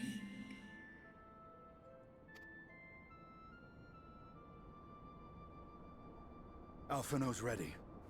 It's time.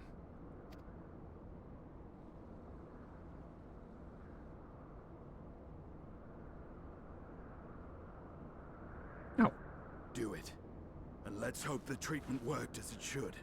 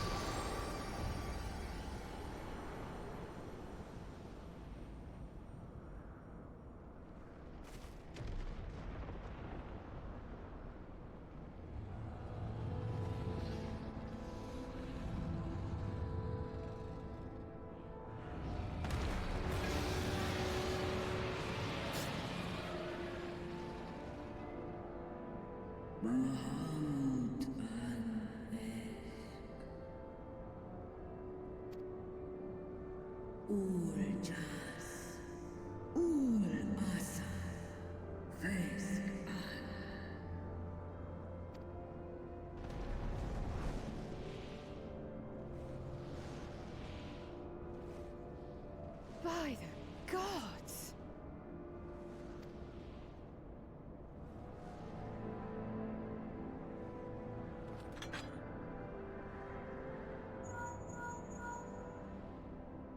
Urianger, your timing could not be better. Understood, we're on our way. It's Bahamut. He's been sighted over Pagalthan. He flies for the largest Amalta settlement in the region, at the head of a vast host, including dragons.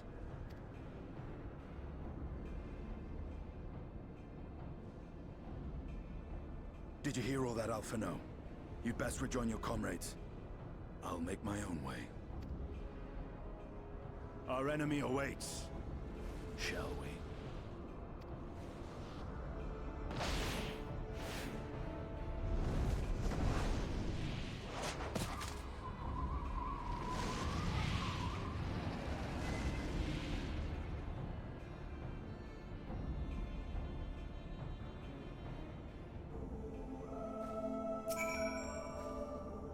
Well, I'm sure you're desperate to join Estinian and Tiamat in battle. It would be wiser to gather the full strength of the Scions first. The foe we face demands no less.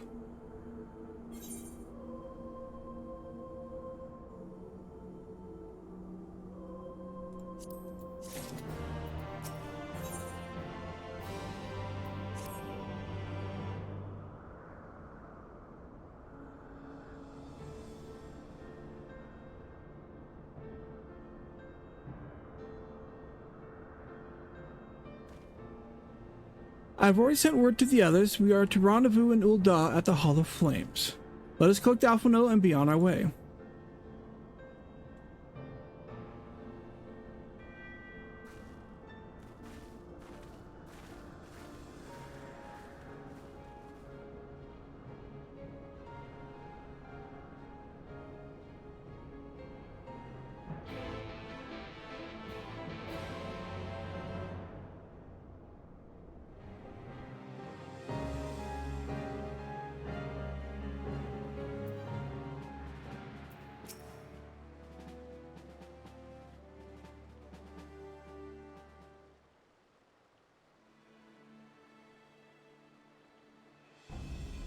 Now, I know some of you could do with a rest, but I'm sorry to say that Talafori have other plans. Pagalthan is already under siege.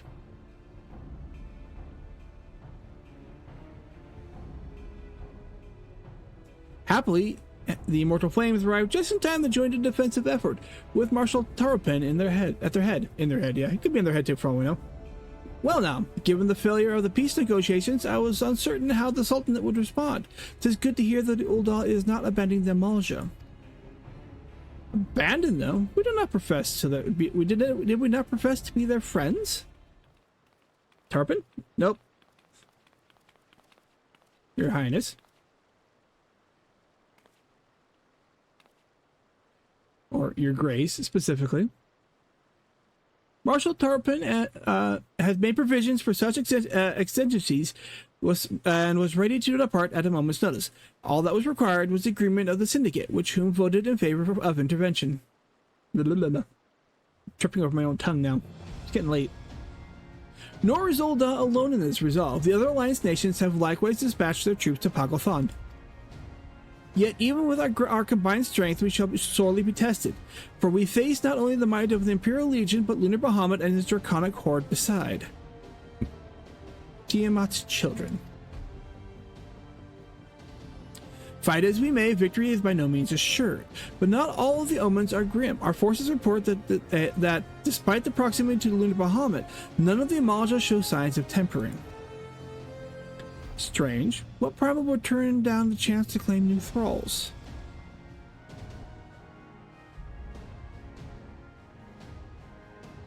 Unless it is incapable of doing so. Primals are not wont to serve a master, Ascian or otherwise. It may well be that Lunar Bahamut differs in some fundamental manner from those we have previously encountered. If that were true, anyone could fight him, and Yin and the others like her wouldn't have to shoulder the burden alone. Just the tower you gotta worry about. Be that as it may, the Lunar Bahamut remains an incalculably powerful foe whom our soldiers will struggle to best through mere force of arms. With the aid of the Scions, however, I believe they will fare rather better, assuming, that is, you are ready to take to the field. Don't get rest. An airship awaits to bear you to the front. Pray set forth as soon as you are able.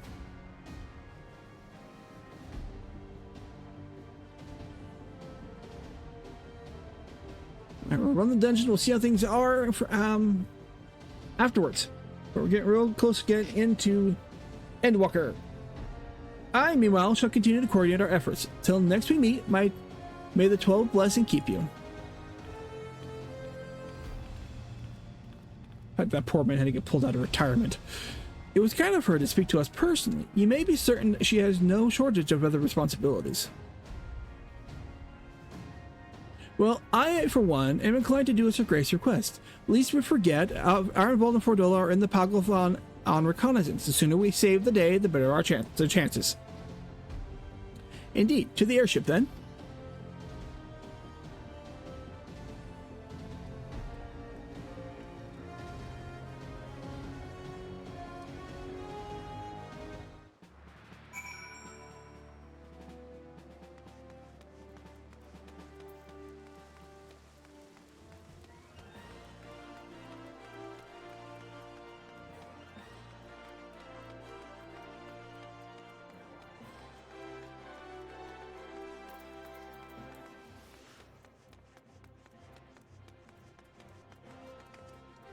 Boing, ba-boing, ba-ring, ba-da-ding-ding-ding.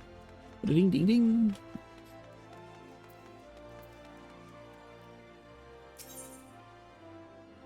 Alright, airship landing.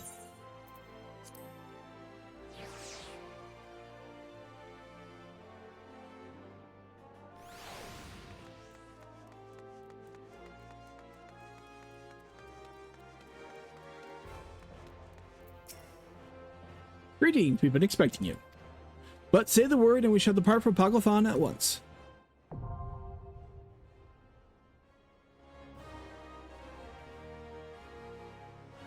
Right, who they recommend?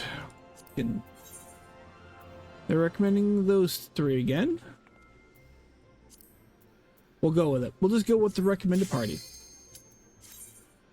And actually make sure I eat something in the character so I'm well fed to get the best experience at points I can get from the bosses.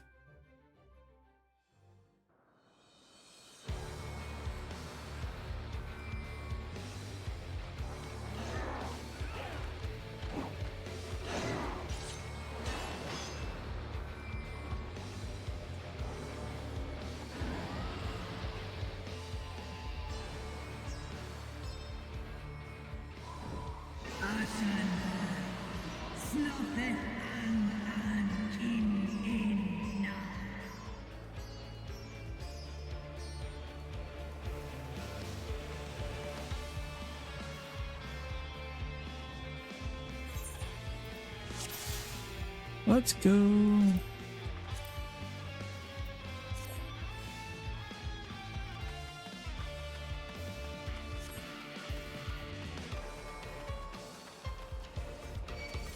Sacred, do your job. Thank you, my people. Alright, we'll take care of these guys.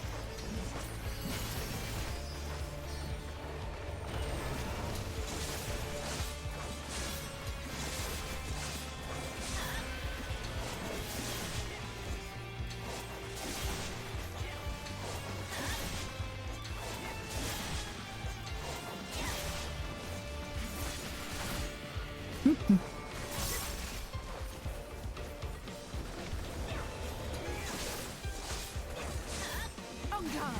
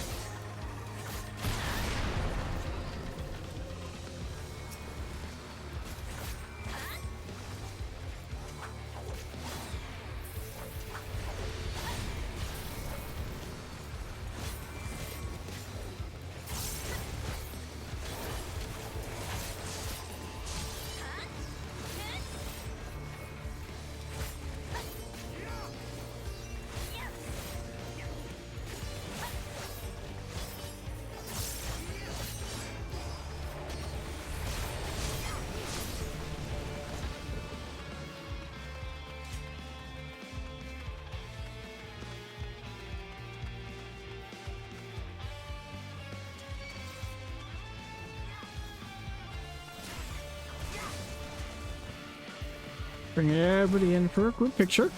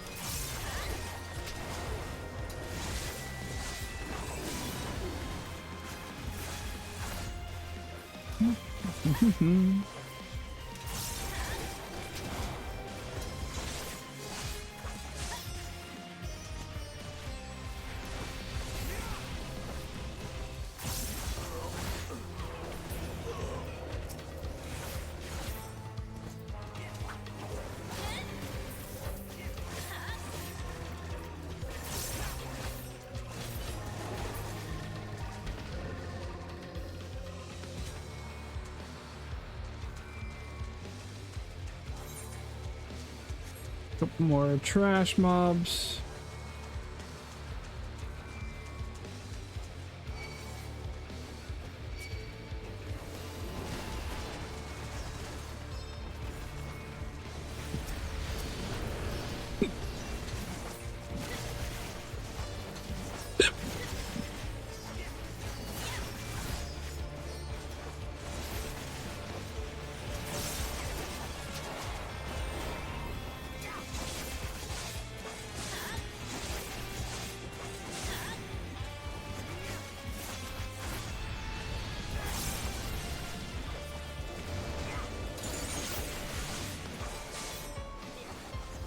You underestimate me!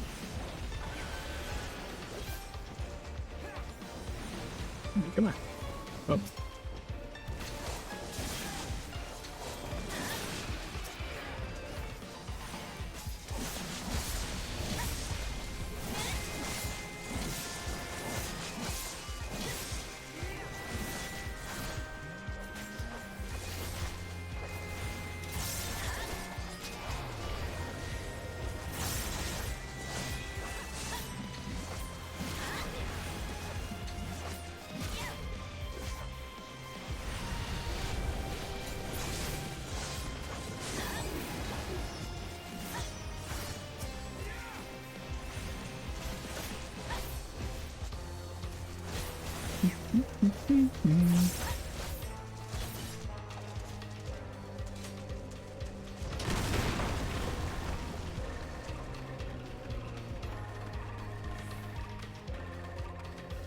First boss.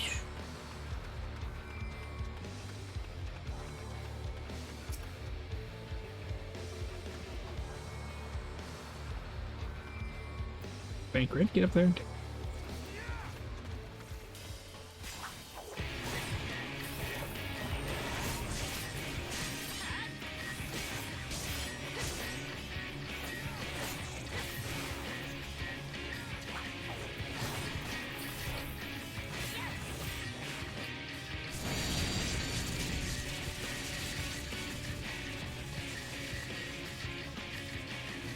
Alright. What am I doing here? Woo!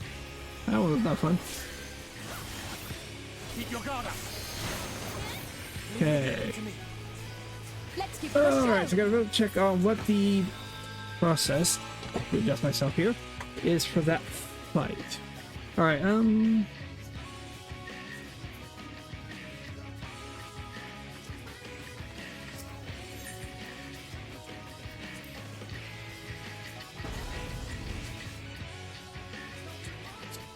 I don't know off the top of my head what needs to be done when lightning.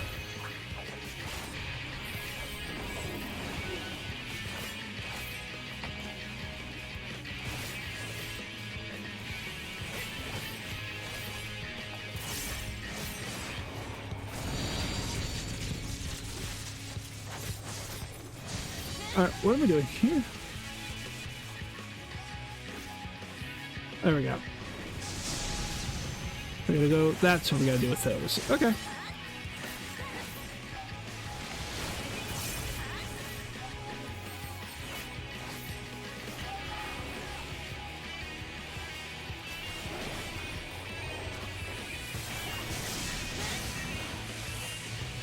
Thalia, protect me!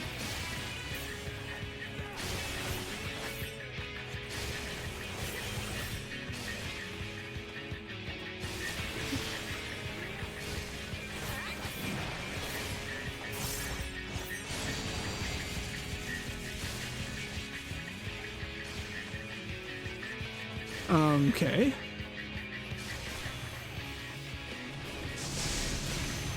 Oof. Send it to the wrong spot.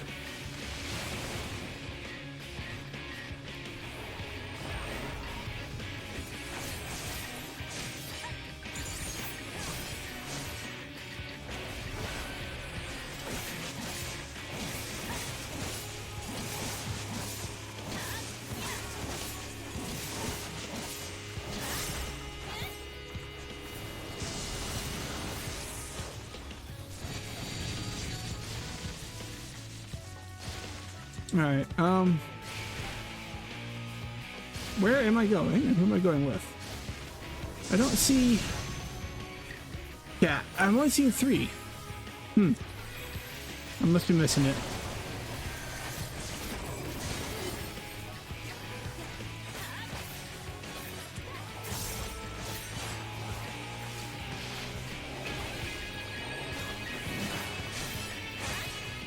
I'll try and make it. I'm learning the fight.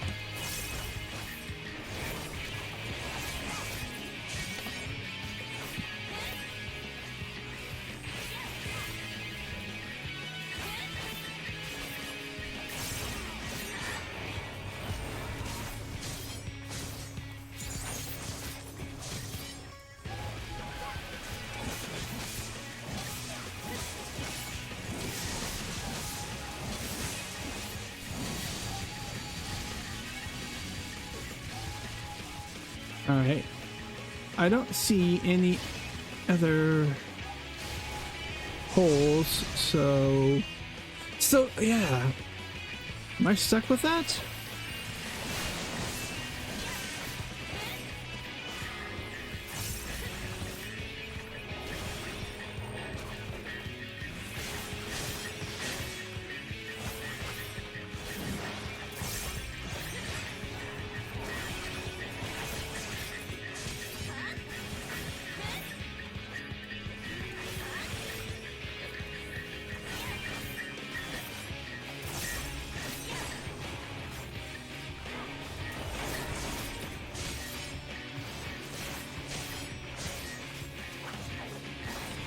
I realized my dot expired.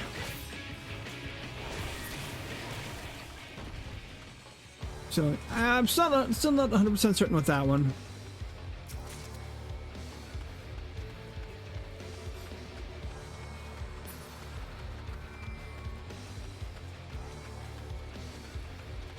What took you so long?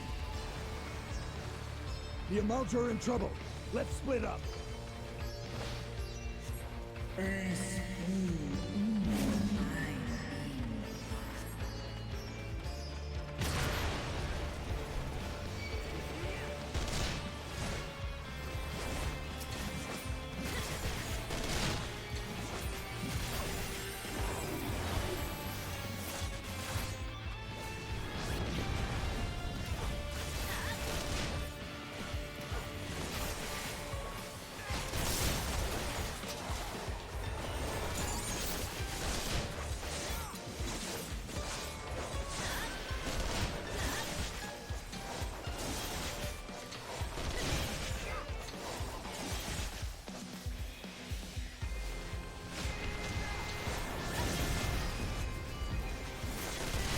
You underestimate me!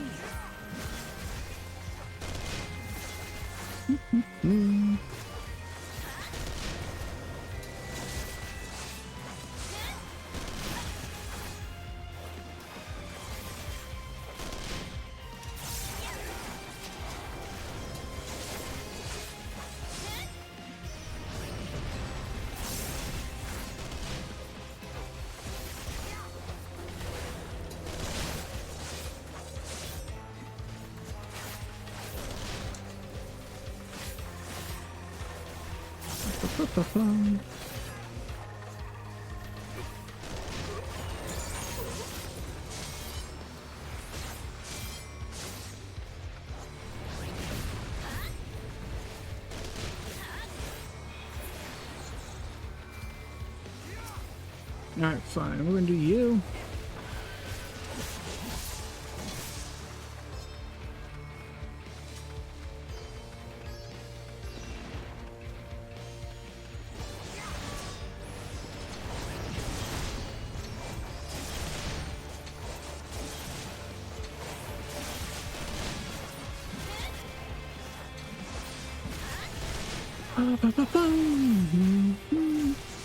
Nope, I'm hitting the wrong button.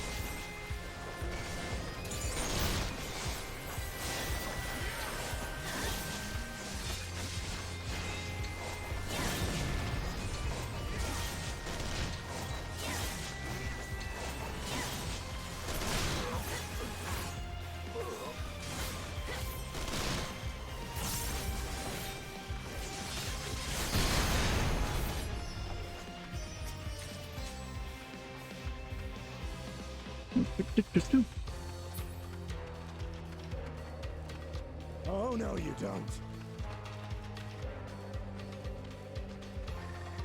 Is the skill rotation hard? It really actually depends on your class. Hello. Oh, it's just Tiamat. Okay. It really depends on the class.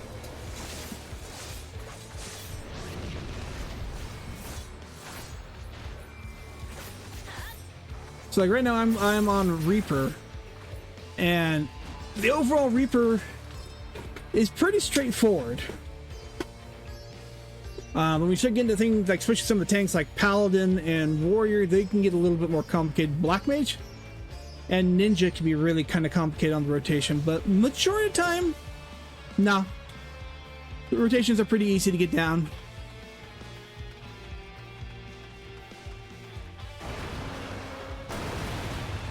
Well, I didn't want to go that way anyways. All right.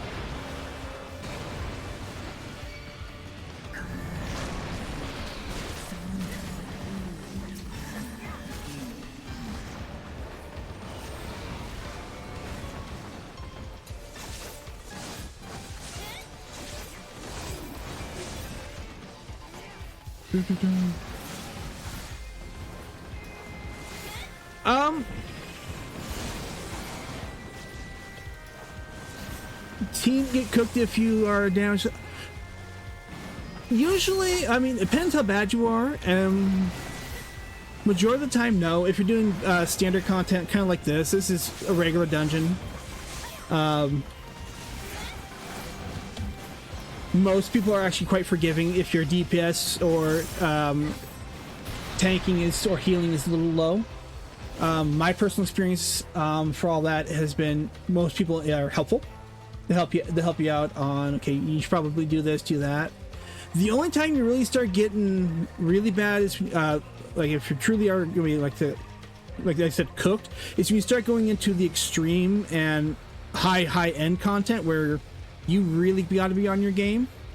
But for most everyday content, nah, not really. I mean, you might know your healer, but you know, that happens.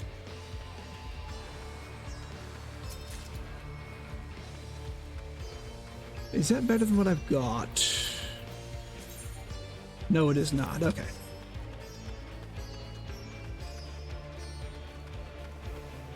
Oh, this will be fun. But yeah, no. Most of the time, I've dealt with, like, especially like World of Warcraft, community can get kind of toxic. You can still get those players here if you're not doing exactly like they want you to. But majority of the time, most people are like, no, just, oh, if you're doing this, do this instead. Because I made the mistake on a healer at that time. Oh, I gotta take care of you. Okay, Thancred.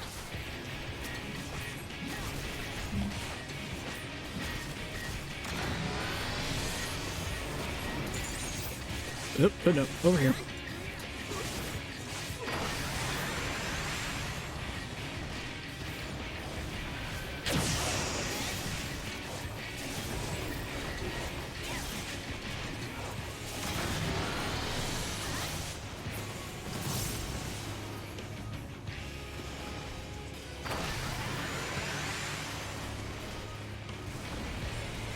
You guys.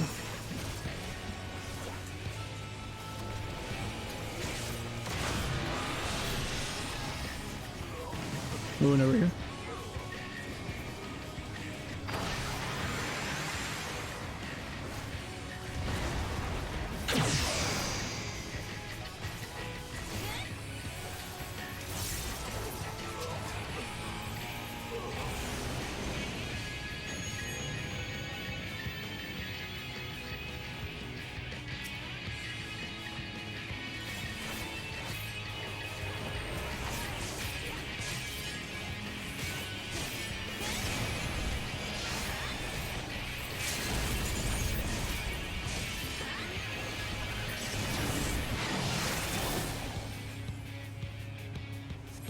Ow.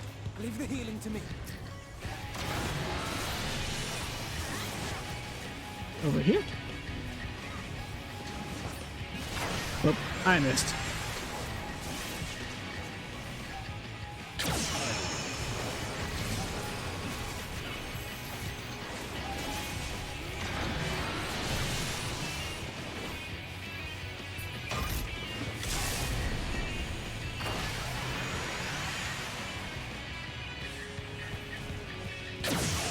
Gonna reapply.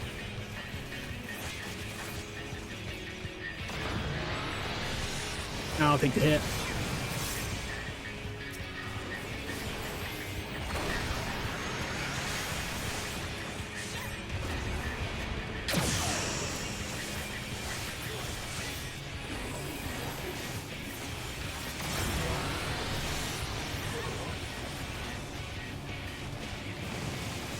Come over here.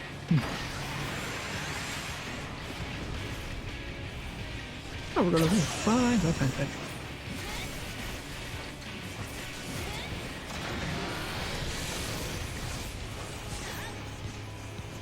Oop, wrong way.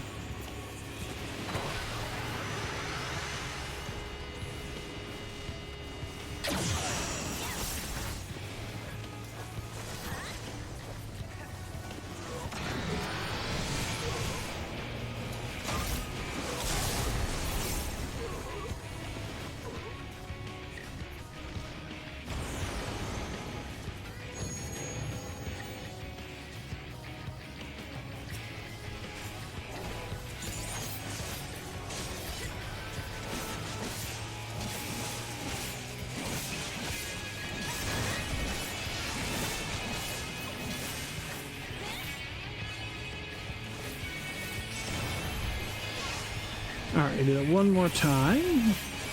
Or maybe. Maybe. Nope, we got it.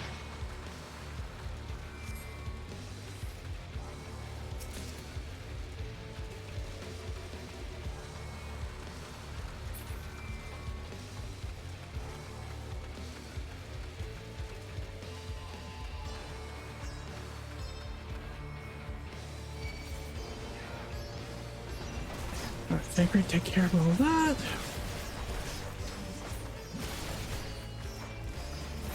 Nope.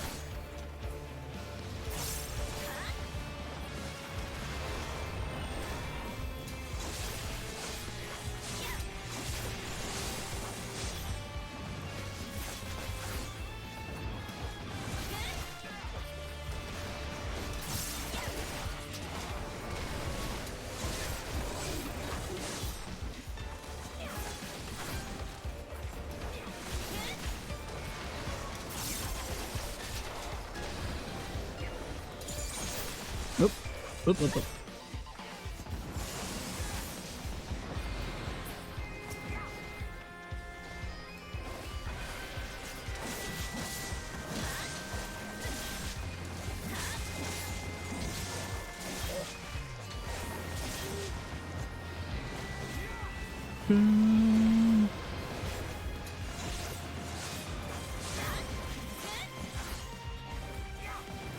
Let me put my dot back on.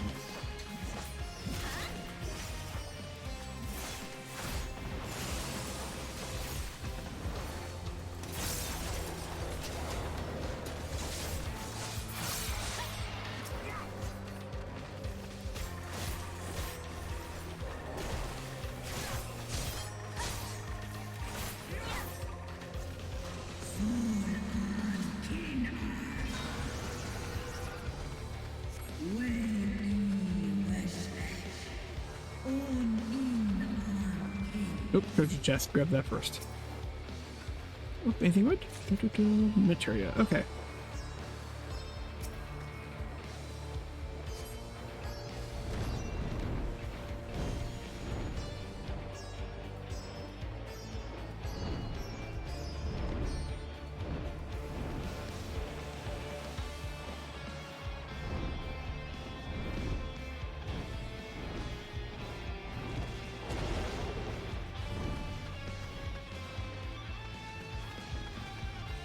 Hey. Tiamat, what are you doing? Okay. You're gonna help out. Good to know.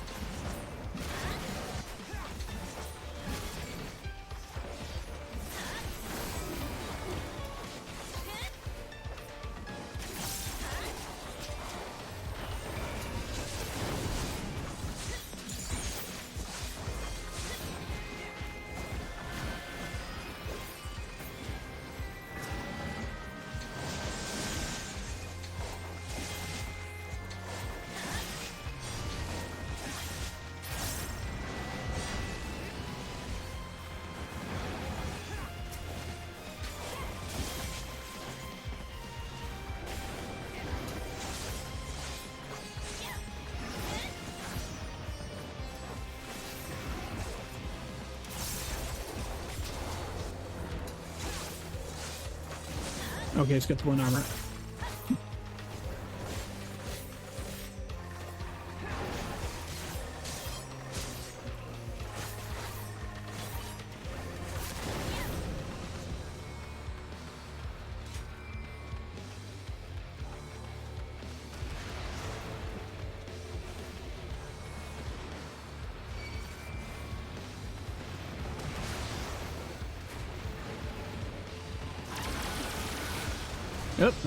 Nope. Go ahead.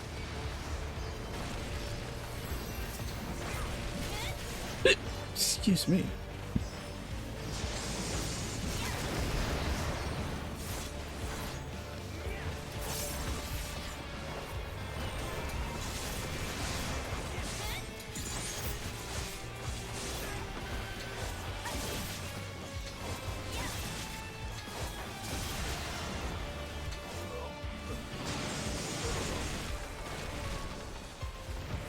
Yep, back here. Thank you.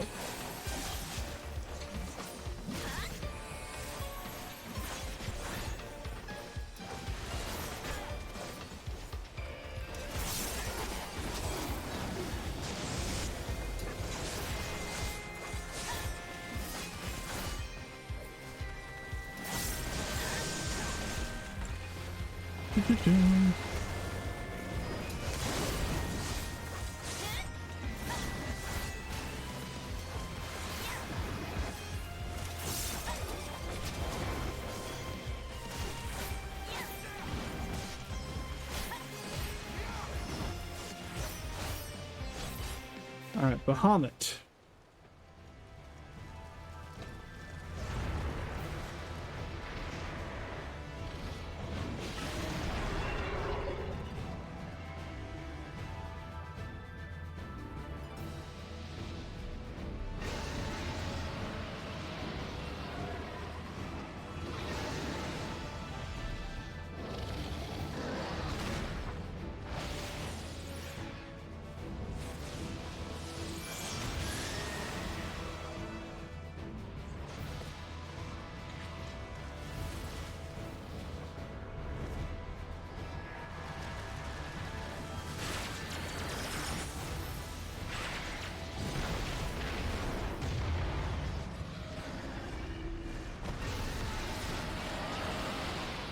Well, Tiamat's out of the fight.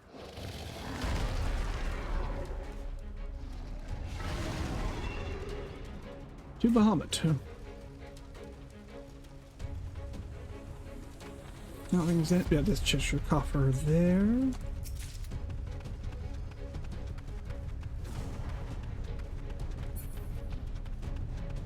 Alright, let's see how many times I died to this one. Just because I don't know the mechanics off the top of my head. Alright, let's go. Thancred? Thancred, you're tanking. Come on. Thank you.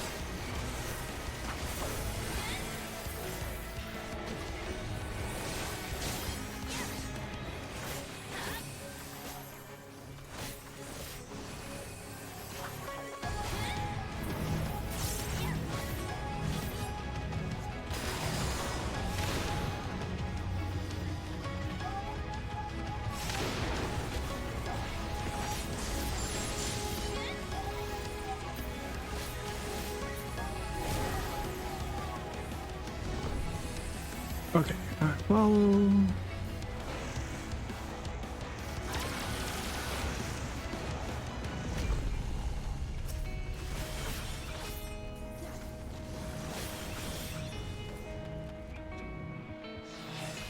I don't remember what this one does.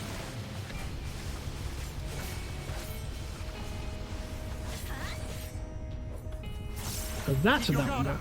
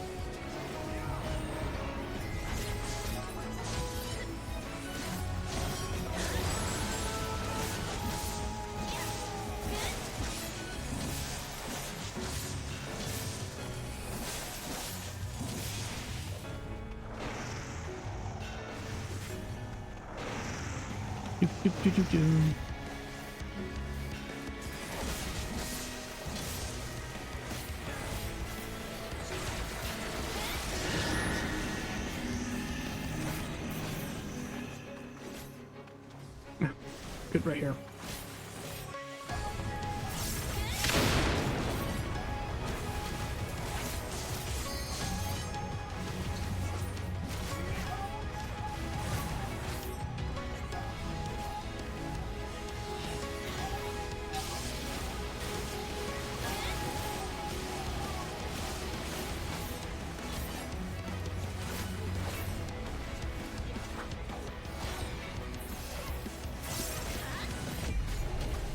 There'll be nothing left of you but a smoking crater!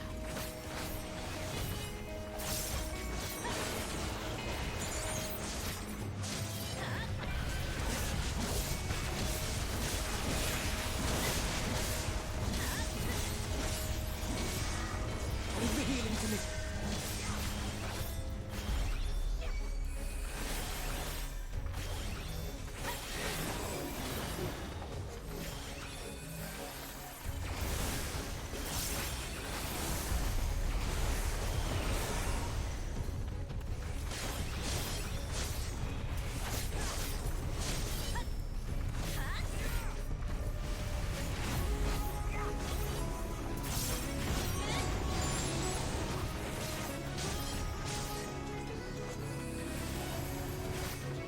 Close. Do this process one more time. Ow. That's gonna hurt.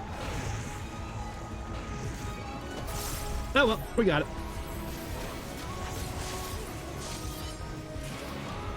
There's Bahamut.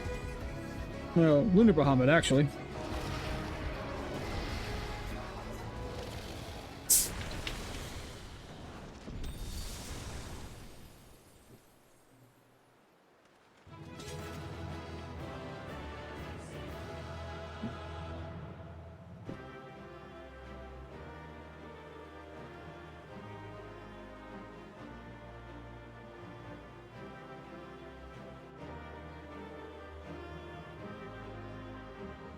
Alright, and good?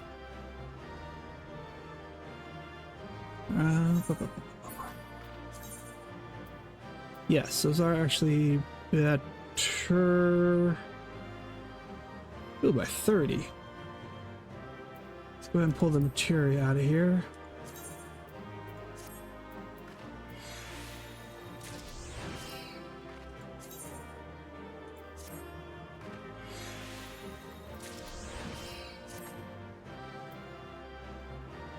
It works with it. Assign the gear. There.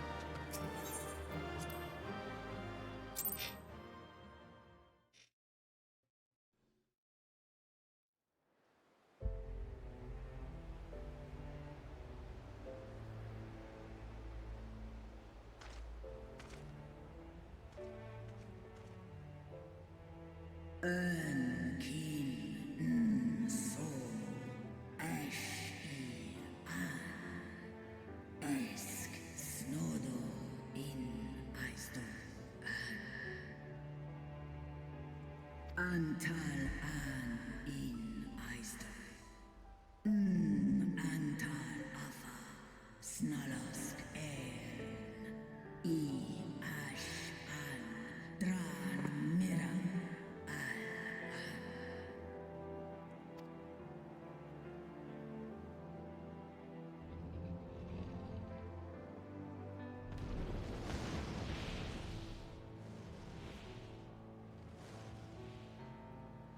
Noble warriors, the dragons chose their friends well.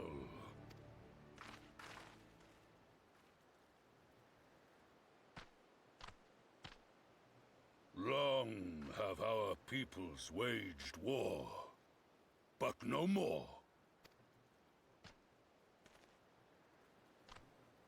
Your fallen lie beside our own. By our words and deeds shall we honor their sacrifice. Let's see. Peace with Ulda. I guess it doesn't really matter, but which one would I choose? We'd be proud to call you allies. Yes, I would.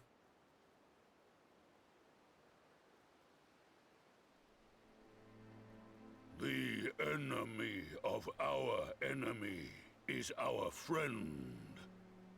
And you have proven yourselves worthy of our trust. It is the Garleans who are deserving of our fury. I shall see that my brethren learn the truth of this day, and rally as many as possible to the cause, till we meet again.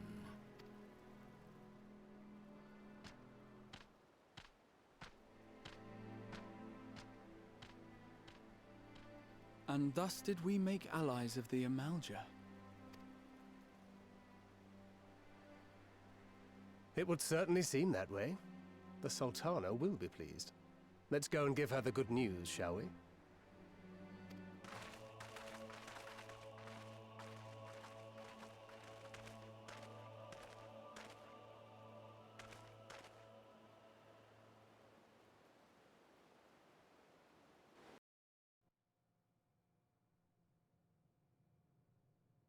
Alright, sometime earlier inside the Poglothon Tower.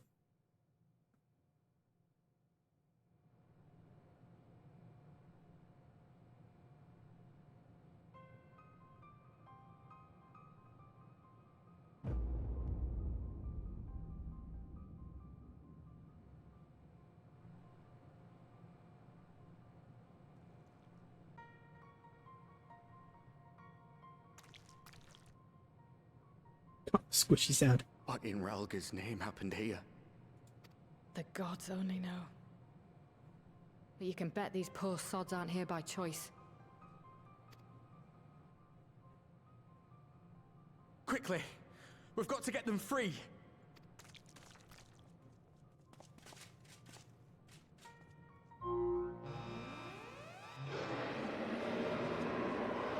Get back!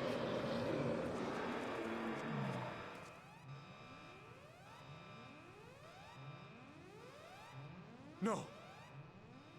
What have I done? It's too late for them! We're leaving, now!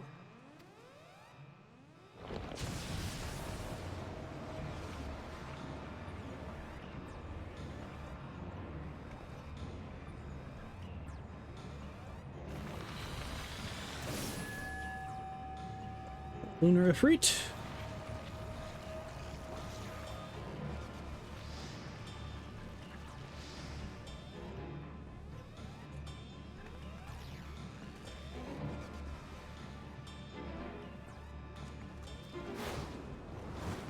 Yep, Lunar Efreet. No! No! Don't you dare! We came together and we're leaving together!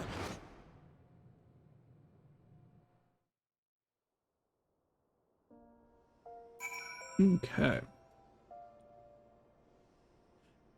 Actually, answer another question. You know, does the team cook? The only time you actually really find anybody get really upset, to answer another question, because it came to me actually right there, and I don't want to interrupt the cutscene, that the player base would only really get upset if they, on your job stone. For those who don't know or watching, every class has right here called the Soul Crystal, your job stone. Higher level ones like Reaper and stuff, you immediately get those. But your starting classes, Rogue and stuff like that, do not. Until you hit, I think, level 40? And then you do get a job stone from there. So you may find one here. Here we go, Bard. Archer starts, the Archer, or Bard starts as an Archer. The only time people truly get upset with people is after, at level 40, if you don't equip the Soul Stone of the class. Because you're hampering yourself. There are going to be abilities that you will not be able to get until you put on the Soul Stone, the Soul Crystal. So really, that is the only thing that the average community will be upset about if you don't do.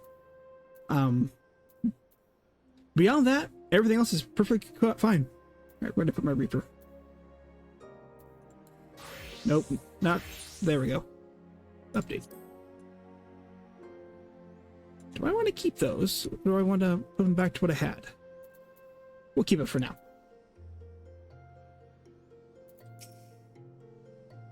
Well, it will be too much hope that we've seen the last of Han Daniel. We have dealt his schemes a telling blow this day, and that alone is cause to celebrate. And celebrate I will, when we have received word of Arenvale's safe return. Okay, what do we got? Direct hit, crit. Definitely need to update my crit one.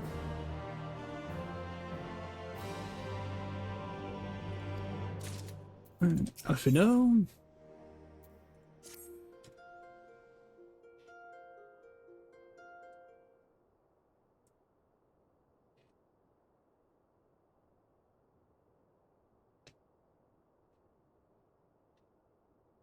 Okay.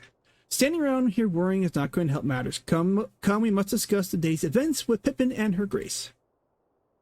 Brave Scions.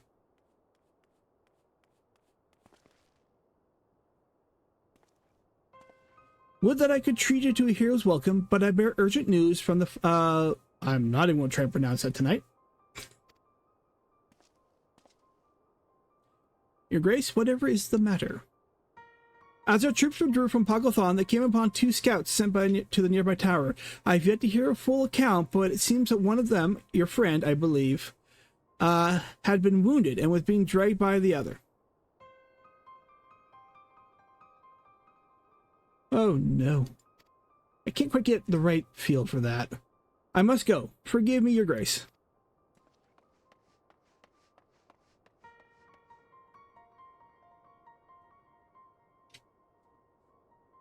Can you tell us aught of Arundel's condition, Your Grace? The wounded scout? Not save that it is grave. The chirurgeons tend to him even as we speak. Go to bed.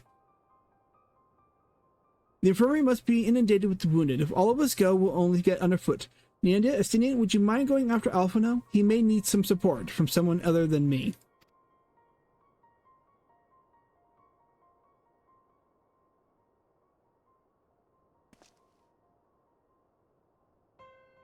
Very well. Thank you. The rest of us will see the relevant people know what to look what took place in Pogglethon. My tongue, I'm twisting on my own tongue. Oh my goodness gracious.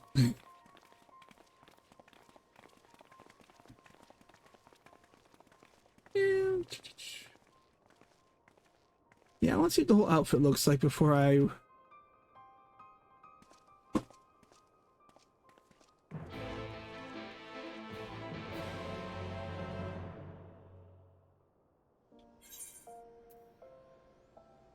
Okay, now that's actually part of the Pogglethon set.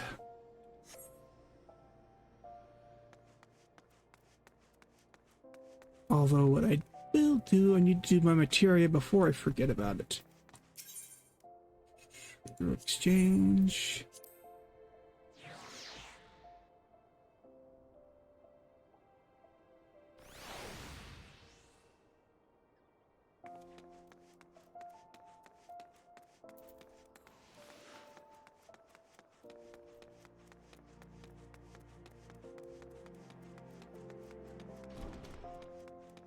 Oink. Oink. Da-da-da-da.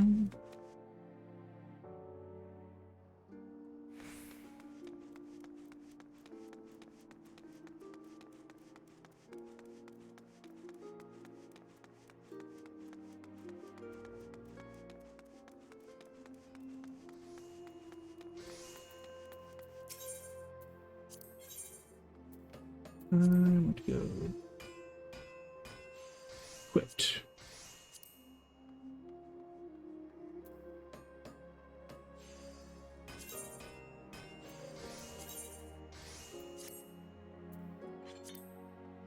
Determination might not be one. Direct hit is max. I don't want to do that. We'll do both crits. There we go. All right. So now we need to go up. So might do. What time it is? It's 1 o'clock in the morning for me. We've been at it for 5.5 hours. We might go ahead and call it here. for the night. Go to get to where I need to be, and then we will...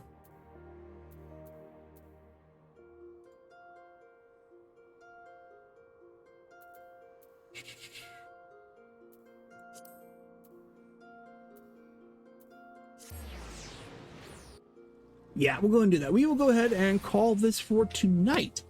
So, obviously we'll continue on as we go. Park my butt over here by the door that I need to be in. But for me, it is 1 o'clock in the morning. We've been at this for a good almost 6 hours, 5.5 hours now. I do thank everybody who stopped by. Go see if there's anybody on that we can raid. It is late, so I am not holding my breath on that. Just as an FYI. Let's see here. Anybody on? Who is on tonight?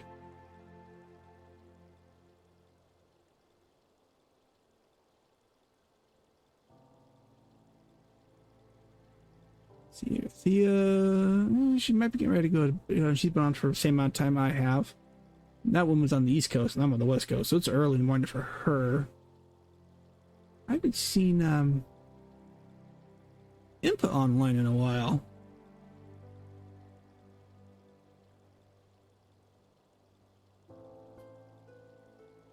See, people on for quite a few hours. Is anybody else we can?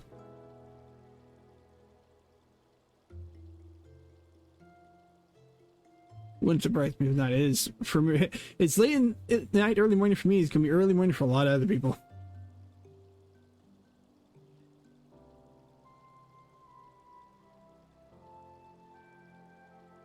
I'm not. Let's see, mate. It's my problem with doing late night streams. You look over here.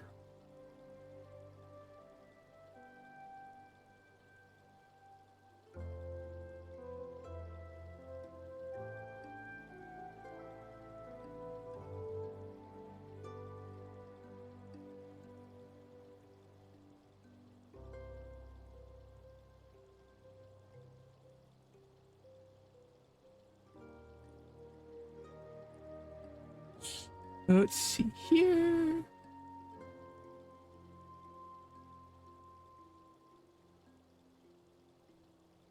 Yeah, nobody really on tonight. It said that Thea's been on, but she is looks like getting ready to get off.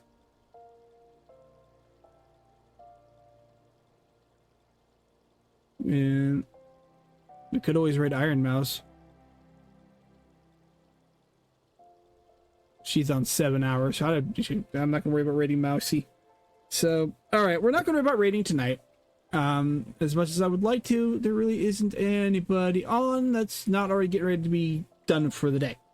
So, thank you guys for being here tonight. I do appreciate it if you stop by. Glad you could be here. I hope you guys had at least a somewhat good time.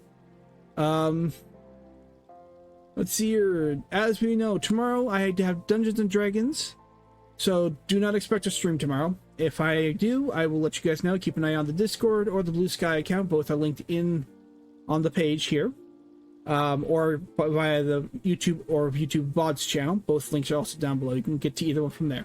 So tomorrow, no real plan because D&D, as of right now. Sunday, I'm looking to get back into Stabby Sunday with Ezio as we continue working through Revelations. Monday, again, I've had to cancel out Monday for like the last 3 weeks due to this life. But still plan on doing something Monday. Probably get another puzzle game like Riven or something else, unless something else strikes my fancy. Nothing Tuesday, just because how scheduling works. Wednesday will be still the Wandering Wednesday. We're going to try and see if Skyrim is going to work this time instead of crashing within the first 15 minutes of stream. If not, we'll play something else, obviously, on Wednesday. Thursday, no stream planned. Again, if I just get the scheduling, again, like everything else, if that's a change, keep an eye on the Blue Sky or the Discord. And then next Friday, we'll be back to something, maybe back to Final Fantasy again. Keep the Final Fantasy Friday idea going. Continue through the MSQ. Who knows? We'll see how it goes. But that's current schedule for the next week. All starting around 6:30, 7 o'clock Pacific time for those who are new. So, with that being said, thank you guys for being here. I hope you had at least a decent time, if not better. And I will see everybody, hopefully, Sunday. If not, I want you guys to have a good night.